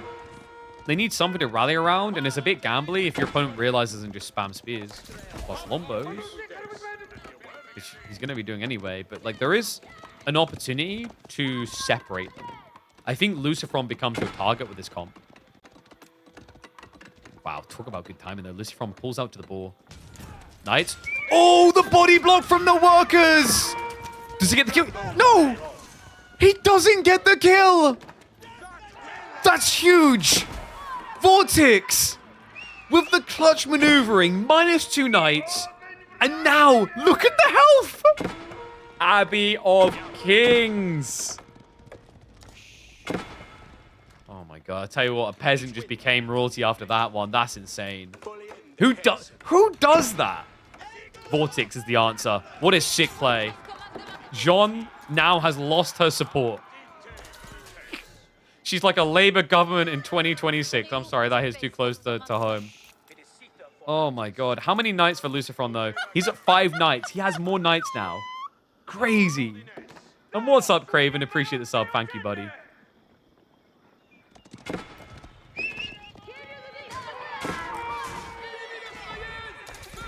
Lucifron. Oh my. Another great trade. Scout for a knight. These guys are just so good at early game. It's insane. Like, with what we've seen in this series so far and what we've seen in this game so far, you have to start asking the question, what does Poppy and Wham have to do to win a game? Because, like, if you can't do the early game here, if you can't out them in the early game, you're going to have to start playing very defensive type strats. And you ask the history of players who tried that against Vortex and Lucifron, they're going to tell you it's not usually a good idea. Lucifron will just raid you efficiently, and Vortex is the all-in king.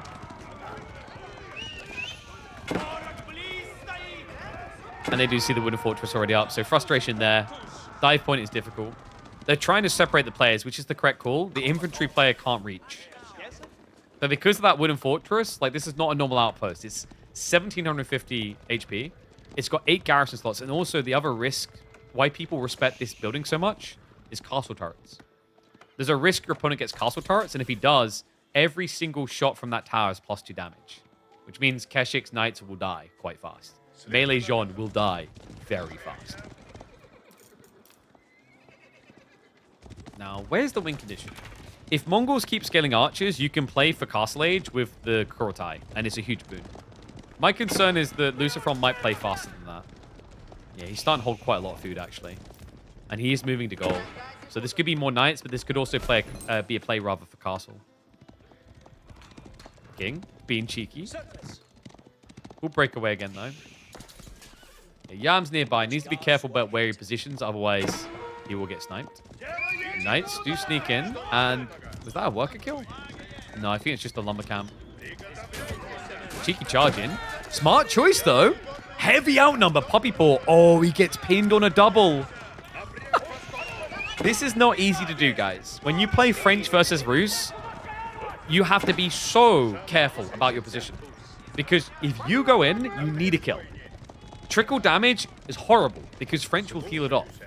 So every time Lucifron makes these moves, he needs to be damn well sure he can catch a target. And that's so difficult to do at this level of play.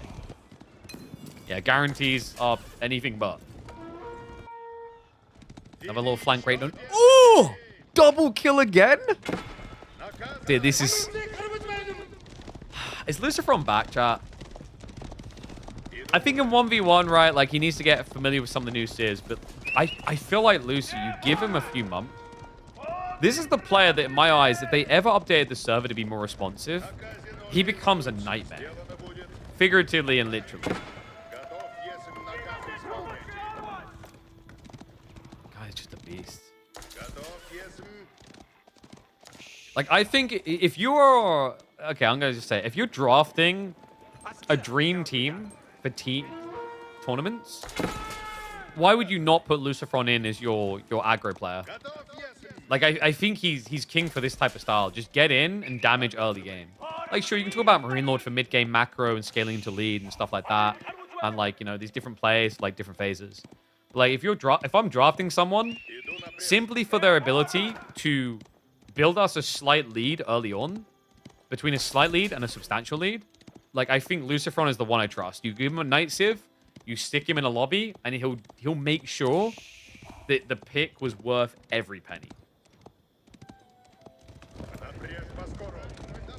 So many knights already as well. 19. Now push in. Big out of time to be achieved here. Orange is out of his own base. Wait, what? The timing on that. Puppy Ball's coming too. They're all inning him. Vortex is in trouble. The villagers, like, they run back into the base, but this is not safe. Garrison, ungarrison the other side. Army rallying to protect. Vortex, a lot of low health bars. Not too many losses. The knights charge in. Army's on the way back now. He can get a pin. There's a funnel point. He knows it. Knights steer wide. They have vacated the base. Vortex, how did he not lose more? Oh my god, and the Canadians get out just in time before the Roost Knights can commit. Insane. Now, this is where Abbey of Kings is clutch. All the health bars can be filled again. Other civs would be screwed if this happened again. He'll be fine. Knights do start the fight early. Vortex now catching up with his army. Longbow's almost in range for the intercept. John would be a prime target. In fact, XP-wise, 300 out of 500. John being sniped now, though. Bring brought low. Has got Divine Restoration. Knights brute force it. Spears are kind of blocked behind them. The Archer's now exposed. Yellow and orange definitely outnumbered. The Roost Knights making up the difference, though. John goes in again. She's dead. She's gone. And now it's a mess. Puppy Paw needs to leave. But he gets pinned again. Not just that. It's a dive into the base. More idle to be achieved there. And look at the numbers switch. I can't. This is Lucifron's game. He's everywhere and anywhere all at once. Cuts the Archer wave down. Makes up for the losses because now it's his turn to go and hit economy. There's a raid on the flank. Wait. No, they got his villagers, I think. It looks like Lucifron may have lost the Gatherers out on the board. That's -8 then. That's the difference. Because Vortex microed like a god, right? He's 33, I don't think so. There's definitely been some losses here, I think. Has WAM been double producing? I don't believe so. I mean, everyone's been taking chip damage, right? Yellow Knights need to leave, though. Army is moving up, but Vortex is slow to arrive is the problem. They know they need card damage. They took too much of a hit before. Roost Knights, bad fight! Lucifron's been doing such a good job up until this detail. Northside is becoming the bane of his existence. Now, the dive. Puppy Paw needs to be fast on the fingers. Or he's going to be fast on the count of losses. He gets in. Huge hit on the gold. A hard commit here as well. Says anything you do to us, I'll do to you twice. Woodworkers may be in trouble. They've created their own kill zone there. They're going to migrate towards the town center. Purple's army is on the way. Looking for a smash. Lombos are protected from behind. Knights get the charge up against Reds. They're moving to the east to try and retreat. They're breaking away from the Keshik line. They're cutting down the Mongol archers. And now they turn the other way. Split micro from Lucifron. He needs to do this perfectly. This is a pin. Red Knight's coming from behind. Jean just got brought back in. This is their kill point. Vortex and Lucifron, how do they get out of this? Vortex trying to hug the tree line. Lucifron loses so many knights. So much work. Unraveled in an instant. I mean, he still has the knight lead, right? But now Jean is up and ready to brawl. Level 3 melee has arrived. And she's too tanky to insta-snipe. They know it. Jean de Cleve about to get the wipe on the Lombo stack. That is brutal. Lucifron unable to assist. And that, I can't believe it, man. That is crazy. What a game. I mean, how often would you get a 16-minute game with this many plays in 1v1? I'll wait. I'll wait for the answer because it's rare. It's insanely rare. But you see how possible it is in team games. That was crazy. The sequence of events. The dive into the base. The micro from Vortex with the garrison shuffle.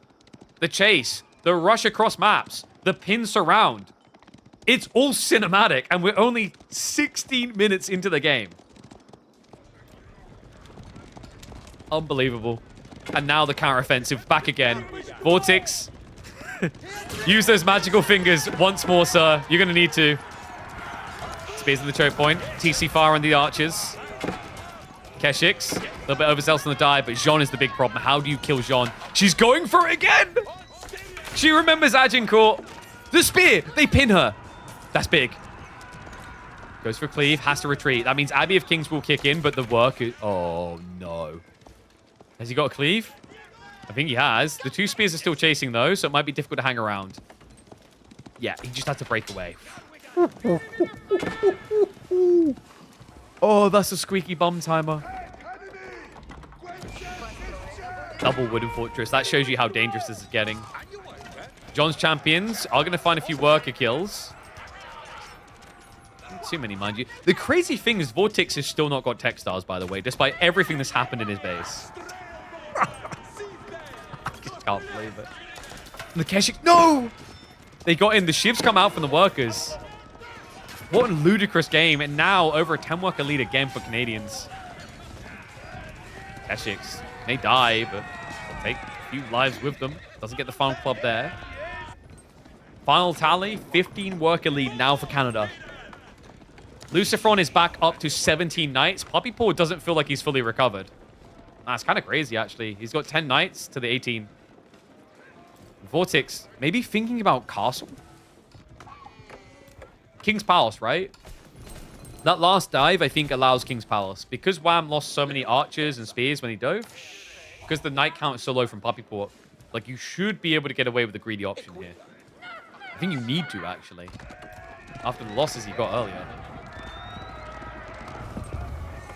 It's kind of crazy that level 3 melee Jean didn't just win the game against Lombos. And she killed a lot of them, by the way. Like, that was feast or famine situation. She feasted. King's Palace now being snuck in on the tree line. Lucifron, never to be outrated. Once again, looking into the base, this time mirrored by Puppy Paw. Dive into his own tree line is going to cost him 2 workers.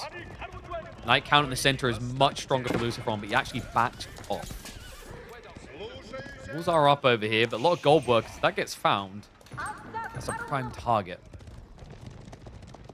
Remember, you don't want small trick arrays. Like for Lucifron, he's pulling away on these flank raids with the 3 and the defensive with the 4, because those are the fights that will always be better for French. He wants this fight. And Vortex now with Castle Age. He just painted a target on his back. Wham's moving up. Time is limited, though. Bows move slow. Veterancy should be getting primed quite quickly here by Vortex. It's already been queued. 50 seconds away, though, is a long way. With Knights bearing down on you, and Lucifron may have made a mistake. He was going aggressive again. This bro needs him. He needs him fast. TC garrisoned. Lombos. Gonna start step retreat. A few spears do scare the Knights off, and the backstab is on the way. Lucifron 10 seconds out.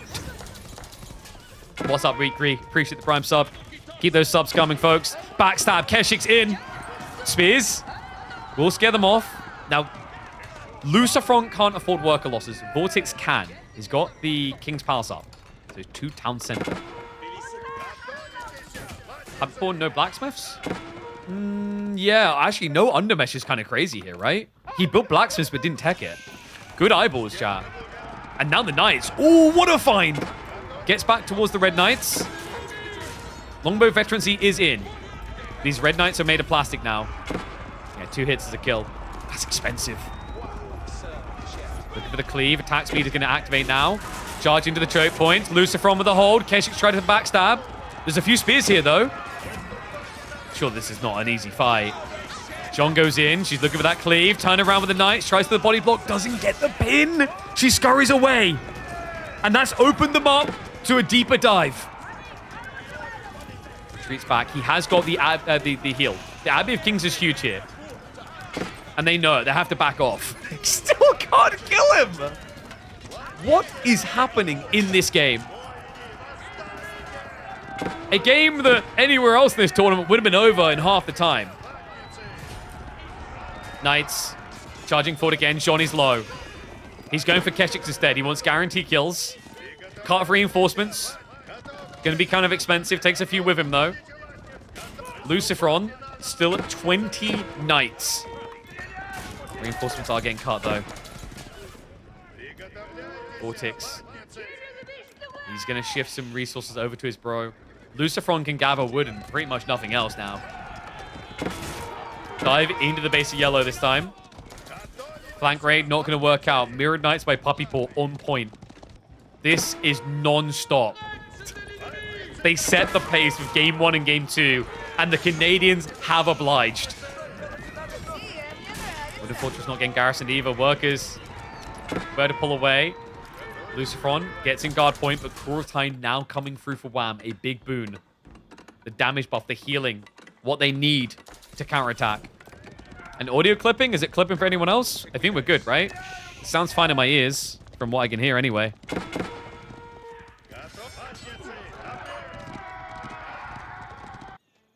What a game.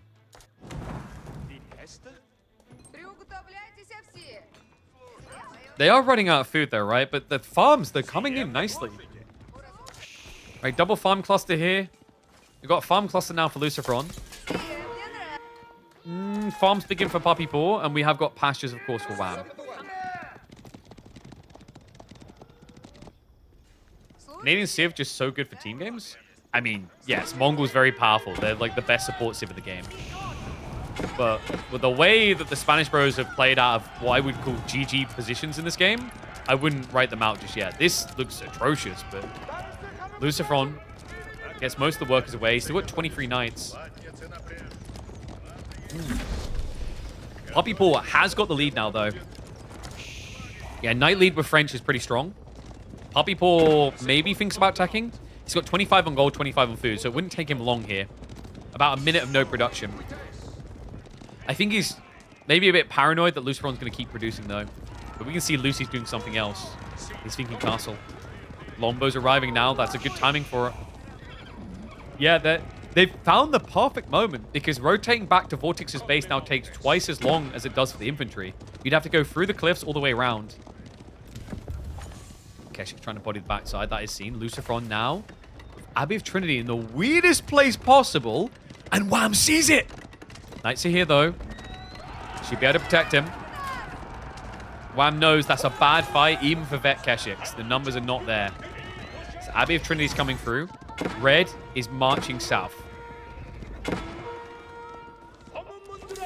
Now they see the opportunity. Vortex, he had to guard his bro's base. That means he's unguarded at home. You'll give me a heavy dive, not underneath the English TCs, but the gold big. Quick reaction out of Vortex. Not going to make it easy. Longbow's catching up again, though. Yeah, they can one-hit kill now. This is big. Red's Knights aren't that tanky, but charge through onto the tree line. He left it wide open. Cleave is big. It's a great hit. He's going to find more as well. Idle at the back. Intercepts the relics being picked up too. More workers going down. Now the Keshiks dive back into the base of yellow. They're splitting the map. Kings go right on the other side, so a little bit of counter raiding here, but this is looking chaotic and disastrous for Spain. Dive in. He has got the wooden fortresses everywhere. Props to Lucifron for this. He caked his base with outposts. Yeah, and it doesn't look like Wham wants to hang around. Backs out. French Knights do have their +1 armor now, so big deal there. Have they stabilized it? Have they cauterized the wound? Because Relics is now on the agenda for both of them. They're in Castle. He's got Abbey of Trinity. His bro also went Monks. But meanwhile, Wham never tried to pick them up. He has, however, moved this bad boy in. Kurotai's huge hit. So that charge in. Nice hit. Idols the farms again. It's 40 longbows, 15 spears. 29 Keshiks, 31 knights. I mean, this has to be it, right? Like, you think about the power of Kurotai. You think about the number advantage. The quality of those numbers. Over half of the military pot for Canada is heavy cav. Surely, this is where they break them. And there's always these kind of trickled interceptions like this. Just cutting them down a bit here or there. Knights on the flanks. Keshiks stand their ground. Defensive arrow activated. Still going to end up losing some Keshiks, though. This isn't a great trade for Purple. Wham, he misread it. He did not respect the DPS. Loses all Keshiks. Bloody hell, what a hit.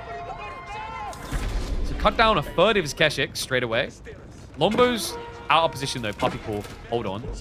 Second wave of bows behind him. Spears from behind the tree line. Gets the reveal. Backs away just in time. Kurotai now parking. Lucifron still just trying to deal with the trickle raids, but the Knights are camping his main. This is getting so difficult. The breathing room just not there. Trying to smother them, suffocate them at the stage. And John's getting close to level 4. 400 XP away. Knights, good pin again. Remember, this is Castle versus Feudal. Puppy Paw is still a liability. He chose to build more knights. He does not have veterancy. Good trade on the south side there, Jean. Coming in deeper, looking for the backstab. Knights have to retreat away from it. A heavy hit. And Jean so close now. 150 XP out. Kurotai's moving up as well. Longbows left on the lonesome to deal with heavy Keshiks. Villager line about to be beaten to a pulp. Has to retreat further inland. Not that there's much map left here. And Puppy Paw still no tech up. Unless... yeah, he's had enough. He's trading. He's trading across. This is it. 38 knights. Level 4 Jean just around the corner. He chooses tech.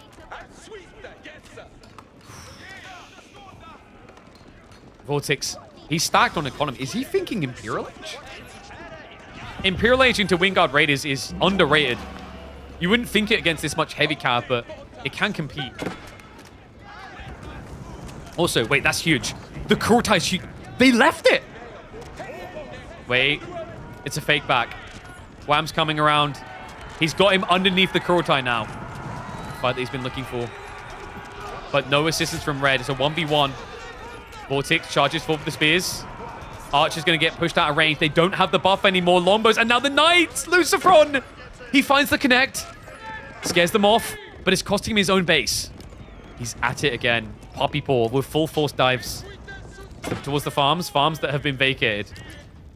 The stone gathering Lucifron now trying for a castle. They're coming back north.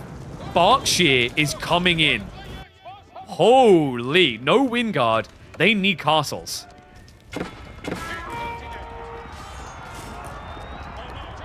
Wham. Is he starting to think about Imperial himself? No, he's reinvesting. But Puppy Paw, he doesn't need imp, remember. He's got the techs. He's got veterancy, cantled saddles, royal bloodlines all on the way. Or low from behind. Puppy Paw. Ooh, he sees it. Won't get caught. Cheeky idea there from Lucifron. Spears. Wait, that's level 4. That right there is level 4. Jean fully juiced. Yeah, she's roided up now. 40 XP away, and she'll get on that retreat there. Vortex trying to hold choke points to make it a bit better, but damage most definitely done. Siege Jean complete. What a game. I was worried about this being a wash of a grand finals, but the boys are delivering. Firing on all cylinders. Jean de Blast means they can get cannons too.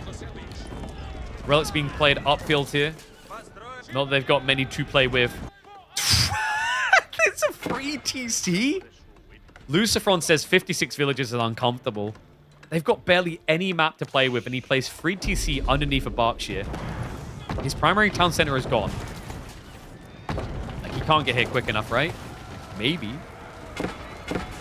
They've got Valorous Inspiration. That's the problem. You want to try and bait the attack speed out of Jean and then pull away. I'm impressed by what Longbows have been able to do in this game. Like, how has he been carrying with Longbows like this? Elite Longbow now. Silver hats, fully upgraded. Is Royal Bloodlines enough? Because I'm thinking Incendiary next. Vortex has got range 3 coming. He can't quite afford Incendiary, but if he gets to that point, these bows will carry. Jean, of course, not really a great target, but everything around her can kill. Or rather be killed. It's cool with these trades as well. Like, he keeps looking for these engages because he's already into Imperial Age. Anytime he fights them, he's keeping them away from him. And he needs to because Lucifron has been beaten to a pulp at this stage. Down to 61 eco and playing Recovery Arc. More farms are coming in behind this. And yeah, you just see the slings. It's like, take this, little bro. Take this. He's got a lot of catching up to do. French Knight count double that of the Rus. Oof. Elite Spear upgrade is there too, though. Squeaky bum time in this grand finals. I mean, it's almost 75 knights between the two of them. Jean as well, with attack speed buff. Got to be careful about positioning because the attack speed can work both ways, and Vortex realizes that he's rushing up an outpost. He wants to creep that aura up. The Kurotai is down. There's no counter aura. It's just the attack speed from John alone. Right, Spears. Can they hold this? Gonna activate it. Valorous Inspiration is a go. It's the full charge, movement speed as well. The double wombo combo to break on through. They sack the spears. They have to leave. Brace buys a bit of time here for the disengage. The Ring of the Bells says everything. Network of castles, no citadels. He has just got the enclosures though, so buff gold gathering now for Vortex. Longbows, a lot of carrying to do. Keshish can continue. Knights now charge. They backstab the farms. No guard. Choke point hold against Mongols, but now the dive in from French. Vortex losing what? 8, 9, 10 workers. Primary town center not really burnable at this stage. Where did we get that castle in the end? Did we actually get it? We just got TCs right. Lucifron never committed to a castle at all. It's just one Berkshire to rule them all. Choke point hold for Lombos again. Perfect situation. Knights find an open target. Barely any crossbows, mostly archers over here. Backs away though. Can't really afford losses. Doesn't have the ability to remax. Lucy should raid. Raiding is what put them in this weird situation. Vortex needs the threat of his brother being there to posture like this, or it's impossible. Guys, oh my God, he's getting there. Incendiary arrow in 30 seconds. Arrow volley 45 out. This is maximum DPS bows. Well, Lord buys some time on the back. Knights do get back in time. We're kind of reaching that point where Lombos can actually just carry this. Karganet is coming, though. Wham blinks first. He's going to the Fort Phage. And he is indeed going to get those 3 armies. Interesting he doesn't go White Stupor when he's already at 100 economy and max army. That does surprise me. I do wonder what the thought process is. Probably the Nest of Bees. If he gets Nest of Bees against bows, he feels confident. I'm not sure you should be that confident, though, because there's still another tech available to English he hasn't got yet, which is Silk Bowstrings. I wouldn't be surprised to see him going for it next, because Bowstrings is insane here. It means any sort of poke is going to be bad for Puppy Paw and Wham. And he rolls a creepy pow. I don't know if you want that.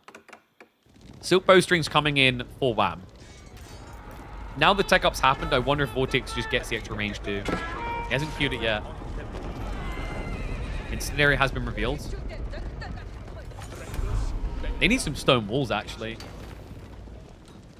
they have any gold left to upgrade with? He's playing English. He always has gold. He's got enclosures. And he's got a lot of people on them. Right, he's got 42 farms active. 45.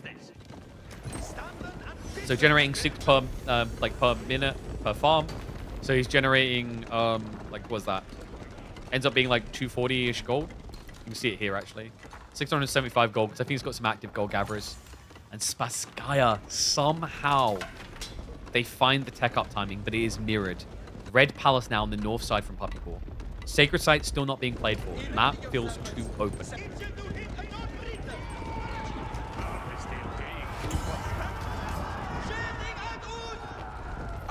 Lucifron Vortex. Is the late game better? Jean is powerful. The Kurotai is missing for Mongols is the problem. Meanwhile, Poleaxes is an interesting buff point for Roost Knights. And there is that attack speed aura the English have themselves. He also is playing a Warrior Monk, so he'll have the attack to get the buff, which gives armor, gives damage. Don't write the Spaniards out. They've held on this long for good reason. Let's see if it's good enough. Well, they've postured aggressively. They need to move fast. Keshiks are going to have to pull back. Gold gathering on the front side is seen. Lombo showing up. Silk Bowstrings should already be in at this stage, so similar range to the Bowman. Knights charge forward on their own. They don't have elite. Lucy, what are we doing? This is too soon. He sacks, what, 10 Knights on this entrance? And the backstab's coming. The smush from behind. Keshiks to intercept. Knights are waiting. Puppy Paw's looking for the elite status. He's 20 seconds out. And now the bows. Have they committed the volley? No, they haven't. Now they activate. There we go. Gatling gun mode activated to wipe out Wham's bows. He's holding spears back here. It doesn't look like he's done enough damage, though. Wham still has numbers. And now the charge. Mass Knights. Elated, and you are yeeted. They're pinned. They're stuck now. Baited, hook, line, and sinker. They will, for the last time, enter Canadian territory and die. And thus ends one of the craziest 2v2 games I have ever seen. That is freaking wild. Like, you just don't get games like that. This is coming to YouTube. Damn, you bet your damn ass off it is. Originally, I was going to upload finals as a full thing. I don't think that happens now. I think that deserves its own full stripes and honors. What a game. What a game.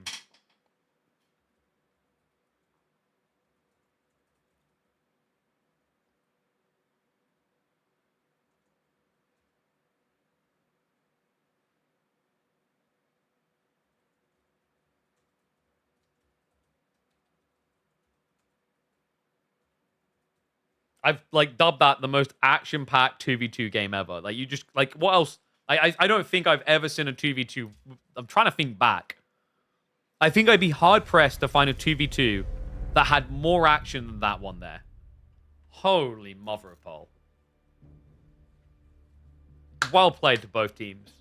Like, that is like, I mean, I'm going to put like an or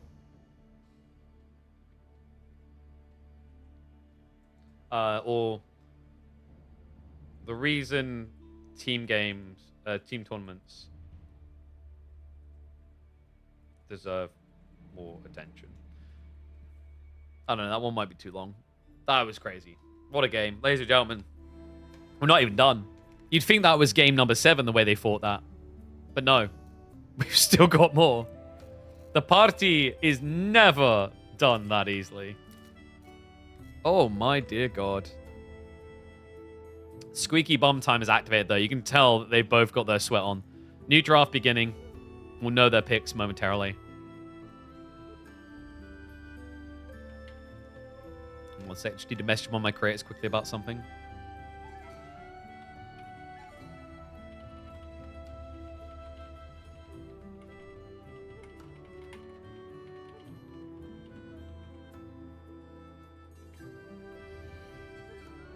Can anyone explain why he got back to Age of Empires 4? That game right there is why I came back. I wasted all these weeks waiting for the one true game and it arrived.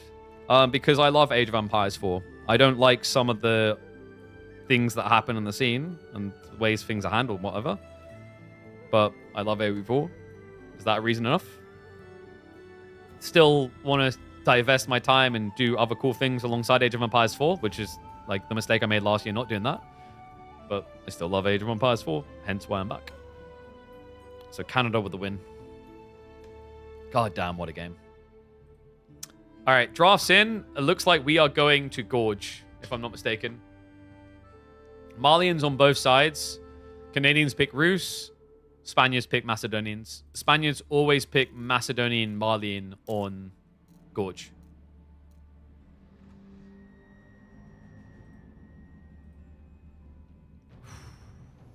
And if you haven't subscribed to the channel yet, you should. To get more epic games like this, why not? Yeah, make sure you're always following, guys. Notifications turned on so you know when we're going live. We will also be live on the weekend for the Elite Classic games, which are going to be lame in comparison to this 2v2 tournament. I'm sorry, I said it. Like, I don't think I'm going to see anything that tops that game this entire month. And indeed, it is a best of 7. Boys should be getting in lobby momentarily. Thank you, Jacob. And thank you, Francis. Thank you, everyone. Yeah, honestly, like, dude, if I go back to organizing tournaments, am I just done with 1v1s because they're ass cheeks compared to 2v2s? I don't know. It might just be the 2v2, like, the 1v1 meta is not that great at the moment. 2v2 is looking pretty freaking epic, though. Holy.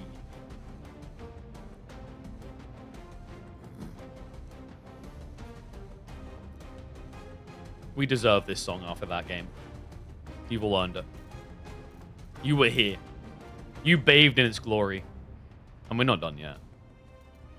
No, we still have potentially 4 more games. Lock and load it, baby. It's gorge time. Gorda, I know my boys. God, I kind of want to play Battlefield now. Actually, I need to spin up Battlefield. It's been a long time, and they did add Bazaar back. Do you guys remember that?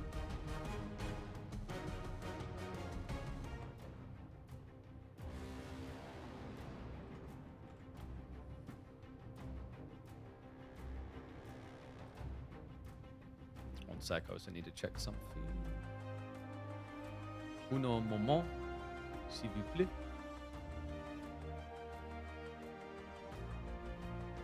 I'm getting pinged about like a trillion things.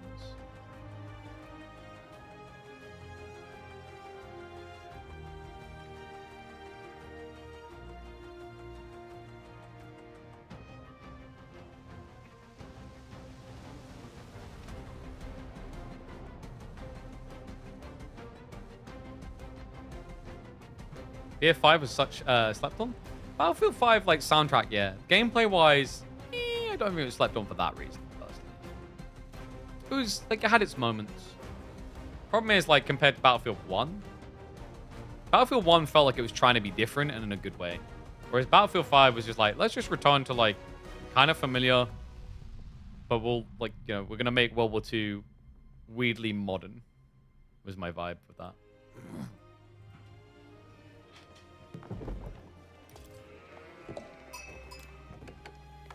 Let me flip score around because they're the wrong side.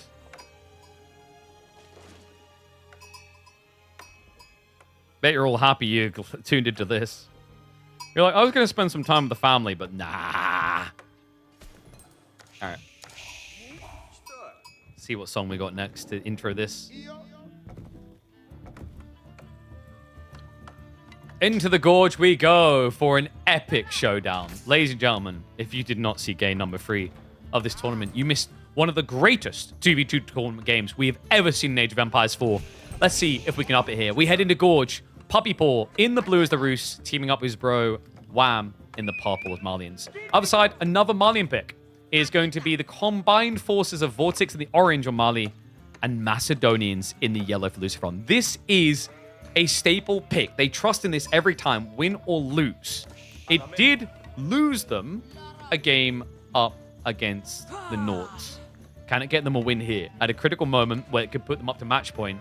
Or are we going deep into that night for a Canadian-Spanish showdown? What an all. What a treat this has already been. Man, big shout out, by the way, has to go out to the organizer of this tournament. He put $1,000 on the line, and it has been an absolute joy and pleasure. Night Shift Gaming, aka Carlo, who brought $1,000 for the boys to fight over. And also props to the players. There is literally an S-tier 1v1 tournament going on, and they took the time out to come play this. Top names, right? Not just these guys, plenty more names, though. Some of which are competing in the Elite Classic 4 main event. But I'm just going to bluntly say it. No shade on UGC, but I think they're going to have a tall order to beat some of the quality games we've seen in this tournament already. So, Malian. Why is Malian so strong on this map? It's the nature of the map spawn, I think. On Gorge, 2v2, 3v3, etc., the food can feel quite far out. It's also the 8k gold starter. It's so safe. Like, you're never going to get Dark Age rushed on this map, right? I haven't seen a single team try and Dark Age rush the other on Gorge, because it's impossible.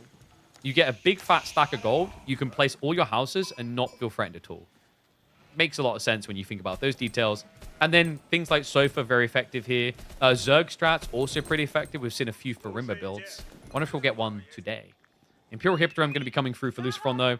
Puppy Paw with Roos is interesting. Also, his position's pretty sick. He got the back tree line, which is huge for the hunting cabins. Look at this. He gets triple hunting cabin and then an extra on the side. If he was the forward spawn player, it would be poo-poo on a stick. So really important detail there, getting the correct spawn spot. Yeah, so gold gen's going to be, what are we looking at here? Probably about 45, 50 gold in total. Pretty nice. Actually, no, more than that. I think it'd be like 60. And remember, the hunting cabin play is more efficient now. They did nerf passive gold, yes, but then they buffed the cost. These used to be 100 wood, now they're only 75. Sengoku player tried to Dark Age rush you as Mali on this map. Oi, oi, oi. I'm guessing that didn't end very well for him. Sengoku's not exactly a great Dark Age rushing civ anyway. So I imagine that was pretty atrocious for him. It's just so hard, right? Like, you can maybe outpost drop here, but look at the TC ranges, and you see why diving isn't really possible. Like, you can maybe burn this house here, maximum. Okay, so Lucifron almost complete the Hippodrome. Does he want to play Mass Horseman? I've seen them play both styles here. Sometimes the Spaniards go for Fast Castle with the Macedonians, and sometimes they play Mass Horseman and commit. Now, the Mass Horseman strat didn't end too well for them last time. Could it be better here because you're against Rus? Rus that are either going to build knights or archers? I think the problem is that if they build knights, what do you actually have? And that Rus game was so refreshing as well, by the way. You know when you see like a game on a civ that just seems to never get picked, you're like, man, we may need to reassess our value on this civ entirely. That's where I'm at now with Rus after that game. Crazy game.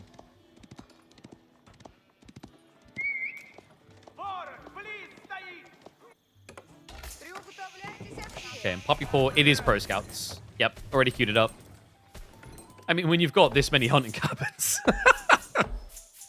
Remember what we said on Gorge, the loose resources, very hard to play onto and feel safe. Like, we've actually got Lucifron doing it, which is pretty ballsy. But, like, most players just won't feel safe doing this. Especially if there's heavy cav threats, which both sides have. You know, Malians can build sofas, Rus can build Rus knights, rather. And then Macedonians, like the horsemen, kind of has a similar vibe because of how quickly they come out and also the champions you build alongside them. All right, let's see what predictions look like. 71% for Canada. I think you guys just really rate Rus after that game, huh? 4 deer packs on Canadian side is unusual. No, because it's 4 deer packs on both sides. You get 2 deer packs per player. You get 1 boar per player. The one that's really confusing is relics, actually, because the way relics work is the base number is 5, and then it's +1 per player. It's like these other things have like some sort of order to them. You'd assume it's something like, oh yeah, 2 relics per player. No. Warrior Scout should get scared off here, right? If Wham hangs around, I think he's dead. Yeah, Shiv out. Oh, this is going to be tight. The attack speed on the Scout. Ooh, just about saved the worker. 1 HP. Nice sync up there. Lucifron just saying, hey, bro, you need to stab back. Horseman. Ooh, intercepts the Pro Scouts. Nice one. Donzo plays coming from Wham. So what's Vortex? Is he just cow booming? He's just cow booming. Okay, so this is a space created build. Lucifron is still teching him. Like, this is double greed, actually, which is unusual for the Spanish pros. They don't often do this. Like, if anything, you'd assume they're going to be double attack, not double greed. But Lucifron's definitely going for castle play. And then we've got Cow Boom coming through. The cool thing about this combo is you aren't that susceptible to dives because of the landmark choice you get with Macedonians, right? You're going to get Golden Horn Tower. And if you feel like you're going to be dove, you just drop that Golden Horn Tower back here to protect the Cow Boom. And then let the Malians kind of carry through.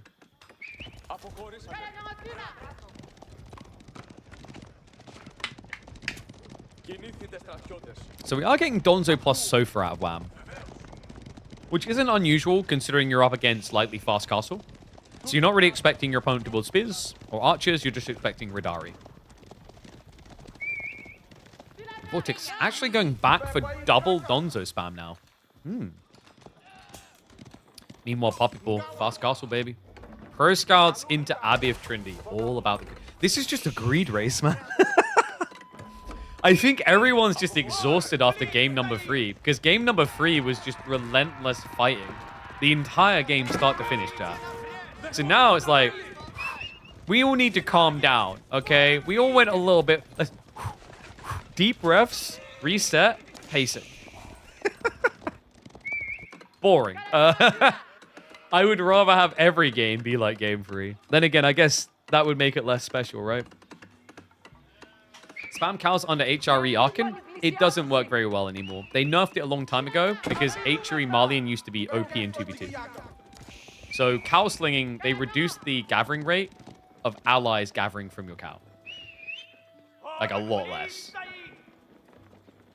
Better make pastures for Lancaster. I'm still waiting for that combo. Mongols Lancaster sounds pretty crazy.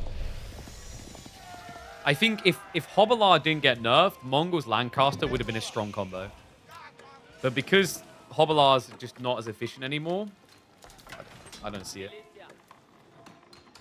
So Wham, starting to prep for his own cow boom, but Vortex is going to be a little bit faster in his timing here. Lucifron about to complete the Gold Horn Tower. And we should be looking at Ridari straight away. Hitmine set up pretty nicely. We're getting Horse Archers. It's been a while. But Vortex is aware, guys. He's prepping jabs. And that tower is at full attention, sir. Look, I can't even fit it all on the screen. It's too big, guys. Why do they keep making buildings so big? Like, you know what this is? This is obvious proof the devs think that we're getting old. Our eyesight is so poor, they had to make this building this big, or we wouldn't see it. We're like that old person who shouldn't have their license anymore. Like, I've never crashed in my life, and then you look at the front grille of their car, and there's like a dog and its owner stuck on.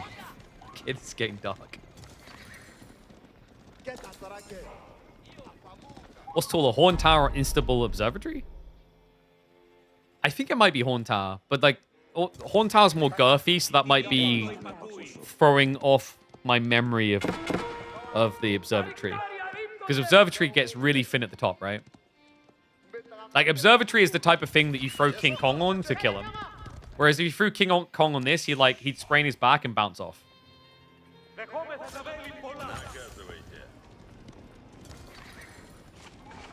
Okay, so Fulani's coming through. A little bit slow for Vortex, actually. He's just lobbing military. Great. Villages are going to be safe. So he's just trying to enable Lucifron. Which kind of makes sense, because you can counterplay what Puppyfall's doing with just tier 2 anyway. You only need javelins. Relics, how are we looking? He's got 3 monks out in the field so far. None of them in combat, so he's rushing all relics. This is a horrible fight for Lucifron, though. Yeah, they just kind of need to slow the pacing a little. This is the tricky part of what they've done, is they've played front Macedonian, back Mali, but they're playing infantry Mali. That kind of sucks, right? The nice thing for Puppyfall is he's playing cav from back. So that allows his ally to arrive much quicker with Donzos. I hate the idea of Javs versus Horse. It's really good. Horse Archers suck against Javs, right? Would have been nice to have Farimba, sure, but I think the problem here is you're expecting the other Malian player to go Fulani. And from what we've seen in this tournament so far, Fulani beats Farimba. The only way Farimba seems to stand a chance is if you 2-town center Farimba. Nice pin there. Relics being played for by Lucifron. Still, the majority is getting banked by Puppyfall. He should have, what, probably another 2 relics on the way home at this stage?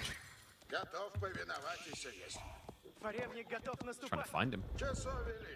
Oh. Yeah. Oh. Maybe not. He can intercept that. Remember, Rus Warrior Monks learned how to fight. Get him. No. Let's go. Okay, I don't think he's going to get an insane amount of relics. Man, like 4. Lucifron done a pretty good job picking those up, actually. Grand Fulani almost complete. Lucifron hasn't really got raid opportunities now that I think about it. The way that Puppyfall and Wham played this is really smart against Macedonians. They've built Cow Boom, obviously, so they don't come out for food. They have cow. And then they've Pro Scouts, so they don't come out for food. They have beer. Farimba's about timing. Don't think it works well in teams. I think it's okay in teams, but it requires certain situations. Farimba is much more different than it used to be. It's kind of timing, but it's got scale now because you can build multiple tier types. It used to be really cheesy and timing based because you'd choose one choice and that was it. But now remember, Farimba lets you choose multiple. So you can start Javelinier and then go Mansa Musafadi and then go Freeborn. You can do all 3 unit types. That's an insane difference. But like the problem is in a Malian mirror, you know, Mali is still going to Zerg. They're always going to Zerg. And Mansa Musafadi, I think like the Malian Archer time is just too solid against it. And then if you try to switch Freeborn, you know, they'll add in Sofa because they've got Fulani. And that's, I think, where you get tripped up in a Malian mirror, is like you can't play well up against the Sofa Archer with Musafadi Javelineer. It doesn't sound as good. Ru's so good with Warrior Monk buff? Wait, have I misrecorded? I'm pretty sure the Warrior Monk buff doesn't apply to teammates, right? It's only for you. Can chat check me on that? I'm pretty sure it's only for you. Love this, though. Just a little top off, a little healing. I still remember that game where, was it Core? We watched him, like, fail to actually win fights with Warrior Monks because they would untoggle heal. So he'd go into a fight, and back then it used to be priority healing, didn't it? So when he'd A-click, instead of them charging and buffing his army, they just kept healing. They fixed that now, right? I'm pretty sure they prioritized attacking higher for Warrior Monks. Thank goodness. Like, it generally lost him the game because I think he was playing against archers. So plus armor is huge there. Okay, guys, we're blobbing. Triple Sacred Site lock for Canadians. Papapour now being forced out of his base. He can't just rely on pro scouts. It's all gone now. He has to play Boar. And we have got Vortex now sneaking for the extra pit mines. Juicing himself up. Ridari count looks pretty frightening, actually, guys. It's 20 Ridari, and he has got the tier 3. In a 1v1, by the way, Rus can beat Macedonians. Horse Archer versus Ridari. You have to be on point with your micro. It takes a long time, but you can wear them down because there's no heal factor. So want to be careful of that. Like, Lucifron and Vortex will be astutely aware. They're looking for just a big fight that wins. The cool thing that's different here is 1v1, not the same as 2v2. The Javelins are designed to try and counterplay the Horse Archers. Still, it's not many of them, is it, right? Just 10 Javelins. Feels a little bit underwhelming. Papapour. Is he going Imp? I mean, dude, he's got 60 Horse Archers. If he gets Imp, doesn't bear thinking about. The buff to range, the buff to damage. Now that's interesting. You don't see that often. Lucifron is going back for the melee damage text on cavalry. He doesn't even have run fire. Wacky one. Maybe he's thinking about Horseman switch. Warrior's Monk buff is going to be coming through, though. No buff for his ally, as you can see. Ridari have to pull back, kind of baiting him range here. Archers need to be trading out against the Donzos. A big clash here, but that Horse Archer backline with the buff damage. 15 damage. The Sofa feel the sting. Papapour starts stepping away. Remember, Horse Archers attack quicker these days. Front line of his is gone, though. It's full backline versus melee blob and go. And it looks like WAM might have to sack his archers. They can't retreat. Ridari fitting the count. Not looking that strong. Their health bar's looking ugly. Has to leave. And they cannot even decap the Sacred Site. That's just a retreat and losses on the way. Horse Archers coming in strong. And the raid. A few Sofas slipping into the back. No big hit, no big loss of workers. But control maintained. And now, definitive. This is a Spasskaya, isn't it? It is. Not on the Sacred Site, but definitely forward. However, the game is not over. The game is afoot. Sacred Site got decapped. They do not have an endpoint yet.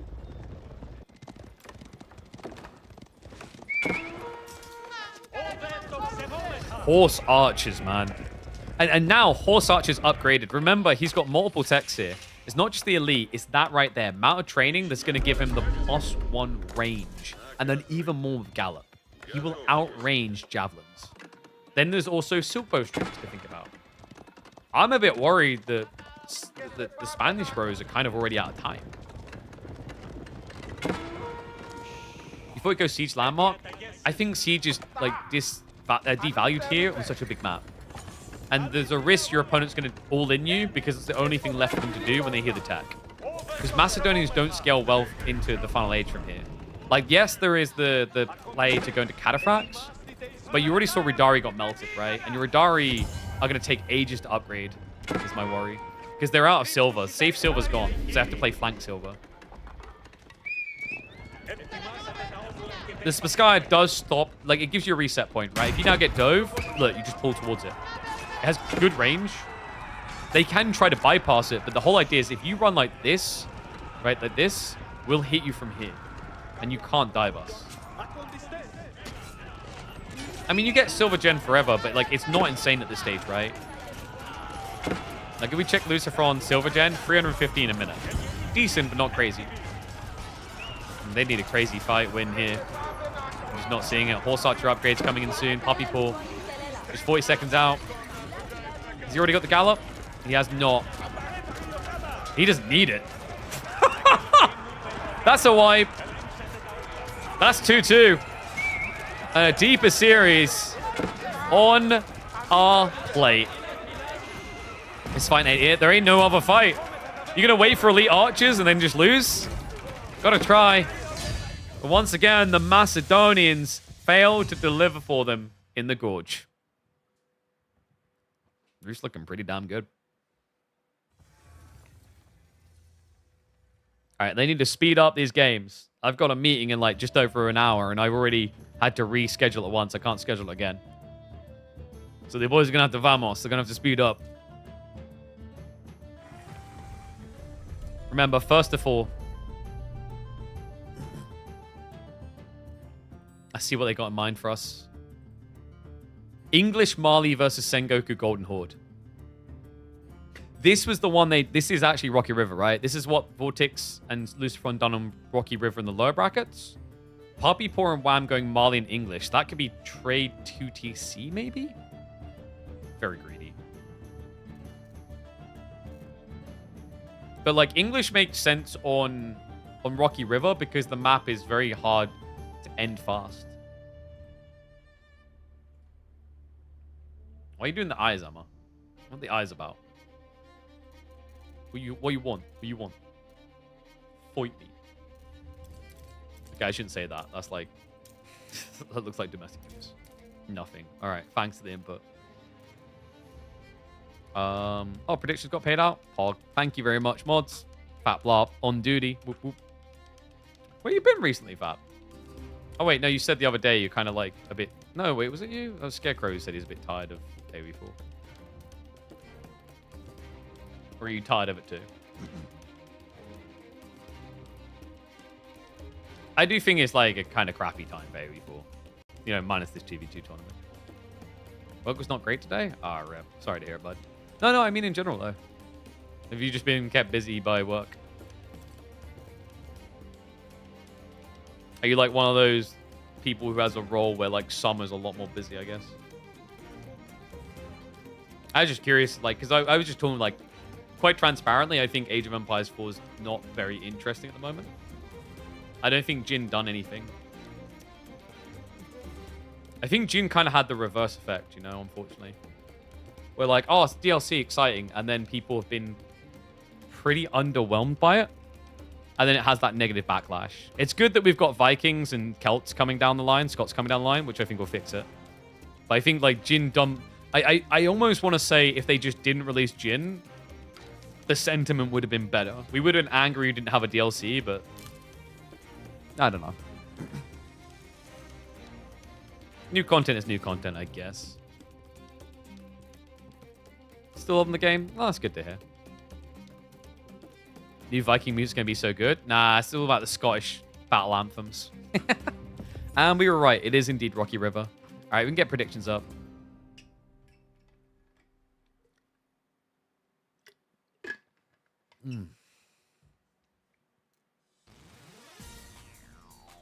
Like me a good defensive infantry civ? Yeah. Well, it'll be interesting to have a defensive civ that isn't focused on archers, right? Because like you got Mali, which is just ranged defensive, really, if you're being honest, and same with English.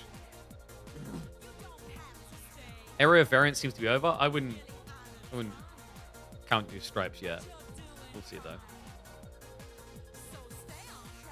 This drafting rule, you can only use the same civ twice as a team, and you can't have the same player play it.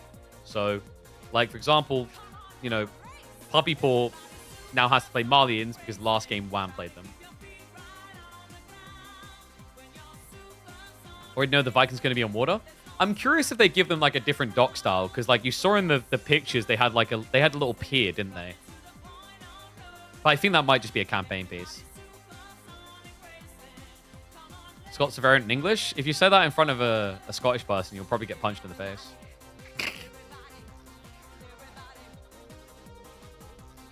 Remember, it's the theme to hate your English overlords.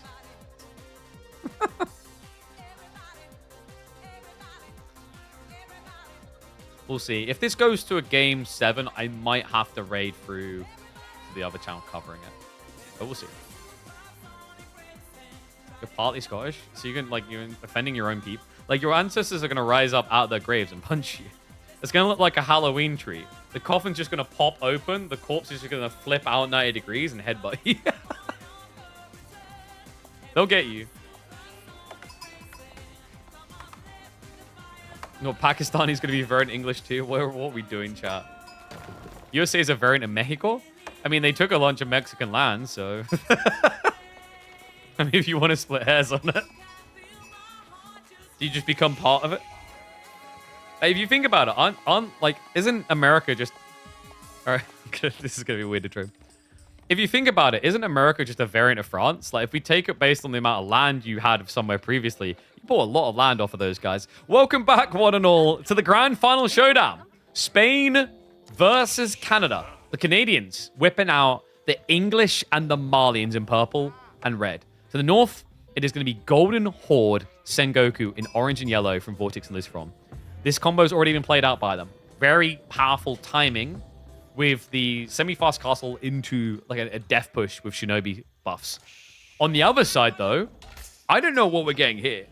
I've seen the Canadians on this map once already do trade with Mali. I've also seen what they do with Fast Imperial. English Fast Imperial, these guys were the biggest innovators of. When we first saw the 2TC meta come in, these were the front runners saying, okay, Fast Imp is great, Wingguard Raiders is strong. Question mark is, do we get it this game? Yeah, because my feeling has been like, Vortex, Lucifron gonna want to attack. They're gonna want to pressure. Poppy Paw and Wham, if they get a little bit of breathing room, they can run the mile. The funny part is actually the last 2 games kind of felt a mixed bag. We did get kind of like the double greed out of the Spaniards. It backfired. The game previously to that, we actually had relentless aggression from the Canadians. They've proven that they can actually bout on the attack just as much as 2 of the most aggressive players in Age of Empires 4. America's just Britain 2.0. Don't let them hear that. Like, in fairness, Americans are just British people. They just don't want to hear that. And we're all African. So, like, there's that. All right, I've probably lost, like, 25% of my audience according to demographics. That's all the Americans gone. You hang in there, though, Canada. Abbey of Kings now coming through. It looks like it is going to be a 2TC strat. And Poppy Paw, is he going to be going for the Mansa? He is. I wondered if he'd try and actually get the Sahara in here for the double gold and then play double greed. But like, double greed against Golden Horde would feel like a death sentence, right? So he understands that someone has to carry the brunt of being feudal scale, i.e. building a bloody army. Khan and Tortugu coming in the other side, no surprise. And the final detail, are we getting the broken combo? There is a sick combo here with the Ryokan.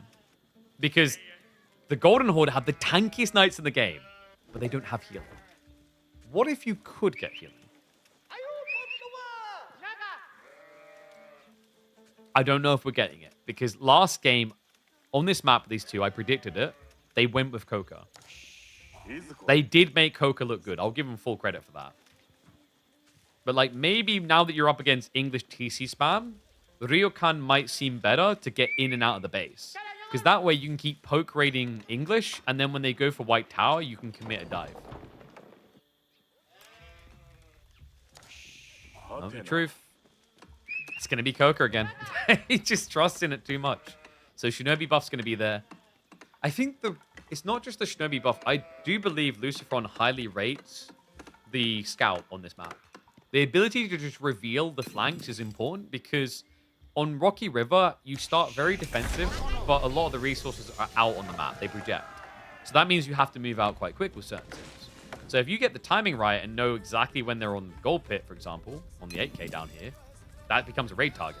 If you don't know for sure, running over there just to be wrong feels very wasteful on such a big map.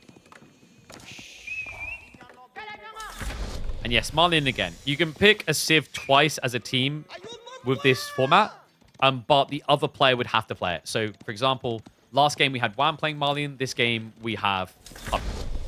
And then it can't be picked again. So there's pick once, but it is assigned to a player.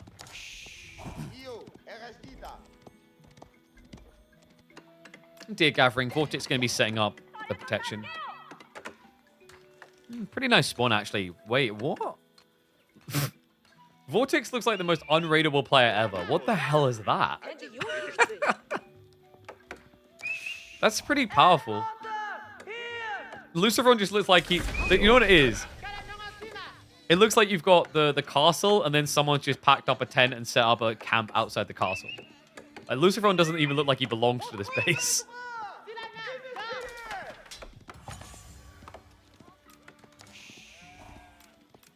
Simpler way to say each player can play any Civ once. That is true. But as a caster, my job is to use many words to dumbfound you into thinking I'm intelligent, and also just buying more time on the broadcast to speak longer, so it seems like I'm worth my money.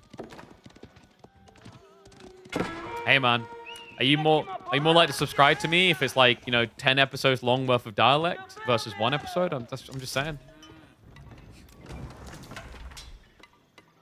Okay, so Luciferon, he has moved out. Yeah, he went for the pacification. Remember, if you have the hot dog stand, the board just stares and cries about his ancestors dying. So he doesn't attack you. A little bit of an annoying poke here on the outpost, but obviously not going to be able to distract them. So outpost up. King can force idle. It's going to be annoying for them. Batu Khan on the other side. Just looking to poke raid, though. 2TC was set up towards the gold. Bit of a weird placement, actually, chat. Normally, you place the Abbey of Kings near the gold vein and then the TC on top of it. So you have the healing on the exposed town center. But the problem in this game is Wham had a Forged Stone, so he had to adjust the build. Yeah, it does mean that it's a bit more vulnerable here. Like, when you're talking about Golden Horde charging in on this area, you could easily lose workers now that you don't have healing in between. I like the ability for Spaniards to attack here because of that difference. Whereas normally, if you saw this spawn, you just go after Marlians every time, I think. Speaking of which, Marlians are paranoid about it. Plenty of Donzos coming. Could they go Marlian? No. You can only pick a Civ. I think there's a rule there. You can only pick a Civ once as a team in a game. Nice. Wow. Okay, that was on-point micro. Luciferon, he staggered the grenades to keep slowing them. Gets the snipe on the king. Expensive loss there. Might even get the scout too. Ooh, good idea by Puppy Paw. Couldn't get close enough. He tried to pull aggro from the daimyo. So scout lost, king lost. Kind of riding blind. Obviously, you don't have a stable, so you're not going to really build another scout. Means that Wham's not really contributing to the information game. One problem I do see is, like, right now, we're seeing double cavalry from Luciferon and Vortex. That's not great. But they're diversifying, right? Like, the idea is Luciferon's fast casting anyway, and then going to build really good cavalry. And then Vortex is playing a Civ that will always build every unit. Golden Horde is the best Civ in the game at building all 3 corners of the triangle. Cavalry, spear, archer. Yeah, because they get one triangle, part of the triangle for free. And then the remaining is infantry anyway, so it's cheap.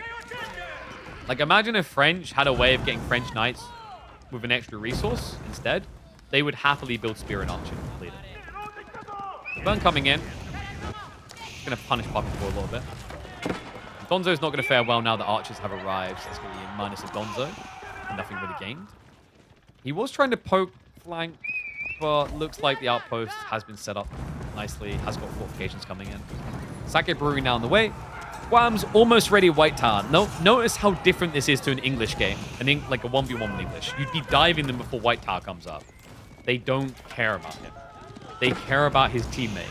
Because anytime someone does 2 TC in a team game, you're throwing your opponent to the wolves. And Golden Horde is the Titanic wolf. Right? They're the dire wolf. Burn on the pit mine. King's not going to scare them. However, Donzo's might. Ooh, a little bit of maybe of an overextension here. Loses a Tortugud. Castle Age up now for Luciferon though. And the White Tower is close enough to start scaring them off. So good counter time in there. Keeps the pit mine alive. And cost them dearly. Khan and Tortugud going down. A rough fight there for Vortex. Yeah, he overplayed his hand. Well, because he's playing up on his own, right? Like, his teammate is just fast castling. He has nothing to contribute. And they read right through it. Puppy Paw. Now we're able to chase down. Sofa just trying to commit onto the archers. Donzo's to follow. This has kind of a staggered body block approach, which allows you to catch the Tortugud. They're still hard to kill. 30 HP. More than you get on the knights. Like, you have to be a Castle Age Knight to have this health. And also there's the fact they have decent armor on top of it. Okay, so Vortex has at least kind of pinned him. Puppy Paw, he's switching Javs. So Jav plus Donzo's here. Maybe he's worried that it's going to be Mounted Samurai Yumi, which I could see, because the thing you have to remember is this is English and the Mali. The Mali's already been building Donzos. English with 2 TC typically builds Spearmen, at least in 1v1s. So they might be a bit paranoid that Luciferon's going to try to exploit that by building Mass Archer. We can see what he's really doing, right? It's just Mass Mounted Samurai. Because remember what we said earlier? This map doesn't have much safe resource. You have to play flank or forward pretty quick. Especially in the case of Wham. He's scaling crossbows, but he only has the 4k gold. Not great.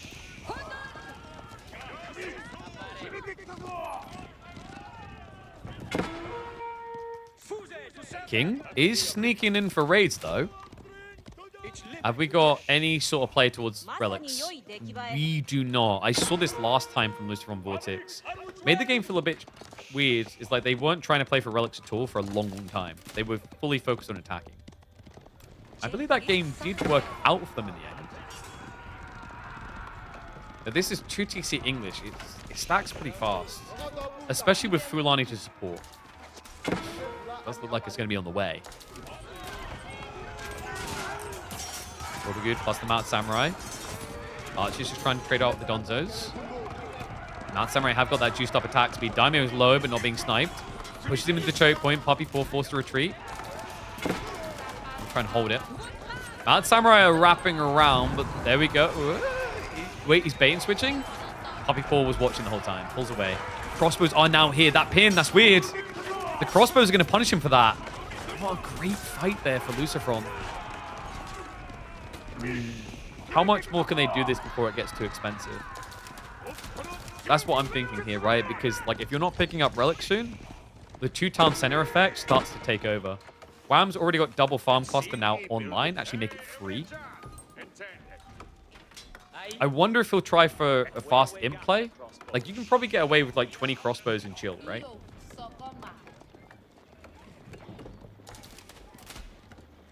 It would require Puppy Paw to stay at H2 longer. Which he's probably aware Vortex is thinking about attack. Right? Like, you've pushed Golden Horde away twice. Do they really want to dive a third time? And I wonder... This must be Yasak, isn't it? Against Mali English, I think must be Yasak's too good, right? Because the armor goes so far. Moment of truth.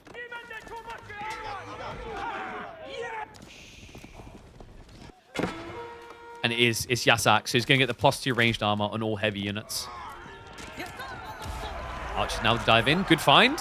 6 on top of the javelins as well. A little bit ugly with the Tortugud, but still has the DPS to burst through. And the Mounted Samurai!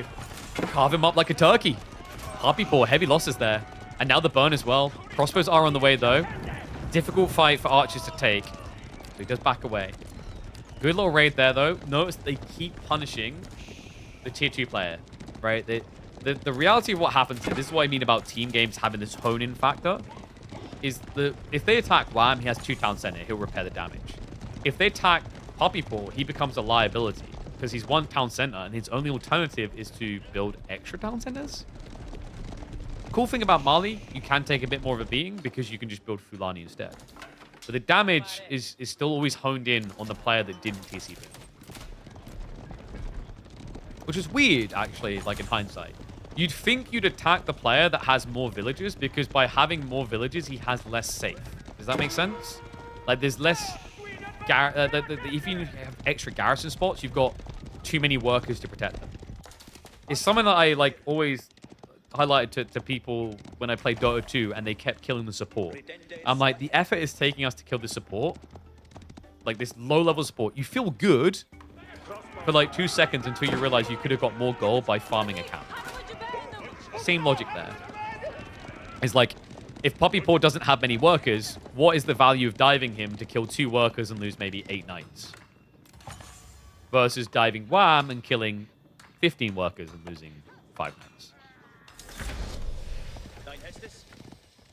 The Vortex is now Castle.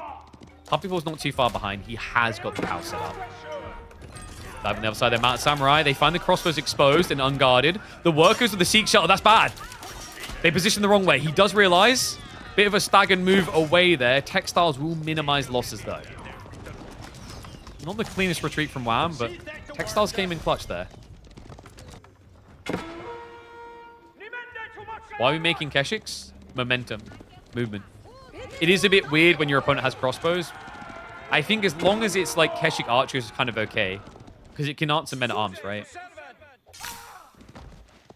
And do we have relics? Like, it's still not been a relic game, right? That's so weird.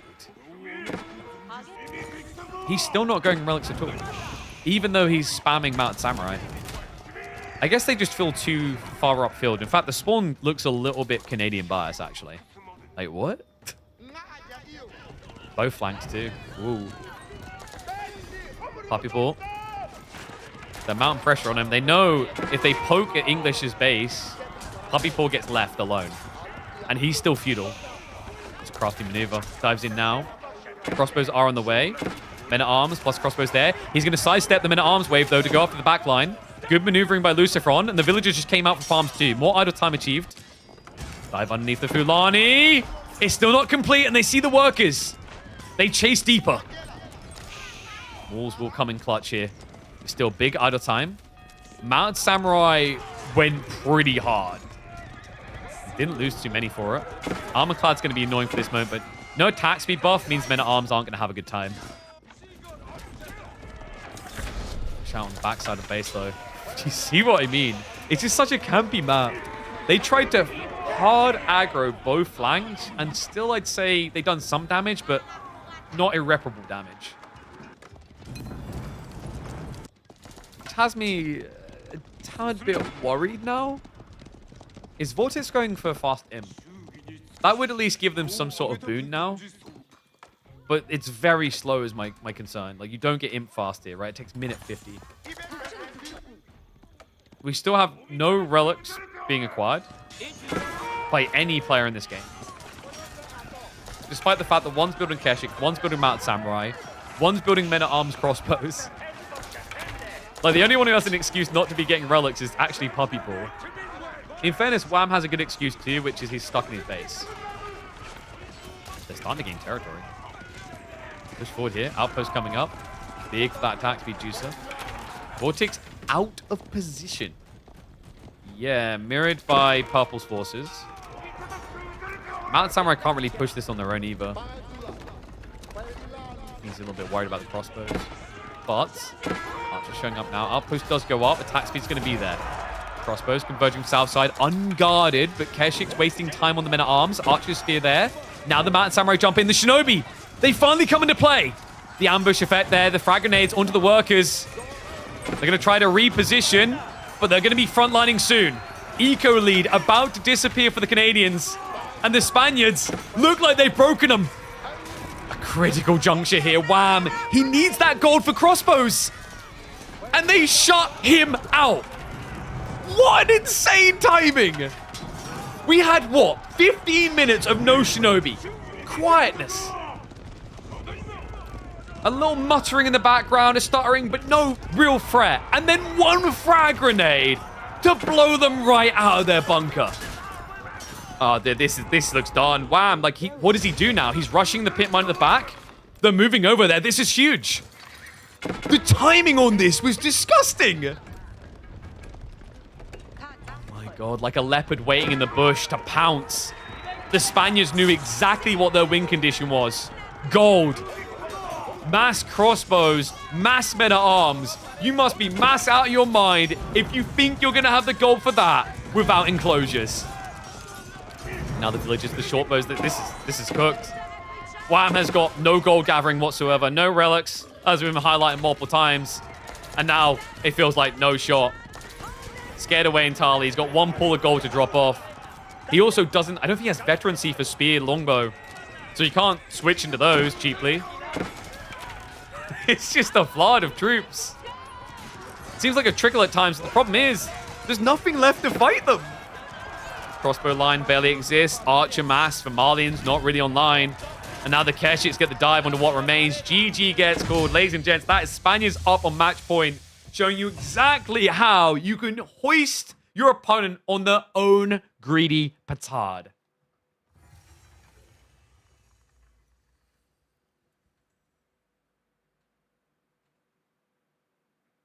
Cool game. Really cool game.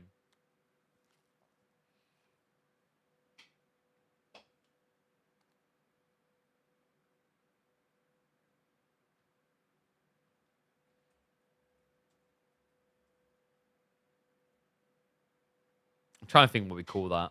That's like, I think that's a cool game to upload, actually, the way they played that. Maybe. Something to do with, like, the gold.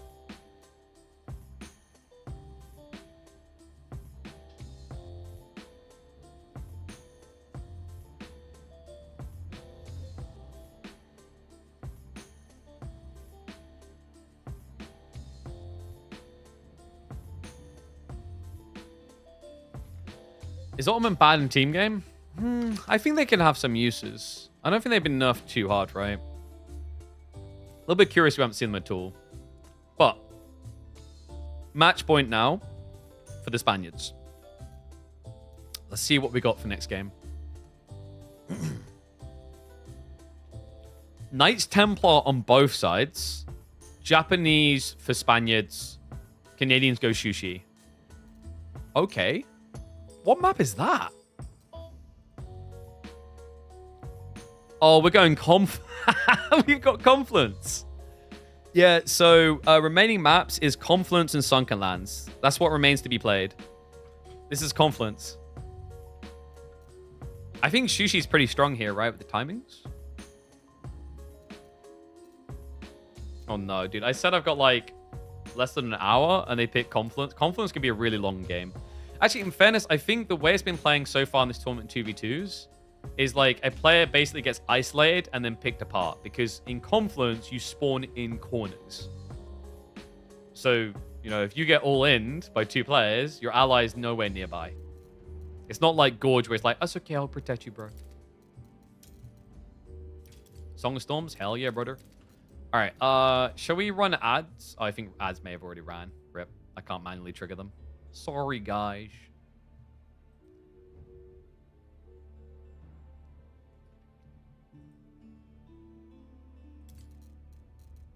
All right, let's see. Give me different vibes.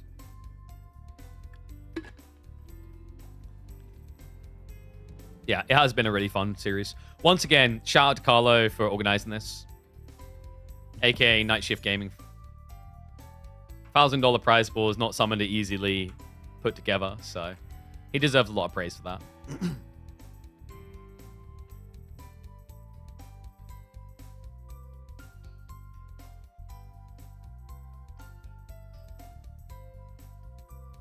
Okay. One sec. Double checking. God, got so many messages to respond to later. You know, just a casual 6-hour stream. What are we going to do tomorrow? Maybe some more Olden Era? I don't know. I'll have to think about it. Got some stuff to catch up on. Need to phone my doctors who were meant to phone me back and then never did. My doctors is really annoying because you can't schedule ahead of the day. You have to phone up literally first thing in the morning. I think there's another doctor's in my town that does it a different way, though. And Stuart Copeland knew what he was doing with these soundtracks. So good. I kind of like just listening to it want to spin up Spiral. All right, let's guess that I'm right and put 3 there. So this could be the last game, guys. Gotta hype it up. Which means we need the right type of song to hype it up.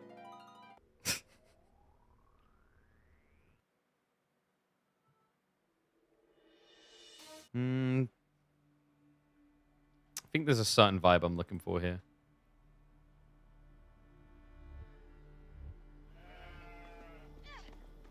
Yeah, this vibe could work, actually. Did I guess right? Oh, I did. Rigged. Queue. I can't allow people to queue because the problem is because we stream to YouTube as well, YouTube is a lot more aggressive in punishing songs that get played. So that's why. So blame YouTube. You guys can hate each other again.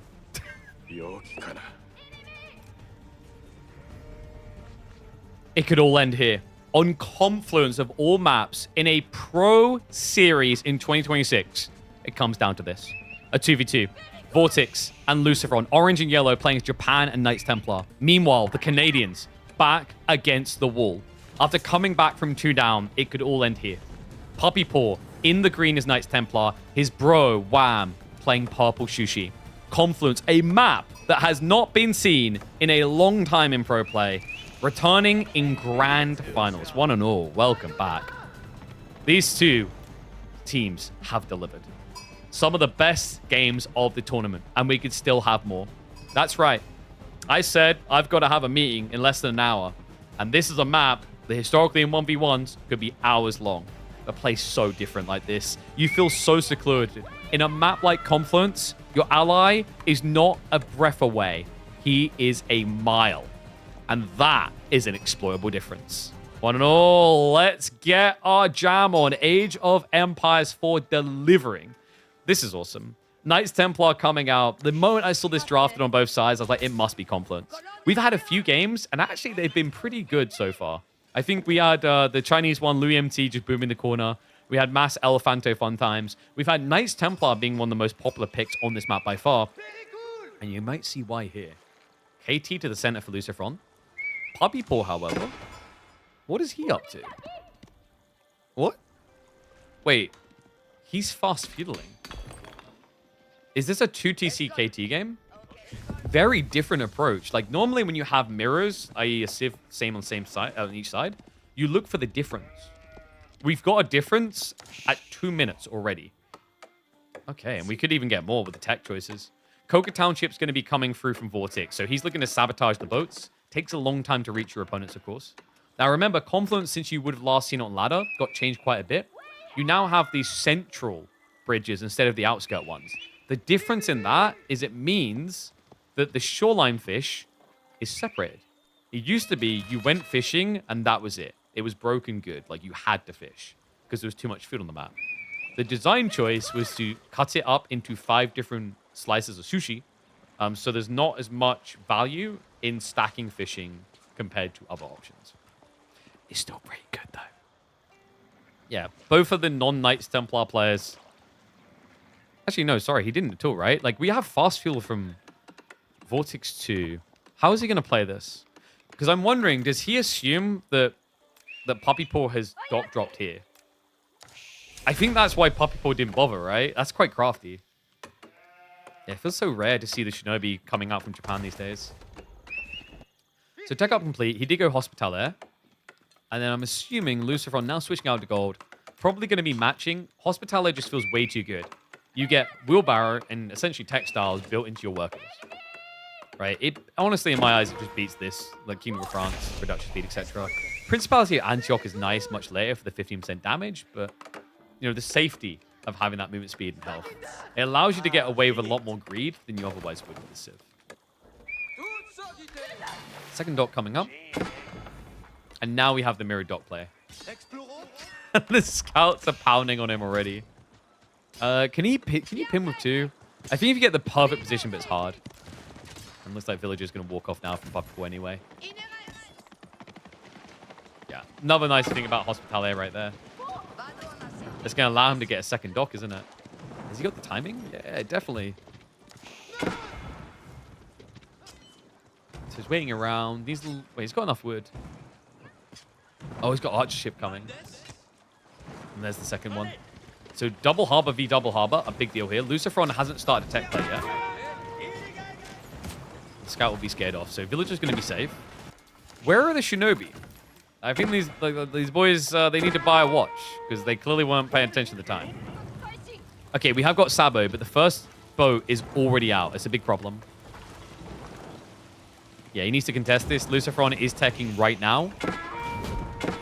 And Shinobi. Oh, he goes in for the worker. He gets the kill. Huge play there by Vortex. Denies the build. No second harbor coming in. That's a 2v1, which makes this very difficult now for Puppy Paw to win. And very difficult to pull an additional worker unless he goes archers first. Yeah, because your opponent's spamming Shinobi. That's pretty cool. Wham is compensating, though. He has gone double pawn play. Zhannan Tao also being dropped. I wonder if we're just going to be getting Mass Palace Guard here, actually, guys. Mass Palace Guard's pretty crafty with this amount of food. Do quite like the idea of Fast Castle, just Lancer spam. Lancer spam's pretty strong here. You'd think it wouldn't be because of the way you can kind of cut the map with walls, but transport ship plays. Very powerful to get you around that every time. Wham, now with his own dock. Hold on. The Shinobi backed off. Oh my god, I don't think they realized. Yep. So he gets it up.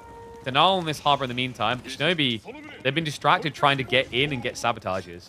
So now, Wham gets to play Griefer in the central pond. Lucifron, feeling the pressure. Archer ship. Still just hunting. But it looks like the Shinobi did pay attention. So Wham gets intercepted as well. Well played. And we've got Archer ships and Lucifron coming over now. Gets the sabotage. He's playing this so well between the two of them. I don't know. Is anyone else worried for the Canadians? This is turning into a water play. And we know that the Spaniards are the best in the game at this consistently. Right? Only really matched, I'd say, by Marine Lord currently and constantly. But still Saboed. He cancels. Cancels the ship here. Or dockyard, rather. Sabo's still working here. They've secured it. Center's theirs. Okay, and Vortex, guys. He's going castle. Clean. Very clean. Demo ship. You just save it in case someone tries to sneak in later, right? He's going to move over to the southern one. So really good and crucial play there for Lucifron. Considering he was the only player eco-booming and he has 8 fishing boats. Wham's still going to be decent. He's up to 12 fishing boats. And he's marching army over. It's going to be horsemen. So it doesn't go Palace Guard. He goes for more speed. I understand the logic there. Like, you're playing against Knights Templar, and Knights Templar do have an instinctive play into archers. But it looks like Lucifron has resisted that. I think he's going for castle. Double castle action. Maybe. Oops. Not going to be able to get away here, right? Though Shunshin. That did just get buffed, right? +1 Shunshin range. Archer ship might actually protect them. Spring ship as well. Yeah, okay. He'll turn for a fight. Spring shot's coming in. Shinobi. Oh, he baits him deep and nicely played to make it a better trade. Double spring will be able to get rid of the horseman. And Archer. Oh, no. Puppy Paw realizes. And that is exactly why you get Hospitaller. 1 HP. No, 1 HP. No, let him live. Let him live. He's earned it. Don't you dare. Don't you dare. Chug. Chug will save him. Okay, the reason that's important is Puppy Paw's food eco is going to be abysmal. He's got 7 sheep left over and he's stuck in a corner with 4 deer. And he's going to be against Fast Castle Japan. He needs fishing. So he'll get the dock up now. Bloody hell. This is giving me flashbacks to game number 3. It's the microscopic details that are making this epic. Archers are pushing in. Unfortunately, way too late. Mountain Samurai now coming. He needs spears. Is there a mirrored play? There is not. Wham is committing. Which is interesting. We've got double feudal commitment versus double fast castle. Which seems way too greedy. And then again, Angevin spears against 2 horsemen. What's your damage like, bro? Does find huge idol there, though. Lucifron didn't bother to wall. Oh, that's a big no-no. Being forced into archers and spears now. A few workers lost on the backside. Expensive for Vortex. He doesn't have fishing, remember. Mount Samurai now to be unleashed. What? Yeah, just get that last little bit of food, guys. We're hungry. We're hungry. What am I watching right now? It's getting too late. It's getting too late for this entire series. Shifts onto the tree line now. Back to what? Wait, there's Chug there too. No, this Chug horse. Someone activate Benny Hills. Oh, the body blocks. Spears Archers come out. He's going to have to ungarrison fast here to keep the workers alive. Chug trying for a few kills. Lucifer on his hard pin. TC5 should get a good trade. I'll tell you what, Hospitaller has been the statement detail of this series for both sides. It might be the killer now for Lucifer. I mean, he's just hard stuck. This army's too big. Chug's Zerv is real. Villagers ungarrisoned again. The Mounted Samurai. Look at this. Tom Cruise has arrived. Da da da da da da da da da da. This Levi from Attack on Titan. I don't think he's been here quick enough though. Like, you've got Lucifer down to 29 workers. Vortex is down to 37. It's a 20 worker lead at 10 minutes in the game. Oh my god. And the backlog. He hasn't been able to build a house this whole time. 2 TC now from Poppy Pool. Chill vibes apparently, but Mounted Samurai are coming. A lot of spears to block them. Vortex, I don't think he got a glimpse of that. He doesn't know about the 2 town center yet. And a new dock. Yeah, Lucifer needs more fish. It's either that or you go 2 TC, which, I mean, you just got dove so easily. Do you really want to be going 2 TC, like, ever? Probably not. Mounted Samurai are going to cut across. A few spears to intercept, though. We'll scare him off. What a scrappy game. Can someone spell game number 7? I mean, it's looking really good for Canada. They need to fix the fact they're both stuck in feudal age. And Angevin is coming through, so there is going to be the revenge of the Lucifron. I'd love to see him set up Center Raxus here. That would be a sick play to get Ford Spear production. Because it's a very big map.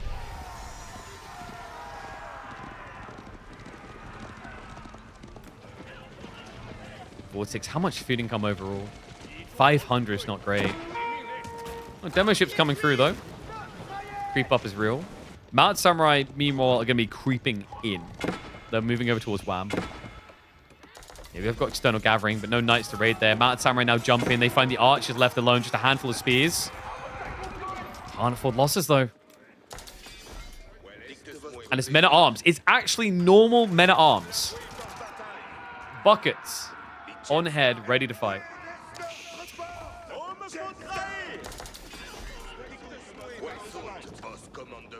I just love how there's probably a copious number of janitors walking around America right now looking for their mop bucket. But it's being used here.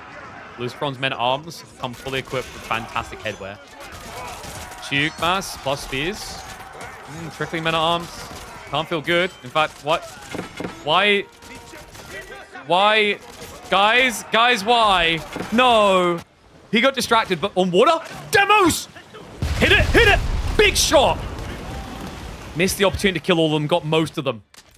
Heavy hit to Wham's eco. He's also getting raided on land. The men-at-arms slowly wearing down the Spearman wave, but the Chuk are a problem. Mounted Samurai still on the prowl. This game is not over, folks. This Spearman's bypass. He's going deeper. He's looking for the fish. Archer ship at least gets denied. The Spearman ship is not shooting. That's a problem. Oops. Lucifron's... Where's his gold, guys? Wait, where is Lucifron's gold? It's just pilgrims. He's got reserves. It's fine. These Chug are carrying, man. I'm impressed at how well they're doing. Mounted Samurai do have a problem. This is a lot of spears from Puppy Paw. I do wonder if it's time to build Yuumi, and apparently Vortex agrees. He's got Yuumi coming now. He's also yoinking relics. Okay, that's where he's getting his eco from. That's huge. Remember, every player's island spawns 2 relics. So snatching 2 away from his opponent, big boon. Something that's not meant to be feasible. Not easy, definitely. Now creeping in. Puppy Paw still hasn't teched yet, guys. He can't afford it.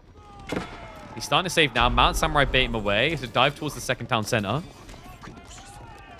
It's out of time being achieved. Big lead still in workers for the Canadians.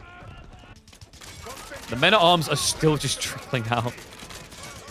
God, he needs so many.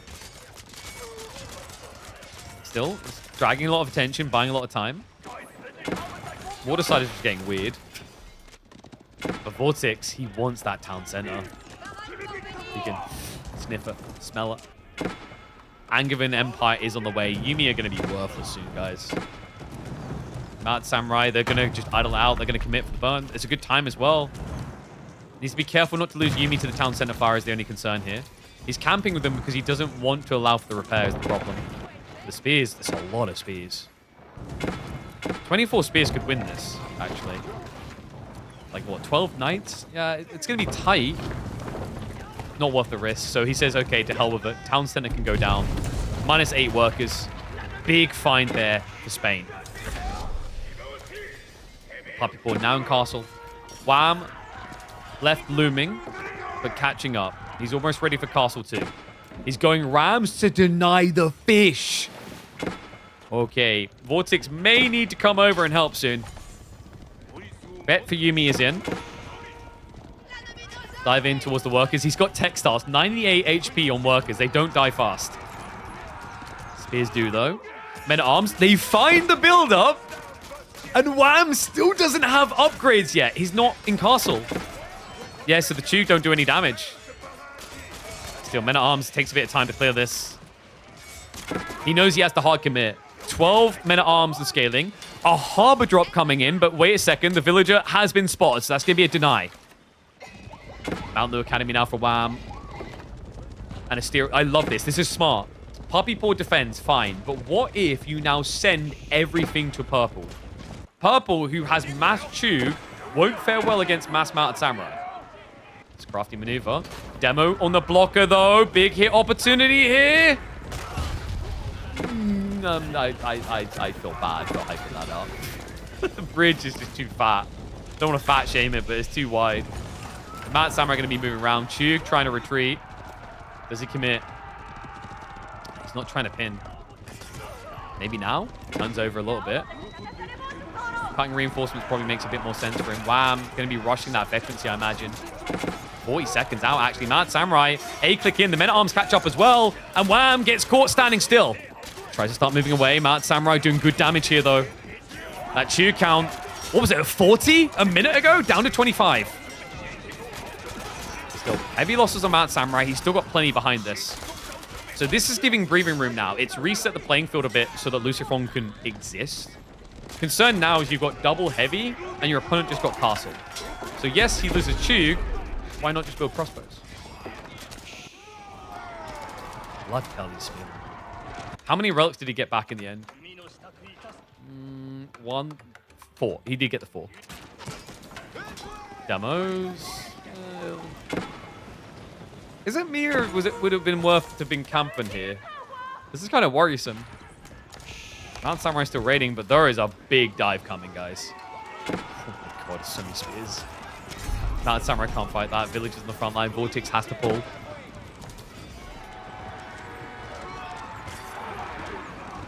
Archers do scare him off, weirdly enough. I think he's baiting him with the boats, though. Mount Samurai in again. The Men-at-Arms. How did they even get this deep? Did they just fall? Oh, this is rough, right? Like, he needs the fishing over here. Because he's already exhausted the fishing east side, so now he's in enemy territory. Which is pretty spooky. Yuumi rotating. So I think they're trying to ignore green. This is dangerous, though. He doesn't have walls up. He doesn't have emplacements. The fishing gets sacked by Lucifron, and now Puppy Paw plays for the X. Center a map. Rotation round. I mean, a transport ship probably would have went a long way here, but they are cross-rotating, targeting Wham.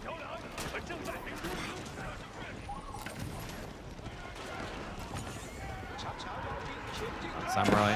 Now Now diving in. Baits the Spearman. Yuumi in range, though. It's a hell of a gambit, but they felt they needed it. Puppy Paw is on the way. We've got boat on boat action here. Double archer ship. Big against Puppy Paw's fishing. Locks it out. Cuts it down. Yuumi now diving in deeper. Demo ship plays coming out from both sides. It's a mess. But the big army's on the way. Puppy Paw about to hit the backstab. His brother's army is in shambles, but he has an opportunity to clean up. What just happened? This is what I mean with Confluence. It's such a scrappy map. Yuumi now just trying to kite away. Mounted Samurai diving in a little bit deeper, but they'll be getting cleared. I mean, game not over. But lead maintained. It's now a double up again for Puppy Paw and Wham. Guys, I've got an important meeting in 30 minutes. Can you guys complete the game? Lucifron. Oh no! Wham's fishing. That's huge. What, 11 fishing boats down the drain? They needed that as well. So block on the shoreline gathering. Heavy hit for Wham. Shrinks his economy. Sick find. And Lucifron, he starts the demo to block a crossing, so they can't rush dive his side. They can snipe it, right? But like archer ships will trade as well. Green has got control of the north side, but he'd have to march his army all the way back. And the creeping is real. What? He got a dock? Somehow. Looks like it might have been expensive. He's trying for a double. Got demo play coming out. The Spring ship is right on top of him. And now his own Spring comes out. Denies the demo. Gets his own. Archer damage in. Gets the kill. Gets sunk in response, but this is so scrappy. Archer ship goes down. Fishing is now in trouble. Yuumi are actually doing a lot of work here. Extra dock coming through. Army's still marching. It takes so long. He left a second wave back here to protect his bro. Doctor now slowly but surely. It's so hard to challenge harbors. But they're very tanky, remember. They got 500 more HP and fire armor. Yuumi. Well, also, we got demo coming in. Nice trade there. He can deny the enemy demo. Just needs to be paying attention, which he is. So Vortex able to pull away. And no kill on the... Okay, the army's here. But he's lost the boat war. He can't... He actually can't rush over. Like, it's actually insane. The gambit to go south, to bait Puppy Paw down, and then the recovery of North Water just in time to get boats to block the crossing. That is pixel perfect type gameplay. Like, you just can't teach that. Military firepower is still very strong for Canada, but it's all land. And that's the danger of crossing. Beware. It's not that simple, folks. Spring ship's coming, demos as well. Scares him back. I mean, it's expensive, but if you get hits like that, it's worth it. He's trying to wear him down. More Yuumi coming too. Like, that's why you can afford this, right? Build Yuumi, build demos. Meanwhile, south side. Wham is kind of screwed. Numbers don't look that friendly for him. I mean, it is men-at-arms in the crossbows, right? But Castle Drop's pretty smart. Wham going to try to protect himself. Archer's going to dive a little bit deeper. Look at the crossbow kills. They come through. But it's hard to stop a castle going up that fast. Textiles is not there, so Wham losing workers now. Castle's going to go up, but price is high. Worker lead now with the Spaniards, but the dive! He got across! Puppy Paw, he found the opening. It's a full dive. Yuumi outnumbered. Mount Samurai now trying to charge in. Spearman steer north. So it's a trade. Wham struggles a bit, but Vortex does too. Oh my god, like, Springles don't work here either, right? Not really. Samurai would have been smart. Like, Foot Samurai, guys. Foot Samurai great against infantry. This is ridiculous. How does this series just keep getting wilder? Puppy Paw are a little bit weird, though. The A-click's working against him. His army's cut. So Yuumi are slowly kind of mopping this up a bit. There's still a decent chunk left. But it's not a GG ending, like game-ending army size, right? It will be a reset. And it looks like Vortex avoided losing workers. Not just that. The Knights Templar are here. They've Ooga Booga'd across. Okay, so we got castle drop secure. Nest of bees now coming. That's big. Poppy Paw adding in Angevin Spears. No Angevin Spears from Lucifron. It's just raw men-at-arms. I think this is the thing that Spain keeps doing a bit better, is they keep finding the 2v1s in the weirdest of ways with slow-moving units. Like, men-at-arms showing up like this. What?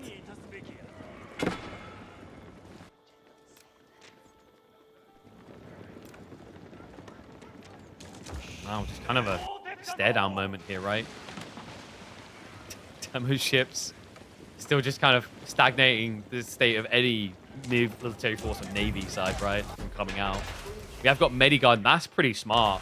Remember, Meditation Garden will scale this up to be about like 12,000 gold, giving him a lot of runway into the late game. And a few archers diving. Shogunate, still some way off for Vortex. He has recovered his base.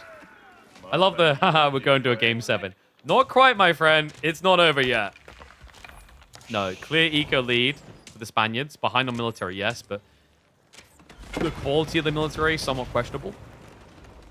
The good side is honestly Whams, but I'm worried if Wham gets secluded in a fight. Yeah, this is the problem. Archers beat crossbows in this number. He gets caught not looking. And now with the movement speed, he's pinned. Men-at-arms. They could go off the Nest of Bees. Would be a good choice here. Is he going to ride by? He might. He's going deeper. Expensive losses here on the crossbows. And the men-at-arms, they can clear the Nest of Bees. It's out of position. He dives it. Great trade for Lucifron. And look at the scramble. A desperation run. Poppy Paw coming all the way south now. But Wham's army is gone. Reduced to nothing. Builds up in Palsguard now. And we've got Yuumi now sneaking in the back. It's so mischievous. The way they've played this is so frustrating. Every time it looks like Canada is ready to take a big win in a stage fight, they don't get it. This happens. At some point, you just gotta say the hell of it and go, but they haven't hit that point yet in their eyes. Yuumi now diving in and gonna find a bunch of workers. That needs to now be addressed. They don't have horsemen either to quickly address it. And the archers just bypass. They go straight and they see the Palace Guard switch coming early. Actually trade quite well against them. And hold on. Second wave gets intercepted though. We've got a fortress drop. But Poppy Paw, his army's kind of cut again. He's sent troops home. He sent the unarmored ones in. And the military lead is now with Spain. Oh my god. This is just so messy. This is Lionel Messi levels of messy. Because it's messy, but it's pure talent. And the wall break. Oh, don't mind if I conveniently leave through the back of your base. Probably should have built that up. Whoops. A triple town center? Wham's like, I need more, man. I'm struggling here. Raiden finds even more. And another castle drop. Vortex also starting to think about Imperial. He's got good positioning here. He's starting to Raiden again. Map control is just waning away from the Canadians. They've got military lead again, but like, when are we going to see them use it? That's always the question. Got 2 TC from Poppy Paw in the please don't hurt me corner. That's why he's got all the trees around him. Oh my god, they've done double please don't hurt me corners. They hid their town centers like, I hope they don't find this.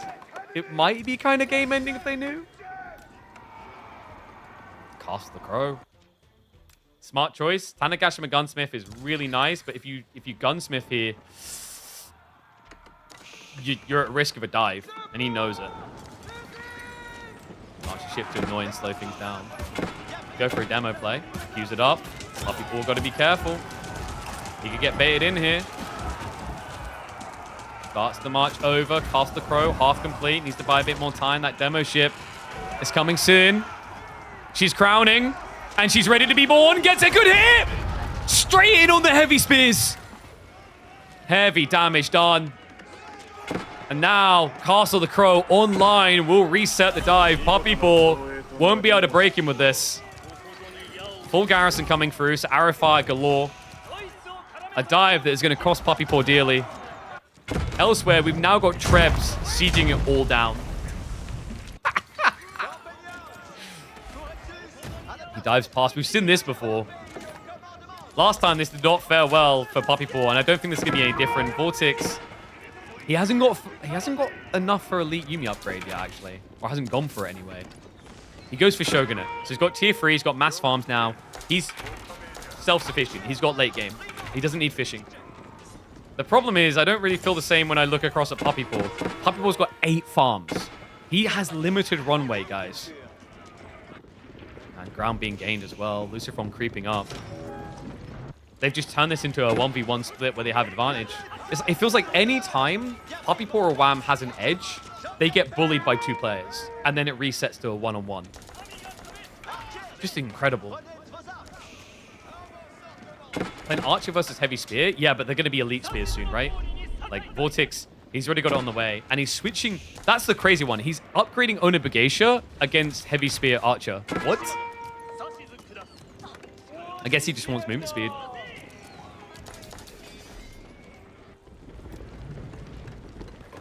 Trebs. Continue sieging. Now actually just anti-sieging. Wham just kind of feels non-existent at this stage, right? I feel bad for him. That Horseman did just kick in, though. Problem is, the Heavy Spears are waiting. Vortix. He's got range damage free. He's taking his time on this, respecting it. There's a backstab, but split forces again. Puppy Paw never able to send the whole army. Archers are an open goal, though. Horseman charge in. Heavy Spears should be able to turn around, though. It's a little bit scary. Yeah, he retreats. He just bailed on his bro? No. All right, Crossbows cleared the Heavy Spears. Vortix is moving south. They're going for a kill shot. They know Wham is the weaker. Like, Puppy Paw has been maintaining good military mass. Wham never really got there. Archers have to retreat. We've got double demo play here. Heavy Spears get onto the crossing as well. Tries to bait him in. Should be an easy target fire, though. Snipes 1, snipes 2. Yuumi raiding into Puppy Paw's base. I can already see the comments from them of never this map again. This is just so tilting. Every time you go to help, this happens. And Yuumi are always quicker. So cuts the reinforcements. Has got elite upgrades now. Has ranged armor free coming too. The castle drop is being prepped. Nesta Bees have to keep retreating. Puppy Paw. I mean, he's not showing any signs of attacking right. More villagers going down. Archer hit. That's nice. Nesta Bees do scare him back, but castle drop on the way. This is a bit gambly. I mean, you don't have that many units, but then again, the Nesta Bees, like, move them up. Move them up! Staggered. Nice move there. Good micro from Lucifron, just buying time. This castle starting to feel a bit inevitable. Backstab from some of the horsemen. Push a little bit deeper. Puppy Paw is now in Imperial Age. The castle... I don't think he gets this. Vortix is just like a few tiles too far forward. Tries to dodge. Nesta B's shot's going to be big, though. He's a bit too stacked. He needs to split. He needs to split! Oh, he keeps edging it. He keeps running out of range and back in, so he's baiting the reload. Sick micro out, Vortix. He gets the castle. It's up. It's online. Will it stay? I'm not sure. So he can shoot down those Nesta Bees now. Punish them for the dive. Tech up complete, and it is going to be Schlachter Cavalry coming out from Puppy Paw. He's going for Heavy Knights. What is this game? I don't know. I kind of want more confluence for team games. Team games hits kind of diff. Ford Castle very strong. Vortix, if he can get cannons dropped behind this, Nesta Beast defense doesn't work anymore. Wham, is he stuck in the whirlpool here, right? Of not being able to tech. Farms get shut down again. 8k gold being gathered. 8k over here is not being tapped. It's up to 12,000 gold. Mangoes from this. Wait, is Lucifron playing for a tech into mango upgrades? Are we going to be getting adjustable crossbars this game? I mean, it's pretty strong when you consider Puppy Paw's just been playing mass archers. Staging point here, but we have at least got the Trebs to try and counterplay that, so Castle not going to last long. It doesn't look like Vortix is trying to keep it up. Yeah, he's had to reset. He's moved north. Guys, I've got a call very soon. Crap, we'll get off the pot. How does the gold value go up? The meditation garden. It increases the capacity by 40% and then generates passive resources afterwards. They have got a big boon of gold waiting there, long term, very long term.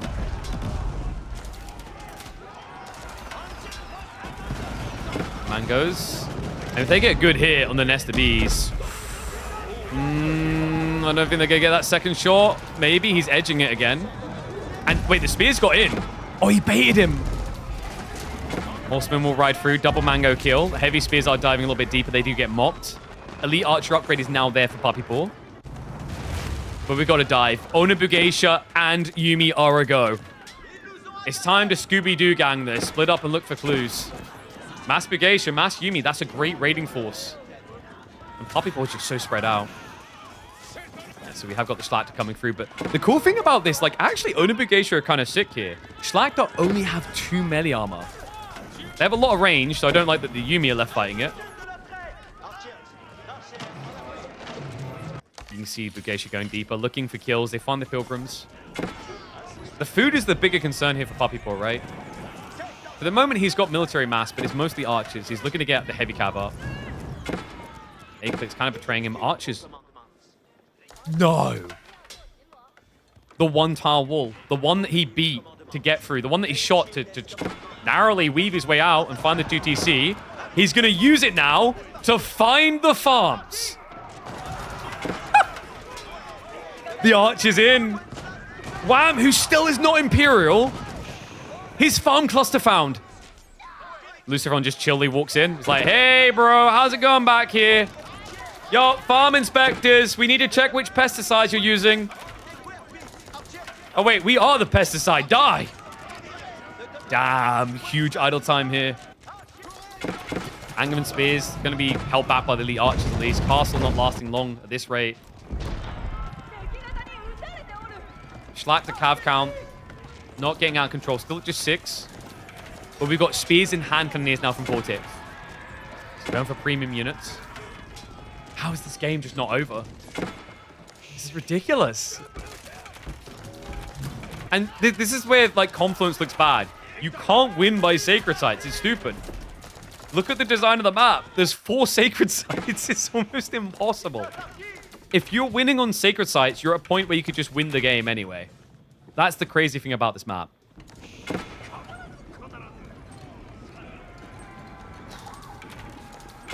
I mean, it looked like they had them for a sec as well. 6-hour game. I haven't got 6 hours. That's the big problem, chat. And Stonewalls are finally coming through. It took so long. It took forever to get this sorted.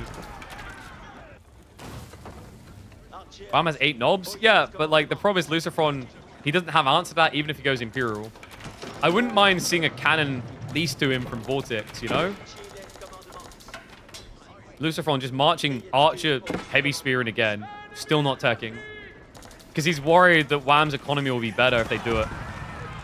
Castle drop coming, but it's getting scudded. Oh, no, the castle. It's got the emplacement. And where's the Bombard? The Bombard could, like, it can shoot from here, right? I'm a little bit surprised it's not.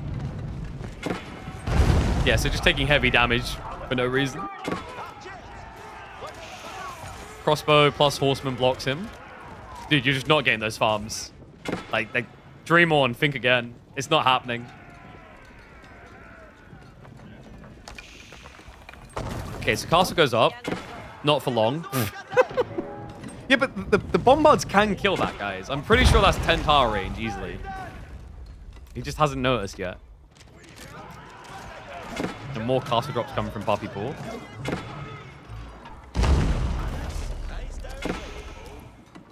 Repair's looking good. March forward. Hand cannoneer count at 11. No trade set up, so this can't go forever, guys. Then again, Vortex got a lot of relics, didn't he? Yeah, he got 5 relics home. That's so good. Now, nest of bees! Castle's gone. No, no, no, no. Villager repair, not going to work. Temple of the Sun now in the way. They've done it. They've hit it. Double imp now. Luciferon just not able to keep him suppressed. Vortex needs a Hail Mary. They need a strike fast. Lucifron, his power is weakening here.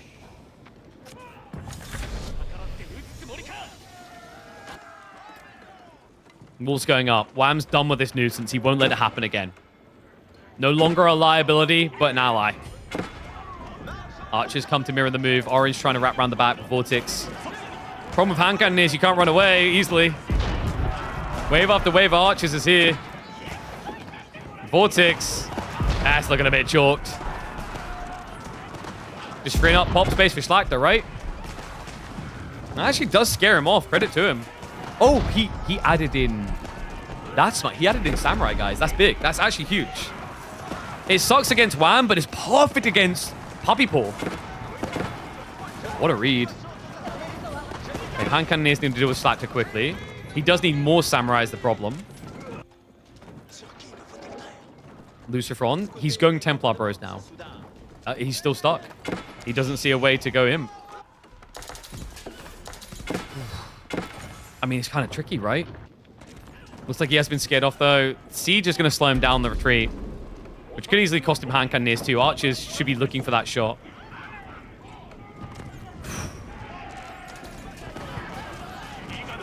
New wave coming through.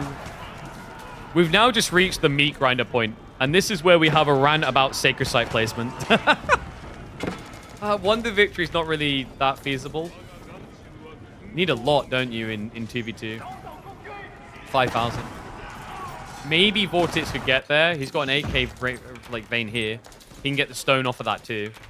Like Vortex could play for a wonder, but I don't see that being feasible right now. There's a push in. Schlachter Cav count out to 13. Hand cannons don't do that well against this either. It's 11 ranged armor to get through. And he chases straight onto the bombards looking for the kills. Rocket launchers are going to come in clutch there. The repair! Just in time to keep the siege up. Those would have been expensive losses. Nicely played.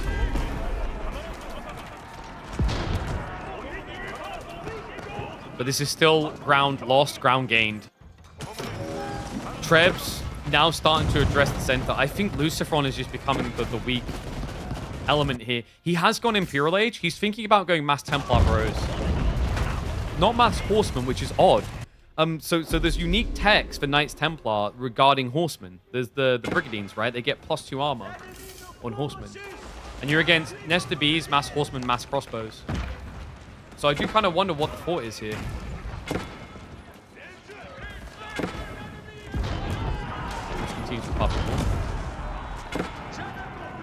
This is one of those weird things with Templar, because Templar can't get cannons, so they can't count cannons with cannons. They have to break the fight. Which makes this really slow and monotonous.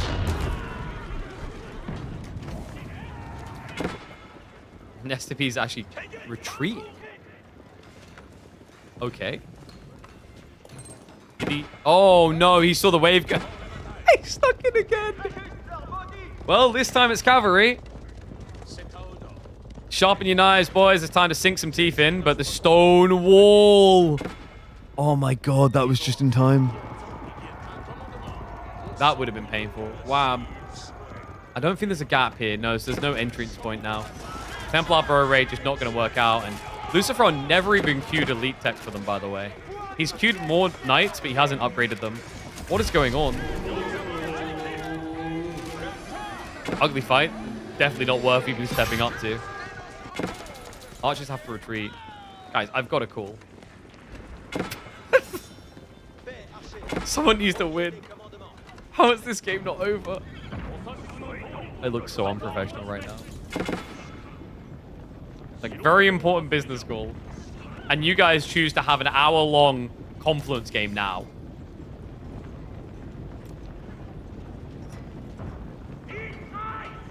Vortex marching up again. He's just still got so much gold, guys. Like, that's the stupid part. Double Knights Templar is ludicrous because of this. Because, like, they have a Sacred Site right next to their base. They're getting 130 gold to walk to this thing, which is dumb. Like, how is that 130 gold? It never stops. Geesh, we even have Carracks now. Wham's going for the big siege. Oh, sorry, Bao Chuan's even better, right? Cannon's creeping in. He has actually got mangoes here too. What's up, Mars? Appreciate the sub. Thank you very much, buddy. Ooh, he's got adjustable crossbars. Is a lot of Schlachter, though. Looking for the surround. Castle drop attempt by Vortex. Creates a bit of a choke point. Mango scare off the archers. And the Schlachter, they're struggling to break in here. They go for the recommit. Villagers are basically front-lining at this stage. Mango steer over to the other side. The Schlachter, they're not breaking through. Poppy Paw, look at the military. Oh my god, what just happened? Vortex, he breaks him. Army gone. That's huge. Poppy Paw has to retreat. Castle to establish control. Bombards to siege through. And Templar, bros, they do it again. They switch a 2v1. Luciferon now riding in with Castle. Please just upgrade them. Castle Age Knights still. Schlachter will be able to hold for a little while, but they need reinforcements quickly, and the archers are going. They're full ham sending. Nesta Beast takes control of the center in the meantime. A full sling here as Wham sends food to Poppy Paw to rebulk. I can't. This might just cost him the game. The lack of elite here legitimately might just cost him the game. That is absurd. He still has no upgrade. There we go. He realizes it's skewed. 40 seconds out. Fanaticism would be great here as well. The increased damage. It affects the bros, right? I'm pretty sure. I should have to double check that one. Archers to assist here to scare her off. It's still a 2v1. He's pushing in. He's going for the base. It's a base trade. Both Knights Templar players are being targeted. Castle drop being rushed by Luciferon. He's got to rebulk army behind this. Archers with the assist to keep on pushing. He's pushing back towards the farm clusters. Poppy Paw once again out of food. 18 Schlachter in queue, though. That should be enough to clean up the siege. Vortex, where? He's sending reinforcements. No, he's defending. Stop defending an attack! Oh my god, he's trickling melee into this. There's no way. Mangoes have to retreat. Archers to cover him.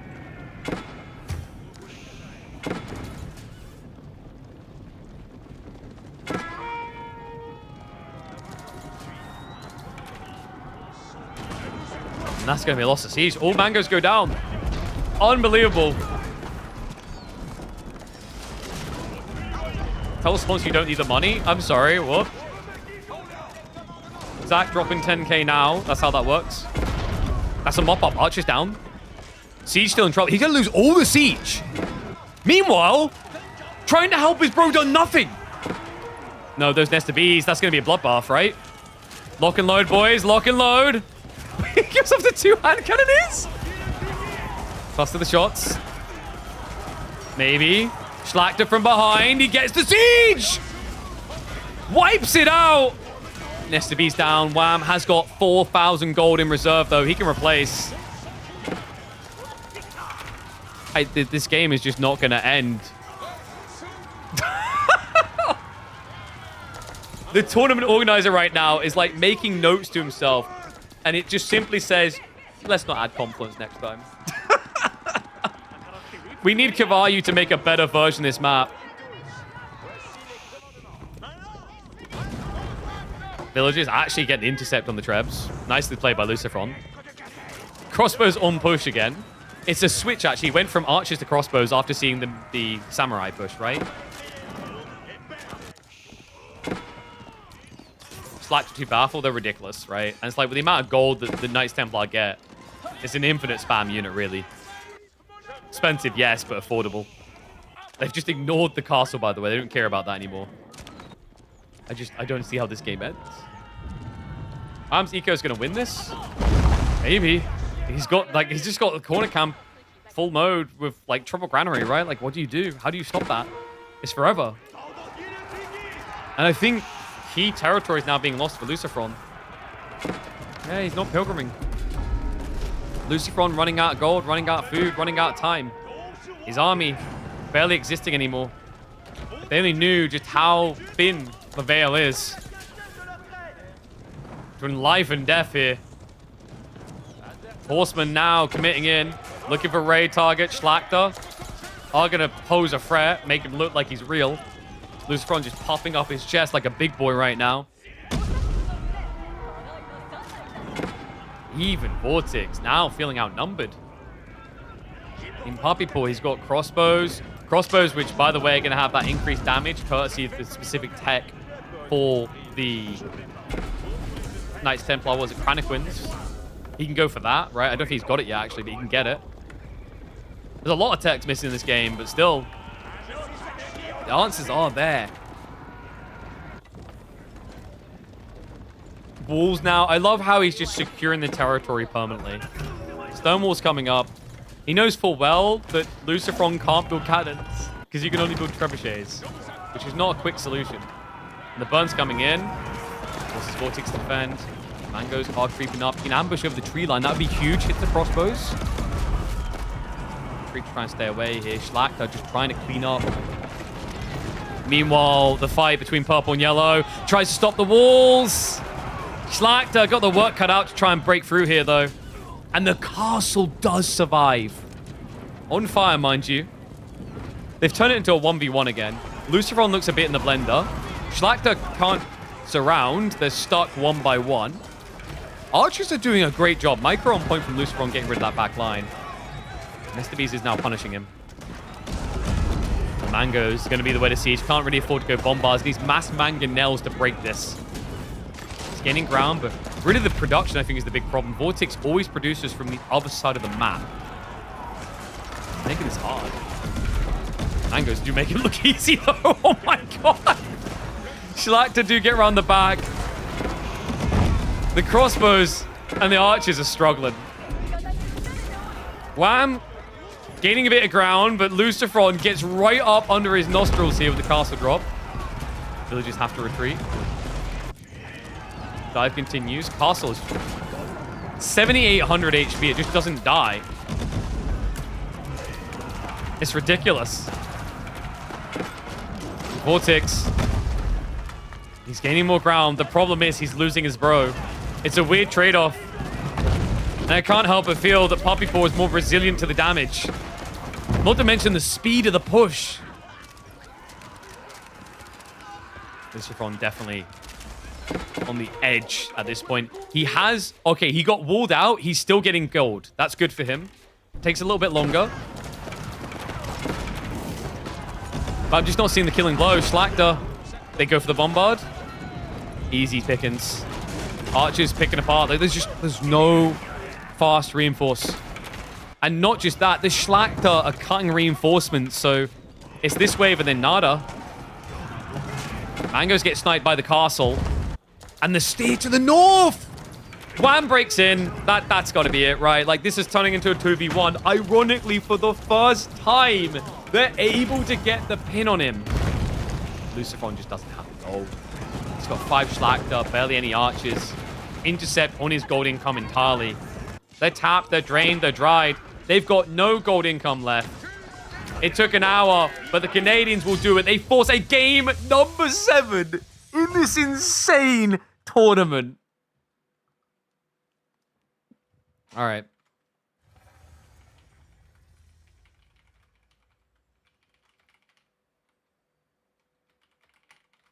Guys, what I'm going to do now, though, I can't do the final game. This went very long. So, that's fine, though. What I will do... No, hear me out. I'm going to raid through to the guy who organized this tournament, which I think is a cool thing to do for the final game anyway. So, I'm going to raid through to Night Shift Gaming. Carlos is the guy who organized this tournament. So, we'll give him the stripes and what he deserves. Go watch him for the final game. YouTube, I'm going to drop his link in the chat so you guys can go across there as well. It's only on Twitch, I think. Actually, I think he might be on YouTube too. But go check that out. Sorry, guys. Like, I have to take this call. I've already postponed them once, and they've been waiting for me. So apologies, because the next game could be another hour long. I am hungry. I need to take this call, and then I need to go eat. I'm sorry, guys. But epic freaking series. I'll definitely be catching up on this one. Maybe I'll even cast it tomorrow on live. But go have some fun. Enjoy Night Shift Gaming. Shout out to Carlos again for putting this together. He deserves the coverage on the final game. Thank you very much, guys. Appreciate you. And I'll see you all again, maybe tomorrow, definitely on the weekend. We'll be doing the EGC games on this channel.